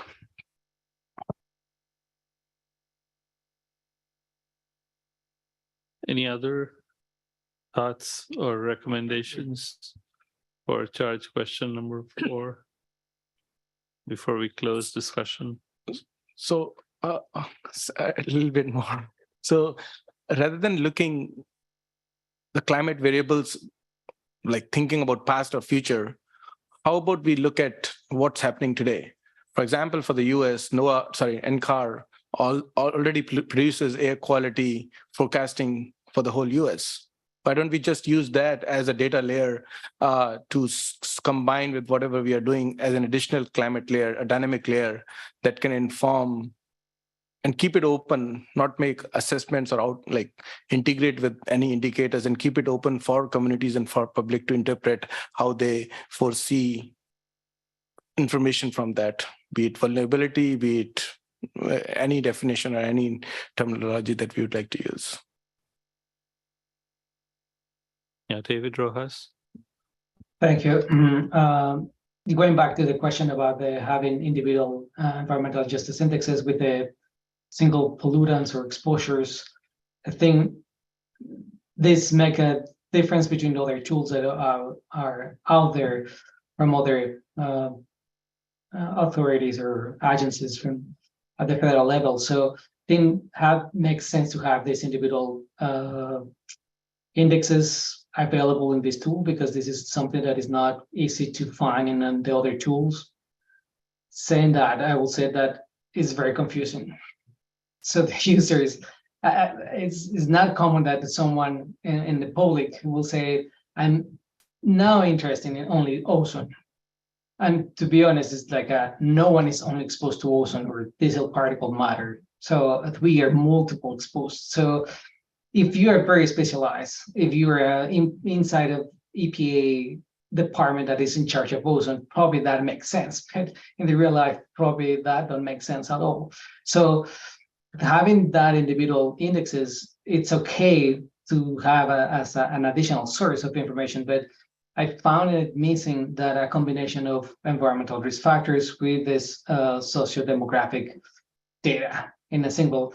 And I will say that, again, for community members, even for stakeholders, should be very confusing to have multiple individual indexes in a place that they want to see the reality of the community more than the single pathway or the single exposure definition. And I also want to mention about the concept that the other panelists mentioned about the forecasting. Makes a lot of sense for climate change, but I'm wondering if the purpose of this tool is measure the cumulative, and the cumulative burden is included not only the current, but also the past. So probably the justification of having the past history of exposure. In many of the cases, you need several years to be exposed to some of those pollutants to really develop changes in the biology of the individuals or the populations to develop diseases and premature death. So capturing the past is really important when you are talking about cumulative impacts. If the purpose of the tool will be providing more actionable changes in the future to avoid future risks or impacts, probably forecasting will make sense. But probably here the question is that what is the purpose of the tool is measure what is the burden of the past and current exposure that result in health damage or in environmental injustices, or the future actions that we can take to prevent that bad future that related with the different exposures.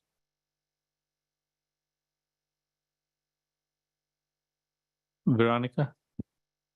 Yes, I think I actually want to echo what David said, and in some way, I think I don't know if this is a question to EPA, but when I was reading the material that we were provided, I also looked at the report that was created in 2010, when it basically the discussion of the creation of this tool was first brought up, and there was a statement, there was a section in that report, which I don't understand if EJ Screen is an evolution of this AJ SIT, or if it is something that is completely separate, but based on what is written in the report and in the initial principle for AJ SIT, it was clearly stated that this was something that should be used more for a past assessment than for making charting for the future. And so I looked at this tool under this lens, that this AJ Screen was mostly developed to identify highly impacted areas more than forecast what will be the impacted area in the future. So I don't know if this is something that EPA can answer right now, and that would help us focus on this discussion. or if it's something that we should just continue discussing among ourselves.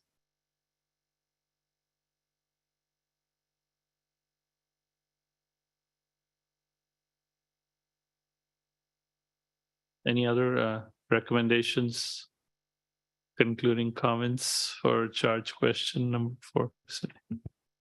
Cindy Hu, so I appreciate the comments from David, Rojas, Marjorie, and Anne about the question I raised. And I think the question probably speaks to the importance of having a composite environmental index to, one, mirror the fact that we have a composite demographic index, and two, to David's point about the exposome idea, and people are being exposed to multiple things and not just one thing at a time. That's it. Thank you.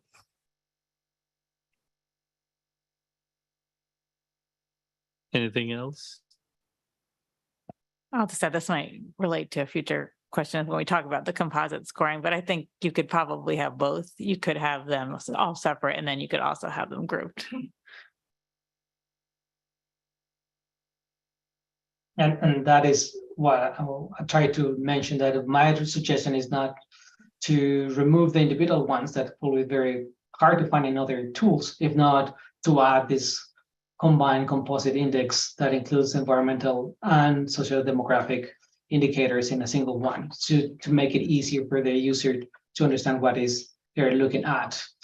I think many users are lost or are missing in this tool because there is a lack of composite index from environmental and social demographic indicators.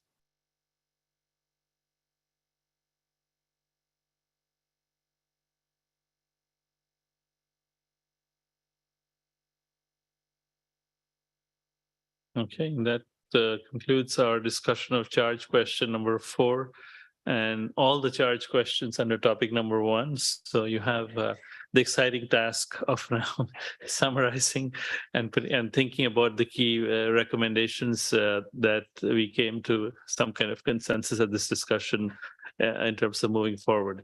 Now, we do have some time remaining, but we won't be able to get into the charge questions that follow, I guess, the first 4.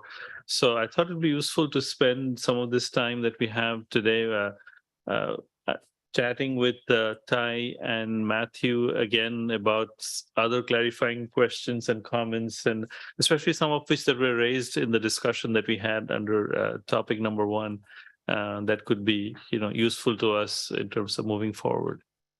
So I'd like to invite Matthew Lee and Tai Lung once again to come and occupy the chairs on this table. The hot seat, yeah, exactly.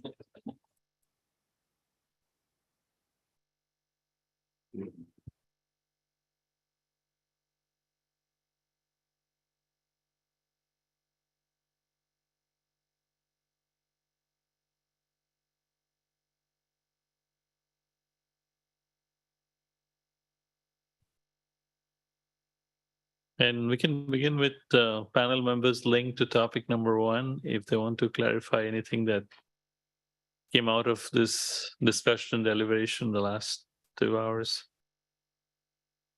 And then others.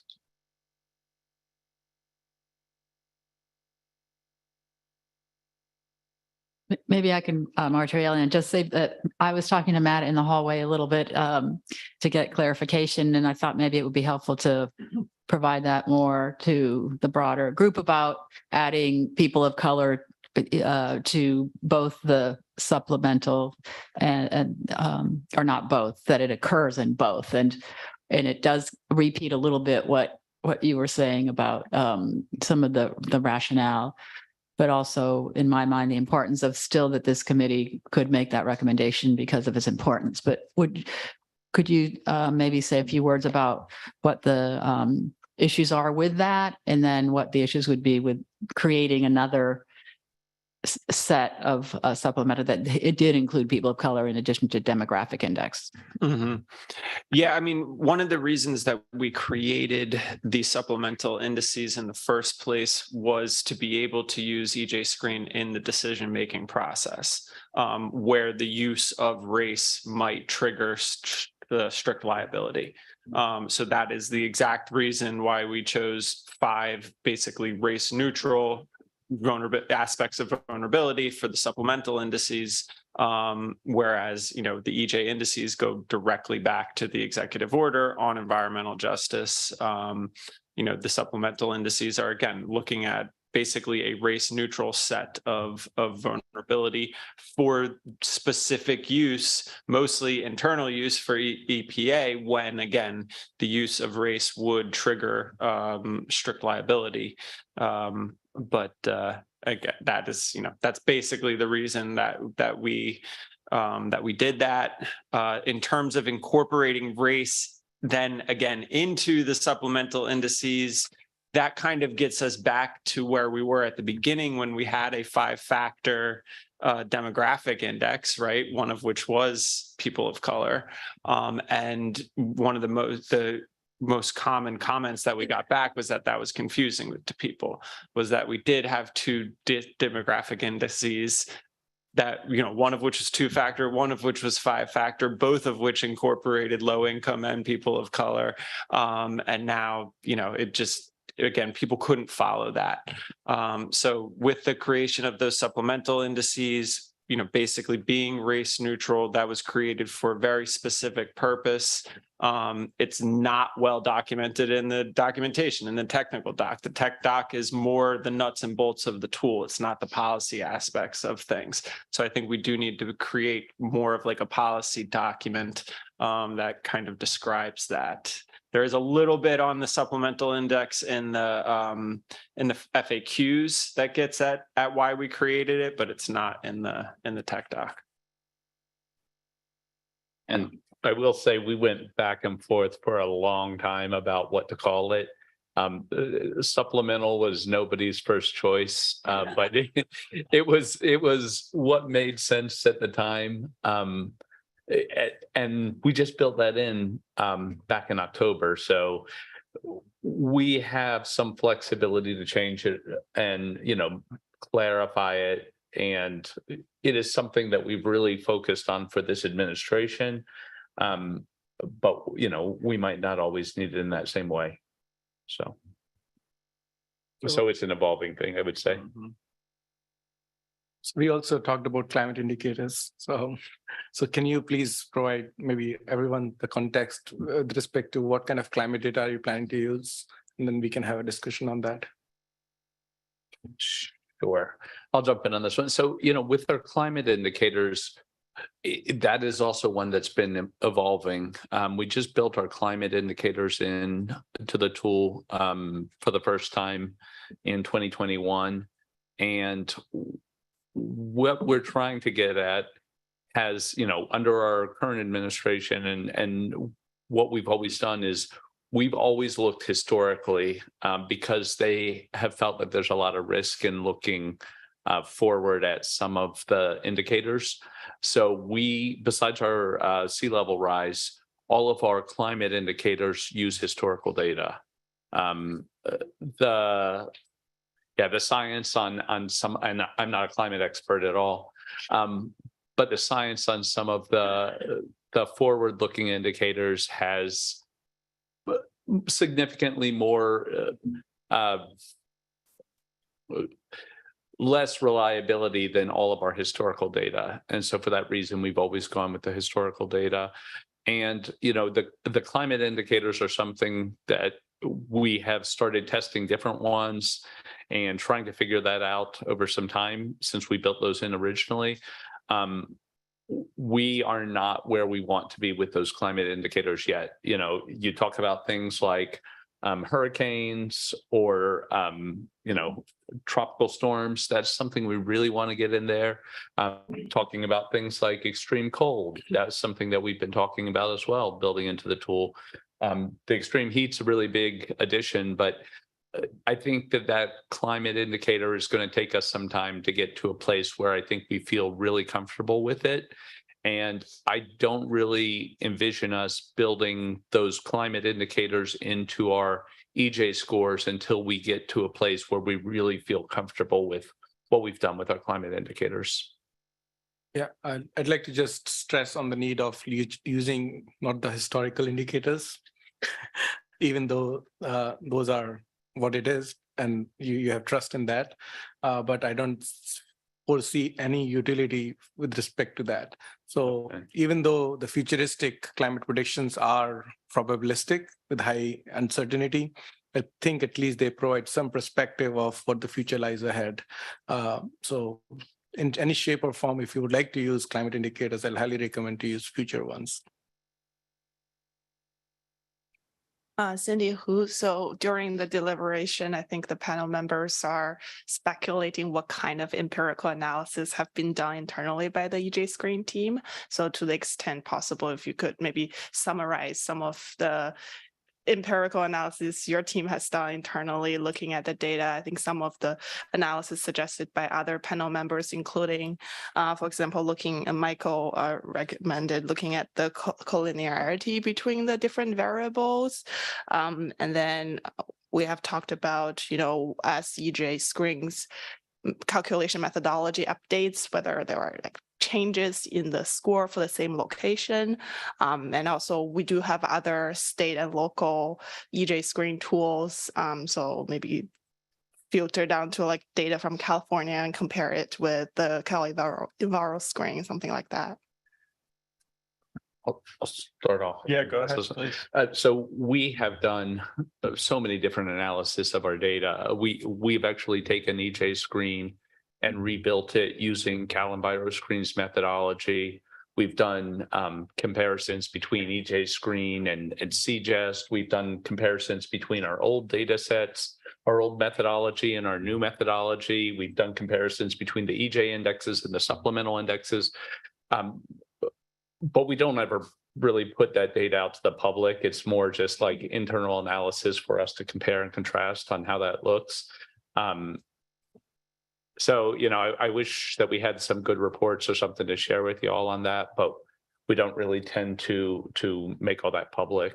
It's just more of a fact check for ourselves. And, when you talk about also on the ground, like ground truthing of our data sets, I would say that is something we've done over and over again through the work of our regional offices. Matt came from a regional office, and Matt's actually done more EJ Screen analysis probably than anyone in this nation, in that he has run pretty much every EJ Screen analysis for years for the Region 3 office. And so, we have a lot of data just from checking our results against the real community results over and over and over again.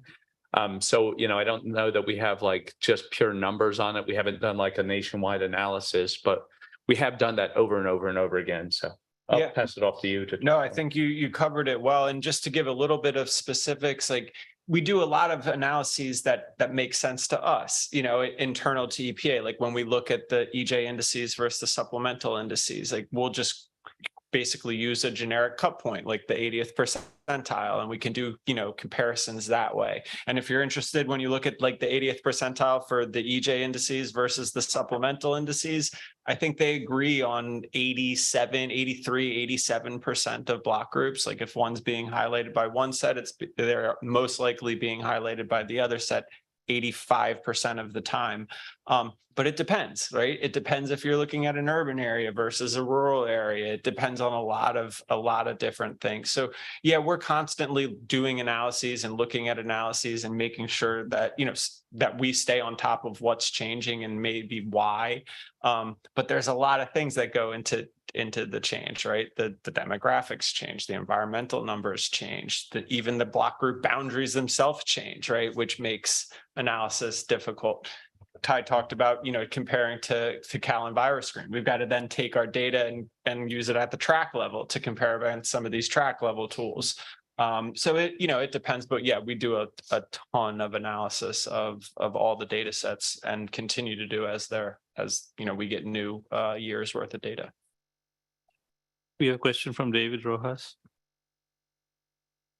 Thank you. I just wanted to put the two points, so raise 2 points. One is that if you can clarify a little bit more that the purpose of the tool is to capture the past and present environmental injustices in the US, or also to provide more of the future directions of environmental injustices. And I want to link that to the comment of the climate indicators that forecasting the future, I think, is very valid and is needed for avoiding environmental injustices, the climate injustice in the future. But probably here, my question is to understand better, is that the purpose of the tool, is to capture future environmental injustices, or is to capture the present and the past environmental injustices? And the other comment that I want to raise is that based on the wealth of analysis that you have done, I think it will be very nice to have access to those, and if you can even provide that to the public, so we cannot repeat the things that you have done, because and not only for the general public, but also for academia, we are just investing resources, human and funding, to replicate this kind of analysis. You have done that, probably that will save us a tons of public money to avoid repeating that and time and moving to other topics that will be more needed to be answered. Thank you.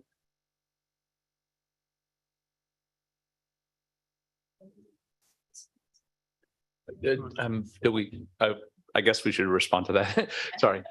So I guess, in terms of actually the tool itself, I know we don't do the best job of it because our data sometimes lags a little behind, but we're trying to have like a picture of what's going on today in that community. It's not supposed to be a forward-looking tool. It's not supposed to be past-looking. We do have all that data available for download, so you could go back and look at what it looked like in 2015 in that community. But we are trying to do our best at like giving a picture of what's going on today.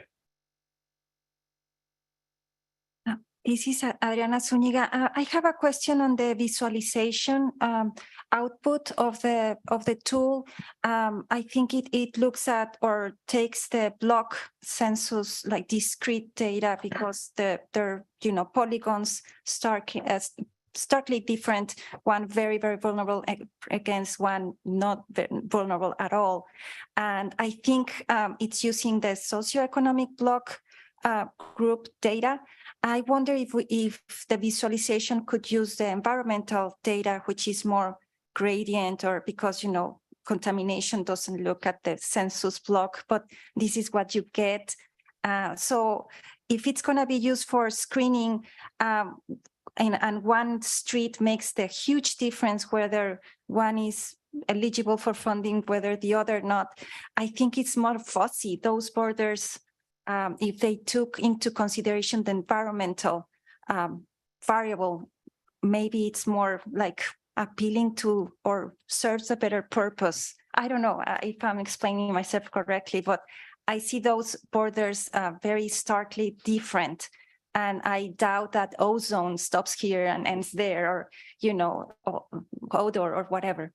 No, I think you hit that. I mean, it's, we're using these quasi-political boundaries and census block groups that, communities barely recognize, pollution burdens certainly do not recognize, right? But, we need some sort of consistent unit of analysis or unit of geography. And that, it just so happens that the most refined unit for which the Census Bureau releases detailed demographics is the block group. And that's kind of like, that is our consistent unit of analysis that we're trying to get at. But you're exactly right. It doesn't mean that, that on one side of the street, like that conditions are that much different, right? It's just that that's where that line was drawn. And you're taking census data from one side and comparing it against another with pollution data that isn't recognizing that boundary.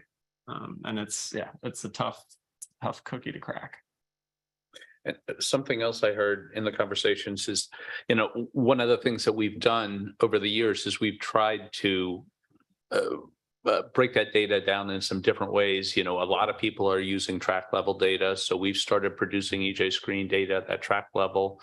And we're hoping to get to a point where we can have, different areas that you could look at within EJ Screen. So not just looking at the tract or the census block group, but you could look at it by, whatever congressional districts or watersheds or things like that. it's just a lot of data processing and data management for us to have all of these different areas pre-processed. But that's kind of what we're trying to move towards. Cindy, who, since we're talking about spatial unit of analysis, and I suspect we're gonna go in great detail tomorrow because it's related to some of the charge questions under theme 2. I was just wondering, is it ever possible to produce, a raster output of data from EJ Screen, and then once you put everything on a grid, other people can take it and join with whatever boundaries they're interested in, be it watershed or school district or something else? I mean, I think some of the indicators lend themselves better to that than others. But yeah, as we start trying to get at that more refined, it's not a unit of geography, but that more refined level, that's exactly where we need to start going. Is raster data, is using like technology like daisyometric mapping to figure out where in fact people are, living in the entire watershed in that block group. Yeah, I think that's where the future is not using these quasi-political boundaries. And yeah, there's different ways you can download EJ Screen data. But a lot of times you're going to have to overlay it with some kind of other boundary data, and then you can pull your raster based data from those boundaries. But yeah, we have a couple of different ways you can download our data, so you can get to that for sure. Yeah. Hi, I'm Ari Lewis. I was just wondering if you had any thoughts on how the low life expectancy data came wrapped up in the supplemental index when it was, and if you feel, the justification for that. So I actually, I feel strongly that it should be included, because I feel like in terms of an outcome, there is no better measure than that life expectancy. We built it in there because we were trying to look at what are some different indicators that really get to the community vulnerability. And for us, it just made sense. Having that data at the track level for the first time seemed like just an amazing source of actual information that gets beyond just some of the things that are going on in the community to actually seeing community outcomes. So we built it in for that purpose.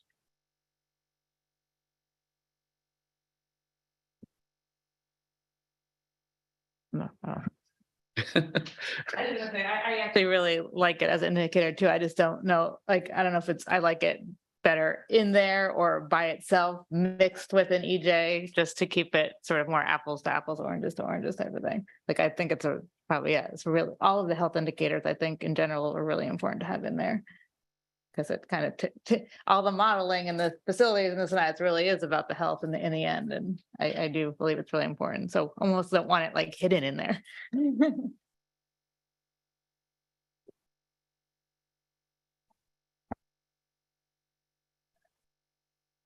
This is Michael Schmeltz. This morning, the other Matthew spoke about sort of this idea of having program offices at the EPA sort of provide information about how they have used EJ Screen to sort of give examples or case studies about its use. But I'm wondering if anyone has elicited, commentary from users in the community about how they've used it, or developing sort of internal case studies about how it can be used, or if you don't want to go down that route and say, make up sort of a situation where someone's looking at a particular pollutant or something like that, just to sort of indicate how EJ Screen can be used. I think I had mentioned this previously in my written comments, but I'm just wondering if that was sort of discussed. Yeah, we do have an example use case on our website, but yeah, we've been hesitant to put out example use cases because there isn't this one size fits all. And once you push somebody down one way, they think that's the way to use the tool. And there's like, well, no, there's a million other ways to do it too. That was just one way that this particular example used it. But I do think we, again, going back to almost like a policy document, we do need to have better examples of how it's utilized in its totality. And then that will, it won't just be, oh, here's one example, here's 10 examples. That's how it's been used to kind of across the board, not just by EPA, by different stakeholder groups. And yeah, that's been on our list for quite a long time, and we just haven't gotten the time to get there yet. So.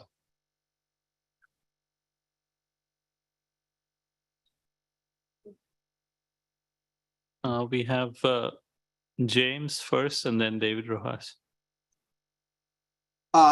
Thanks.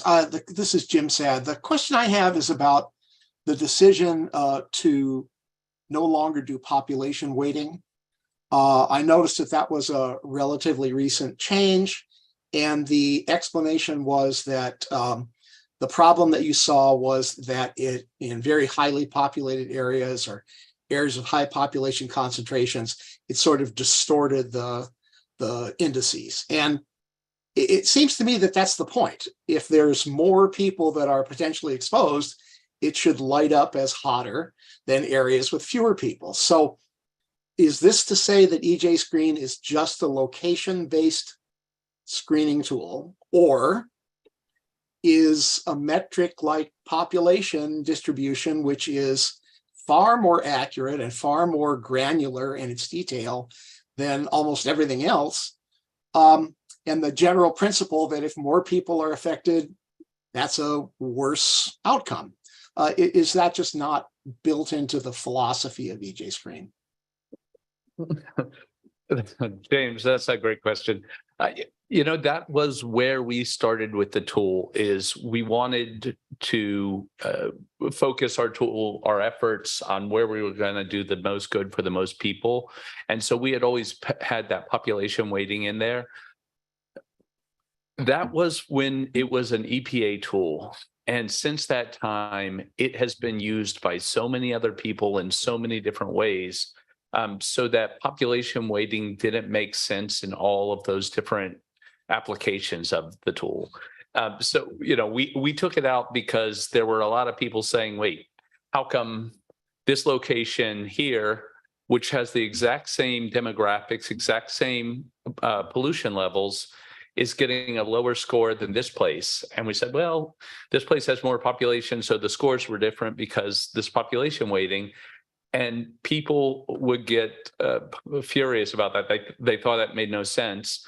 And, in a lot of ways, I agree with them. I don't think that if places have the same pollution level, have the same environment, demographics, I think they should have the same score, except when we're trying to put our resources into a place that's doing the most good. So, we still have that ability as an agency. If we wanted to look at population weighting and make choices based on that, we can do that internally.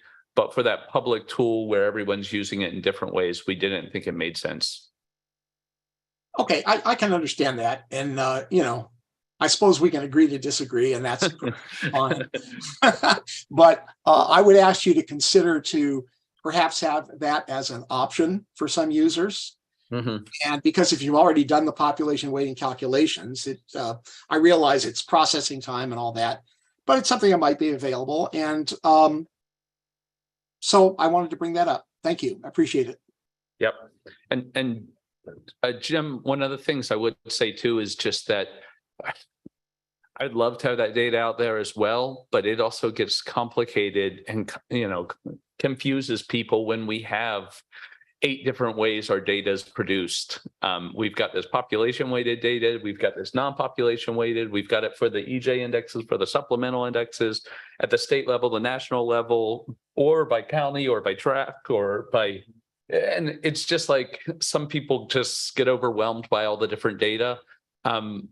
For some of our real power users, I think it would have a lot of value, but we get complaints all the time about just having too many different ways that we're looking at the data.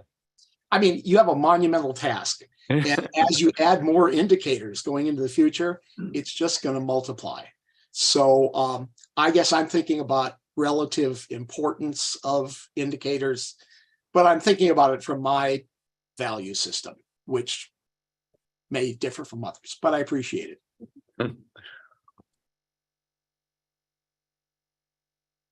I think I'm next. And going back, I think James make excellent comment about the population weighting, and in Colorado, when we created the Colorado virus screen, we decided to remove population from the tool too, because the tool was aiming to highlight geographically where environmental injustices overlap, and if we take it more the population density, that will benefit it more cities. So we'll be missing the rural aspect of the state.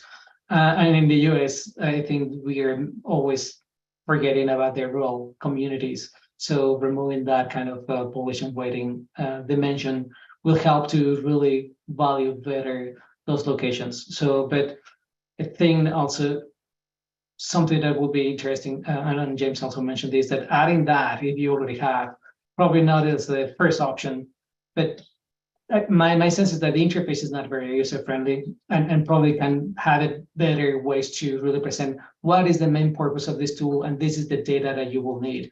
If you really want more things, click 2 times more, and then you will find more information. Not put everything in the front of the user. And this is something that can be solved by design better the website. It's not something that we should be removing all this information because we are scared to overwhelm the community. It's just to how we present the information, and those that we are probably more interested to see more information or data, will spend more time to find the data without overwhelming the general user.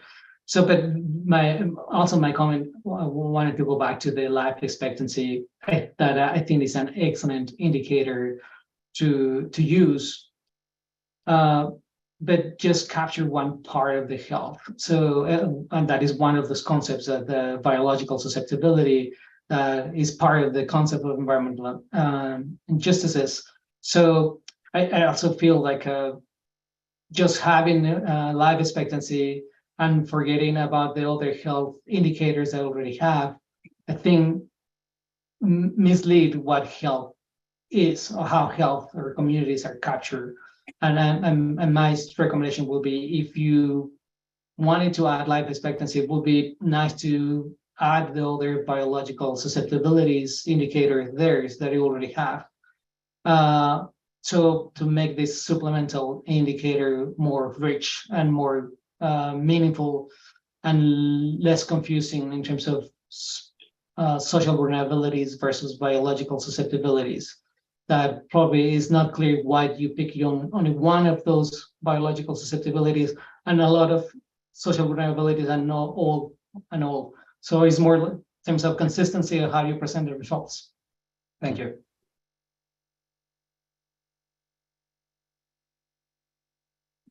Yeah, this is Quinn Carr. Yeah, I agree with a lot of the points people are bringing up. I'm just kind of thinking about like this threshold map that's supposed to start considering cumulative impacts, and maybe in that section we're going to need to start putting more of the health data in there, and maybe think about the size of populations as well, just to get at like, like it currently has all these different sources of pollution, and you can put it on top of each other, which is great to like see that lots of things might be happening in certain areas, but then do you also see the health data showing that too? And I think it'd be more powerful to connect this environmental data with the health data more directly in the threshold map, especially since cumulative impacts is so much based on public health and toxicology and that science. So yeah, I just think maybe that threshold map can fit some of these things better, and we should consider that in this. Thanks. Any other clarifying questions?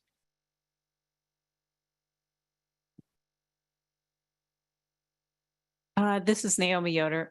I just wanted to know, why were RMPs chosen as one of the environmental categories instead of TRI facilities, for example? I mean, from my perspective, there are a lot more TRI facilities, but there are a lot that are left out of RMPs. And so I'm just wondering about that choice.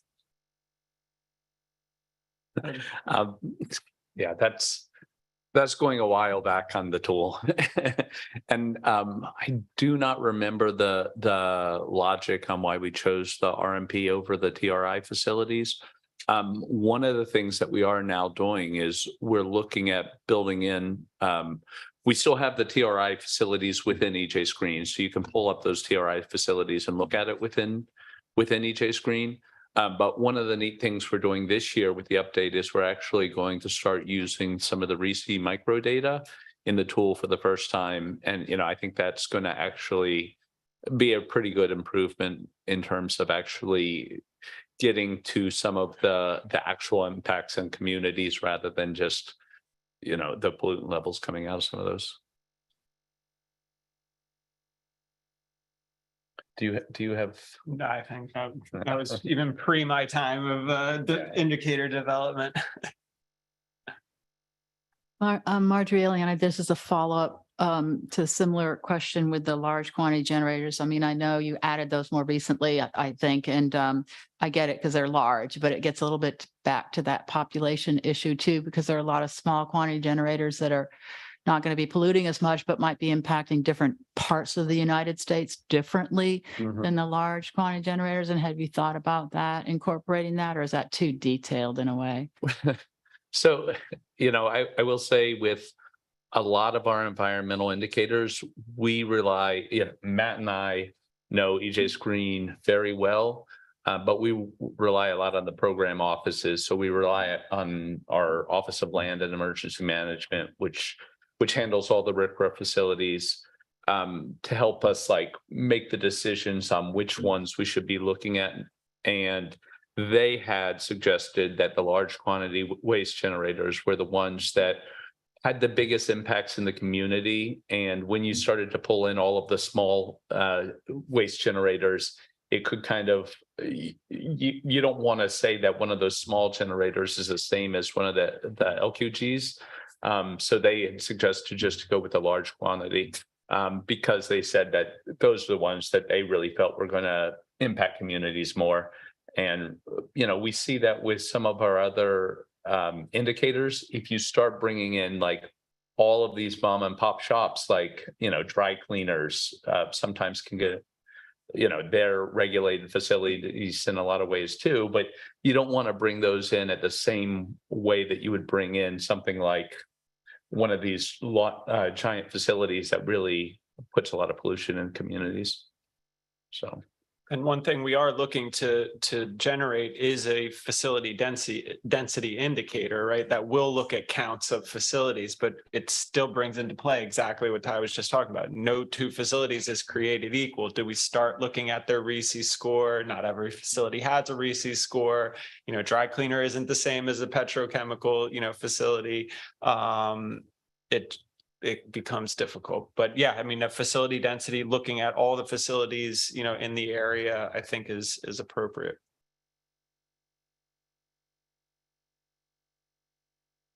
So this is Naomi, follow up to that.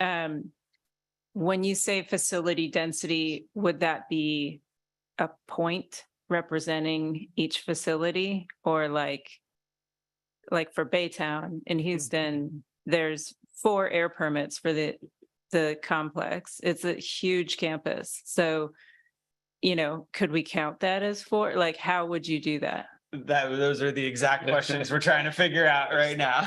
And that density indicator is not going to be ready for the next update. This is just something we're looking at in its infancy right now. But like you said, there are facilities that have multiple permits. There are, these kind of, there's a lot that goes into that. Yeah, figuring out which facilities and how we count them I thought it was going to be a lot easier, and we have Yeah, we've realized that we're out of our league now. So we're still trying to work on that with a cross-agency work group. This is Anne. I have a question. When you're looking at, for example, if I'm looking at just the EJ index and Superfund proximity and select the compare to state, does that compare it if there's Superfund sites in the neighboring state? For example, North Dakota has 2 Superfund sites, but both of them are in long-term monitoring, and also they're like closed and they're in long-term monitoring. So they don't show up on the US one, on the EJ indices, but there is things that show up in the 95 to 100th percentile when I do compare to state. And that doesn't make sense to me at all. So unless I'm looking at where it is in relationship, well, maybe it's close to some Superfund sites in Minnesota or South Dakota. So yes, it would count the ones in other states because it's looking at the proximity to the Superfund site. And then once we do that, then we're comparing to the state, the block group scores for proximity to Superfund sites. So it doesn't matter if that Superfund site is in another state, North Dakota or South Dakota. The score is what matters for that block group. And that's what I was assuming, but thank you for answering that.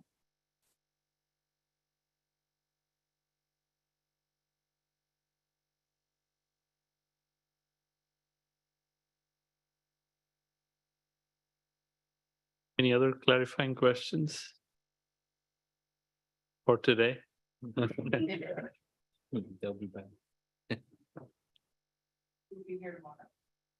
We will be here tomorrow.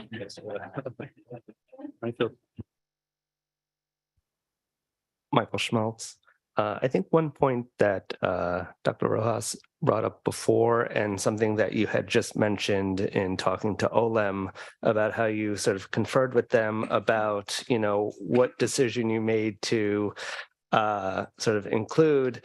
And I think that type of documentation, that type of sort of decision making, although it seems to happen behind the scenes, I think it does feel important.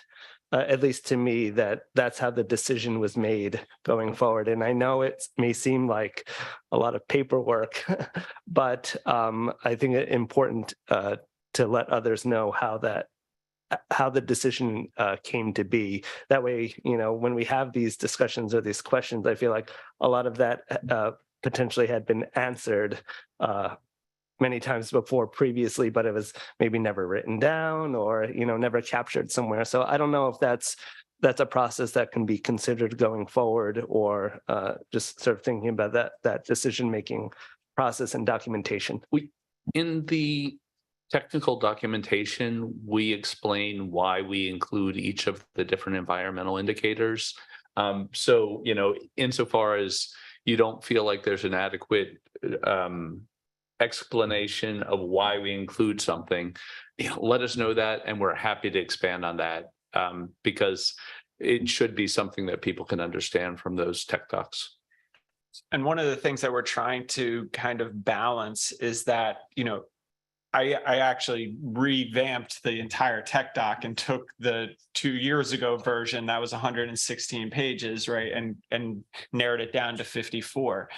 And what we were hearing was that the tech doc was filled with too much fluff, right? It was filled with too much like policy decisions and things like that. It wasn't the nuts and bolts of the tool. So I took a lot of the policy stuff out, right? And now the number one thing y'all want to hear about is the policy decisions behind why we did what. So some of that's got to go back in there, or maybe we have to have two documents. But yeah, we're hearing y'all for sure. A supplemental document. Yeah, supplemental document. You got it. Enhanced technical document. And trust me, we went through whether to call it supplemental, enhanced, whether EJ should be in the name of supplemental indices. That that was a lot of policy Lot of back deciding and that, forth. and it wasn't decided by Ty or I. No. And we will get to discuss that when we reach question number 7 tomorrow. Okay.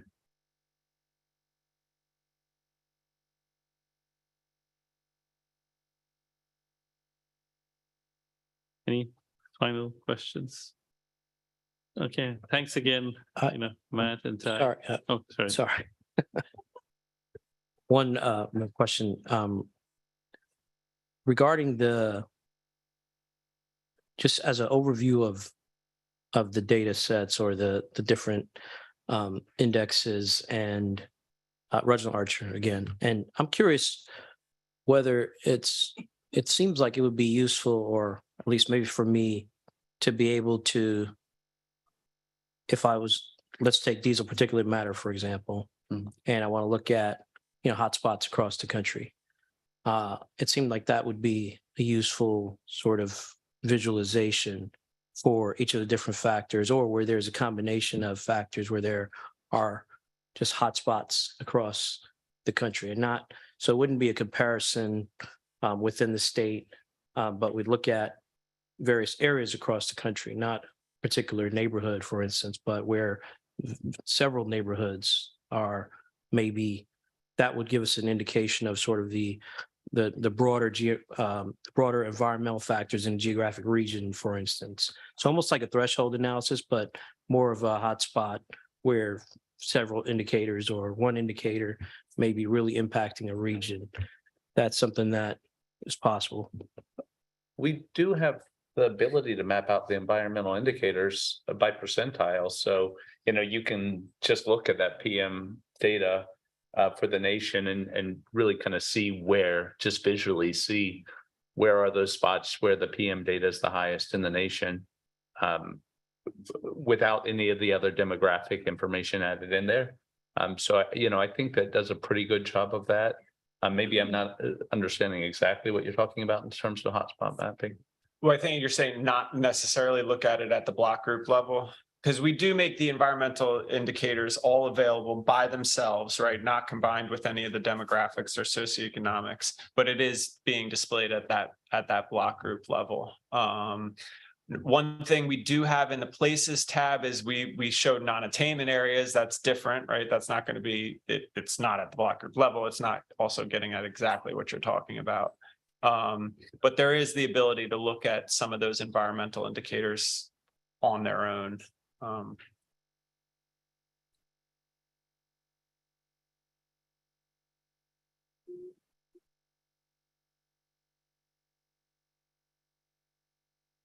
Right.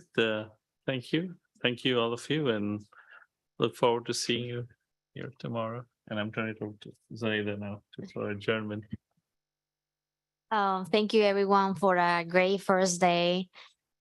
Impressive the amount of information shared and the quality of the discussion and the deliberations. And also thank you for all the questions to EPA. A few thoughts before we go into recess.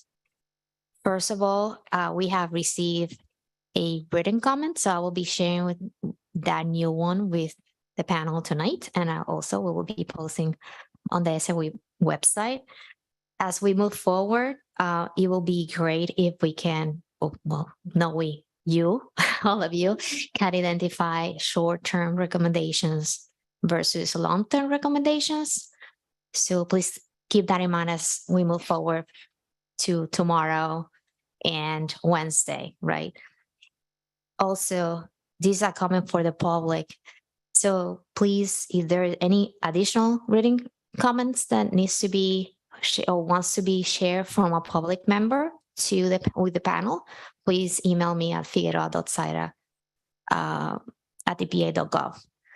Also, if there are any individuals that want to just register for the public comment period on Wednesday, I just wanted to mention that before we close, because I know that we have quite a few individuals just joining this meeting virtually. Having said that, that's all I have. So we are in recess until tomorrow morning.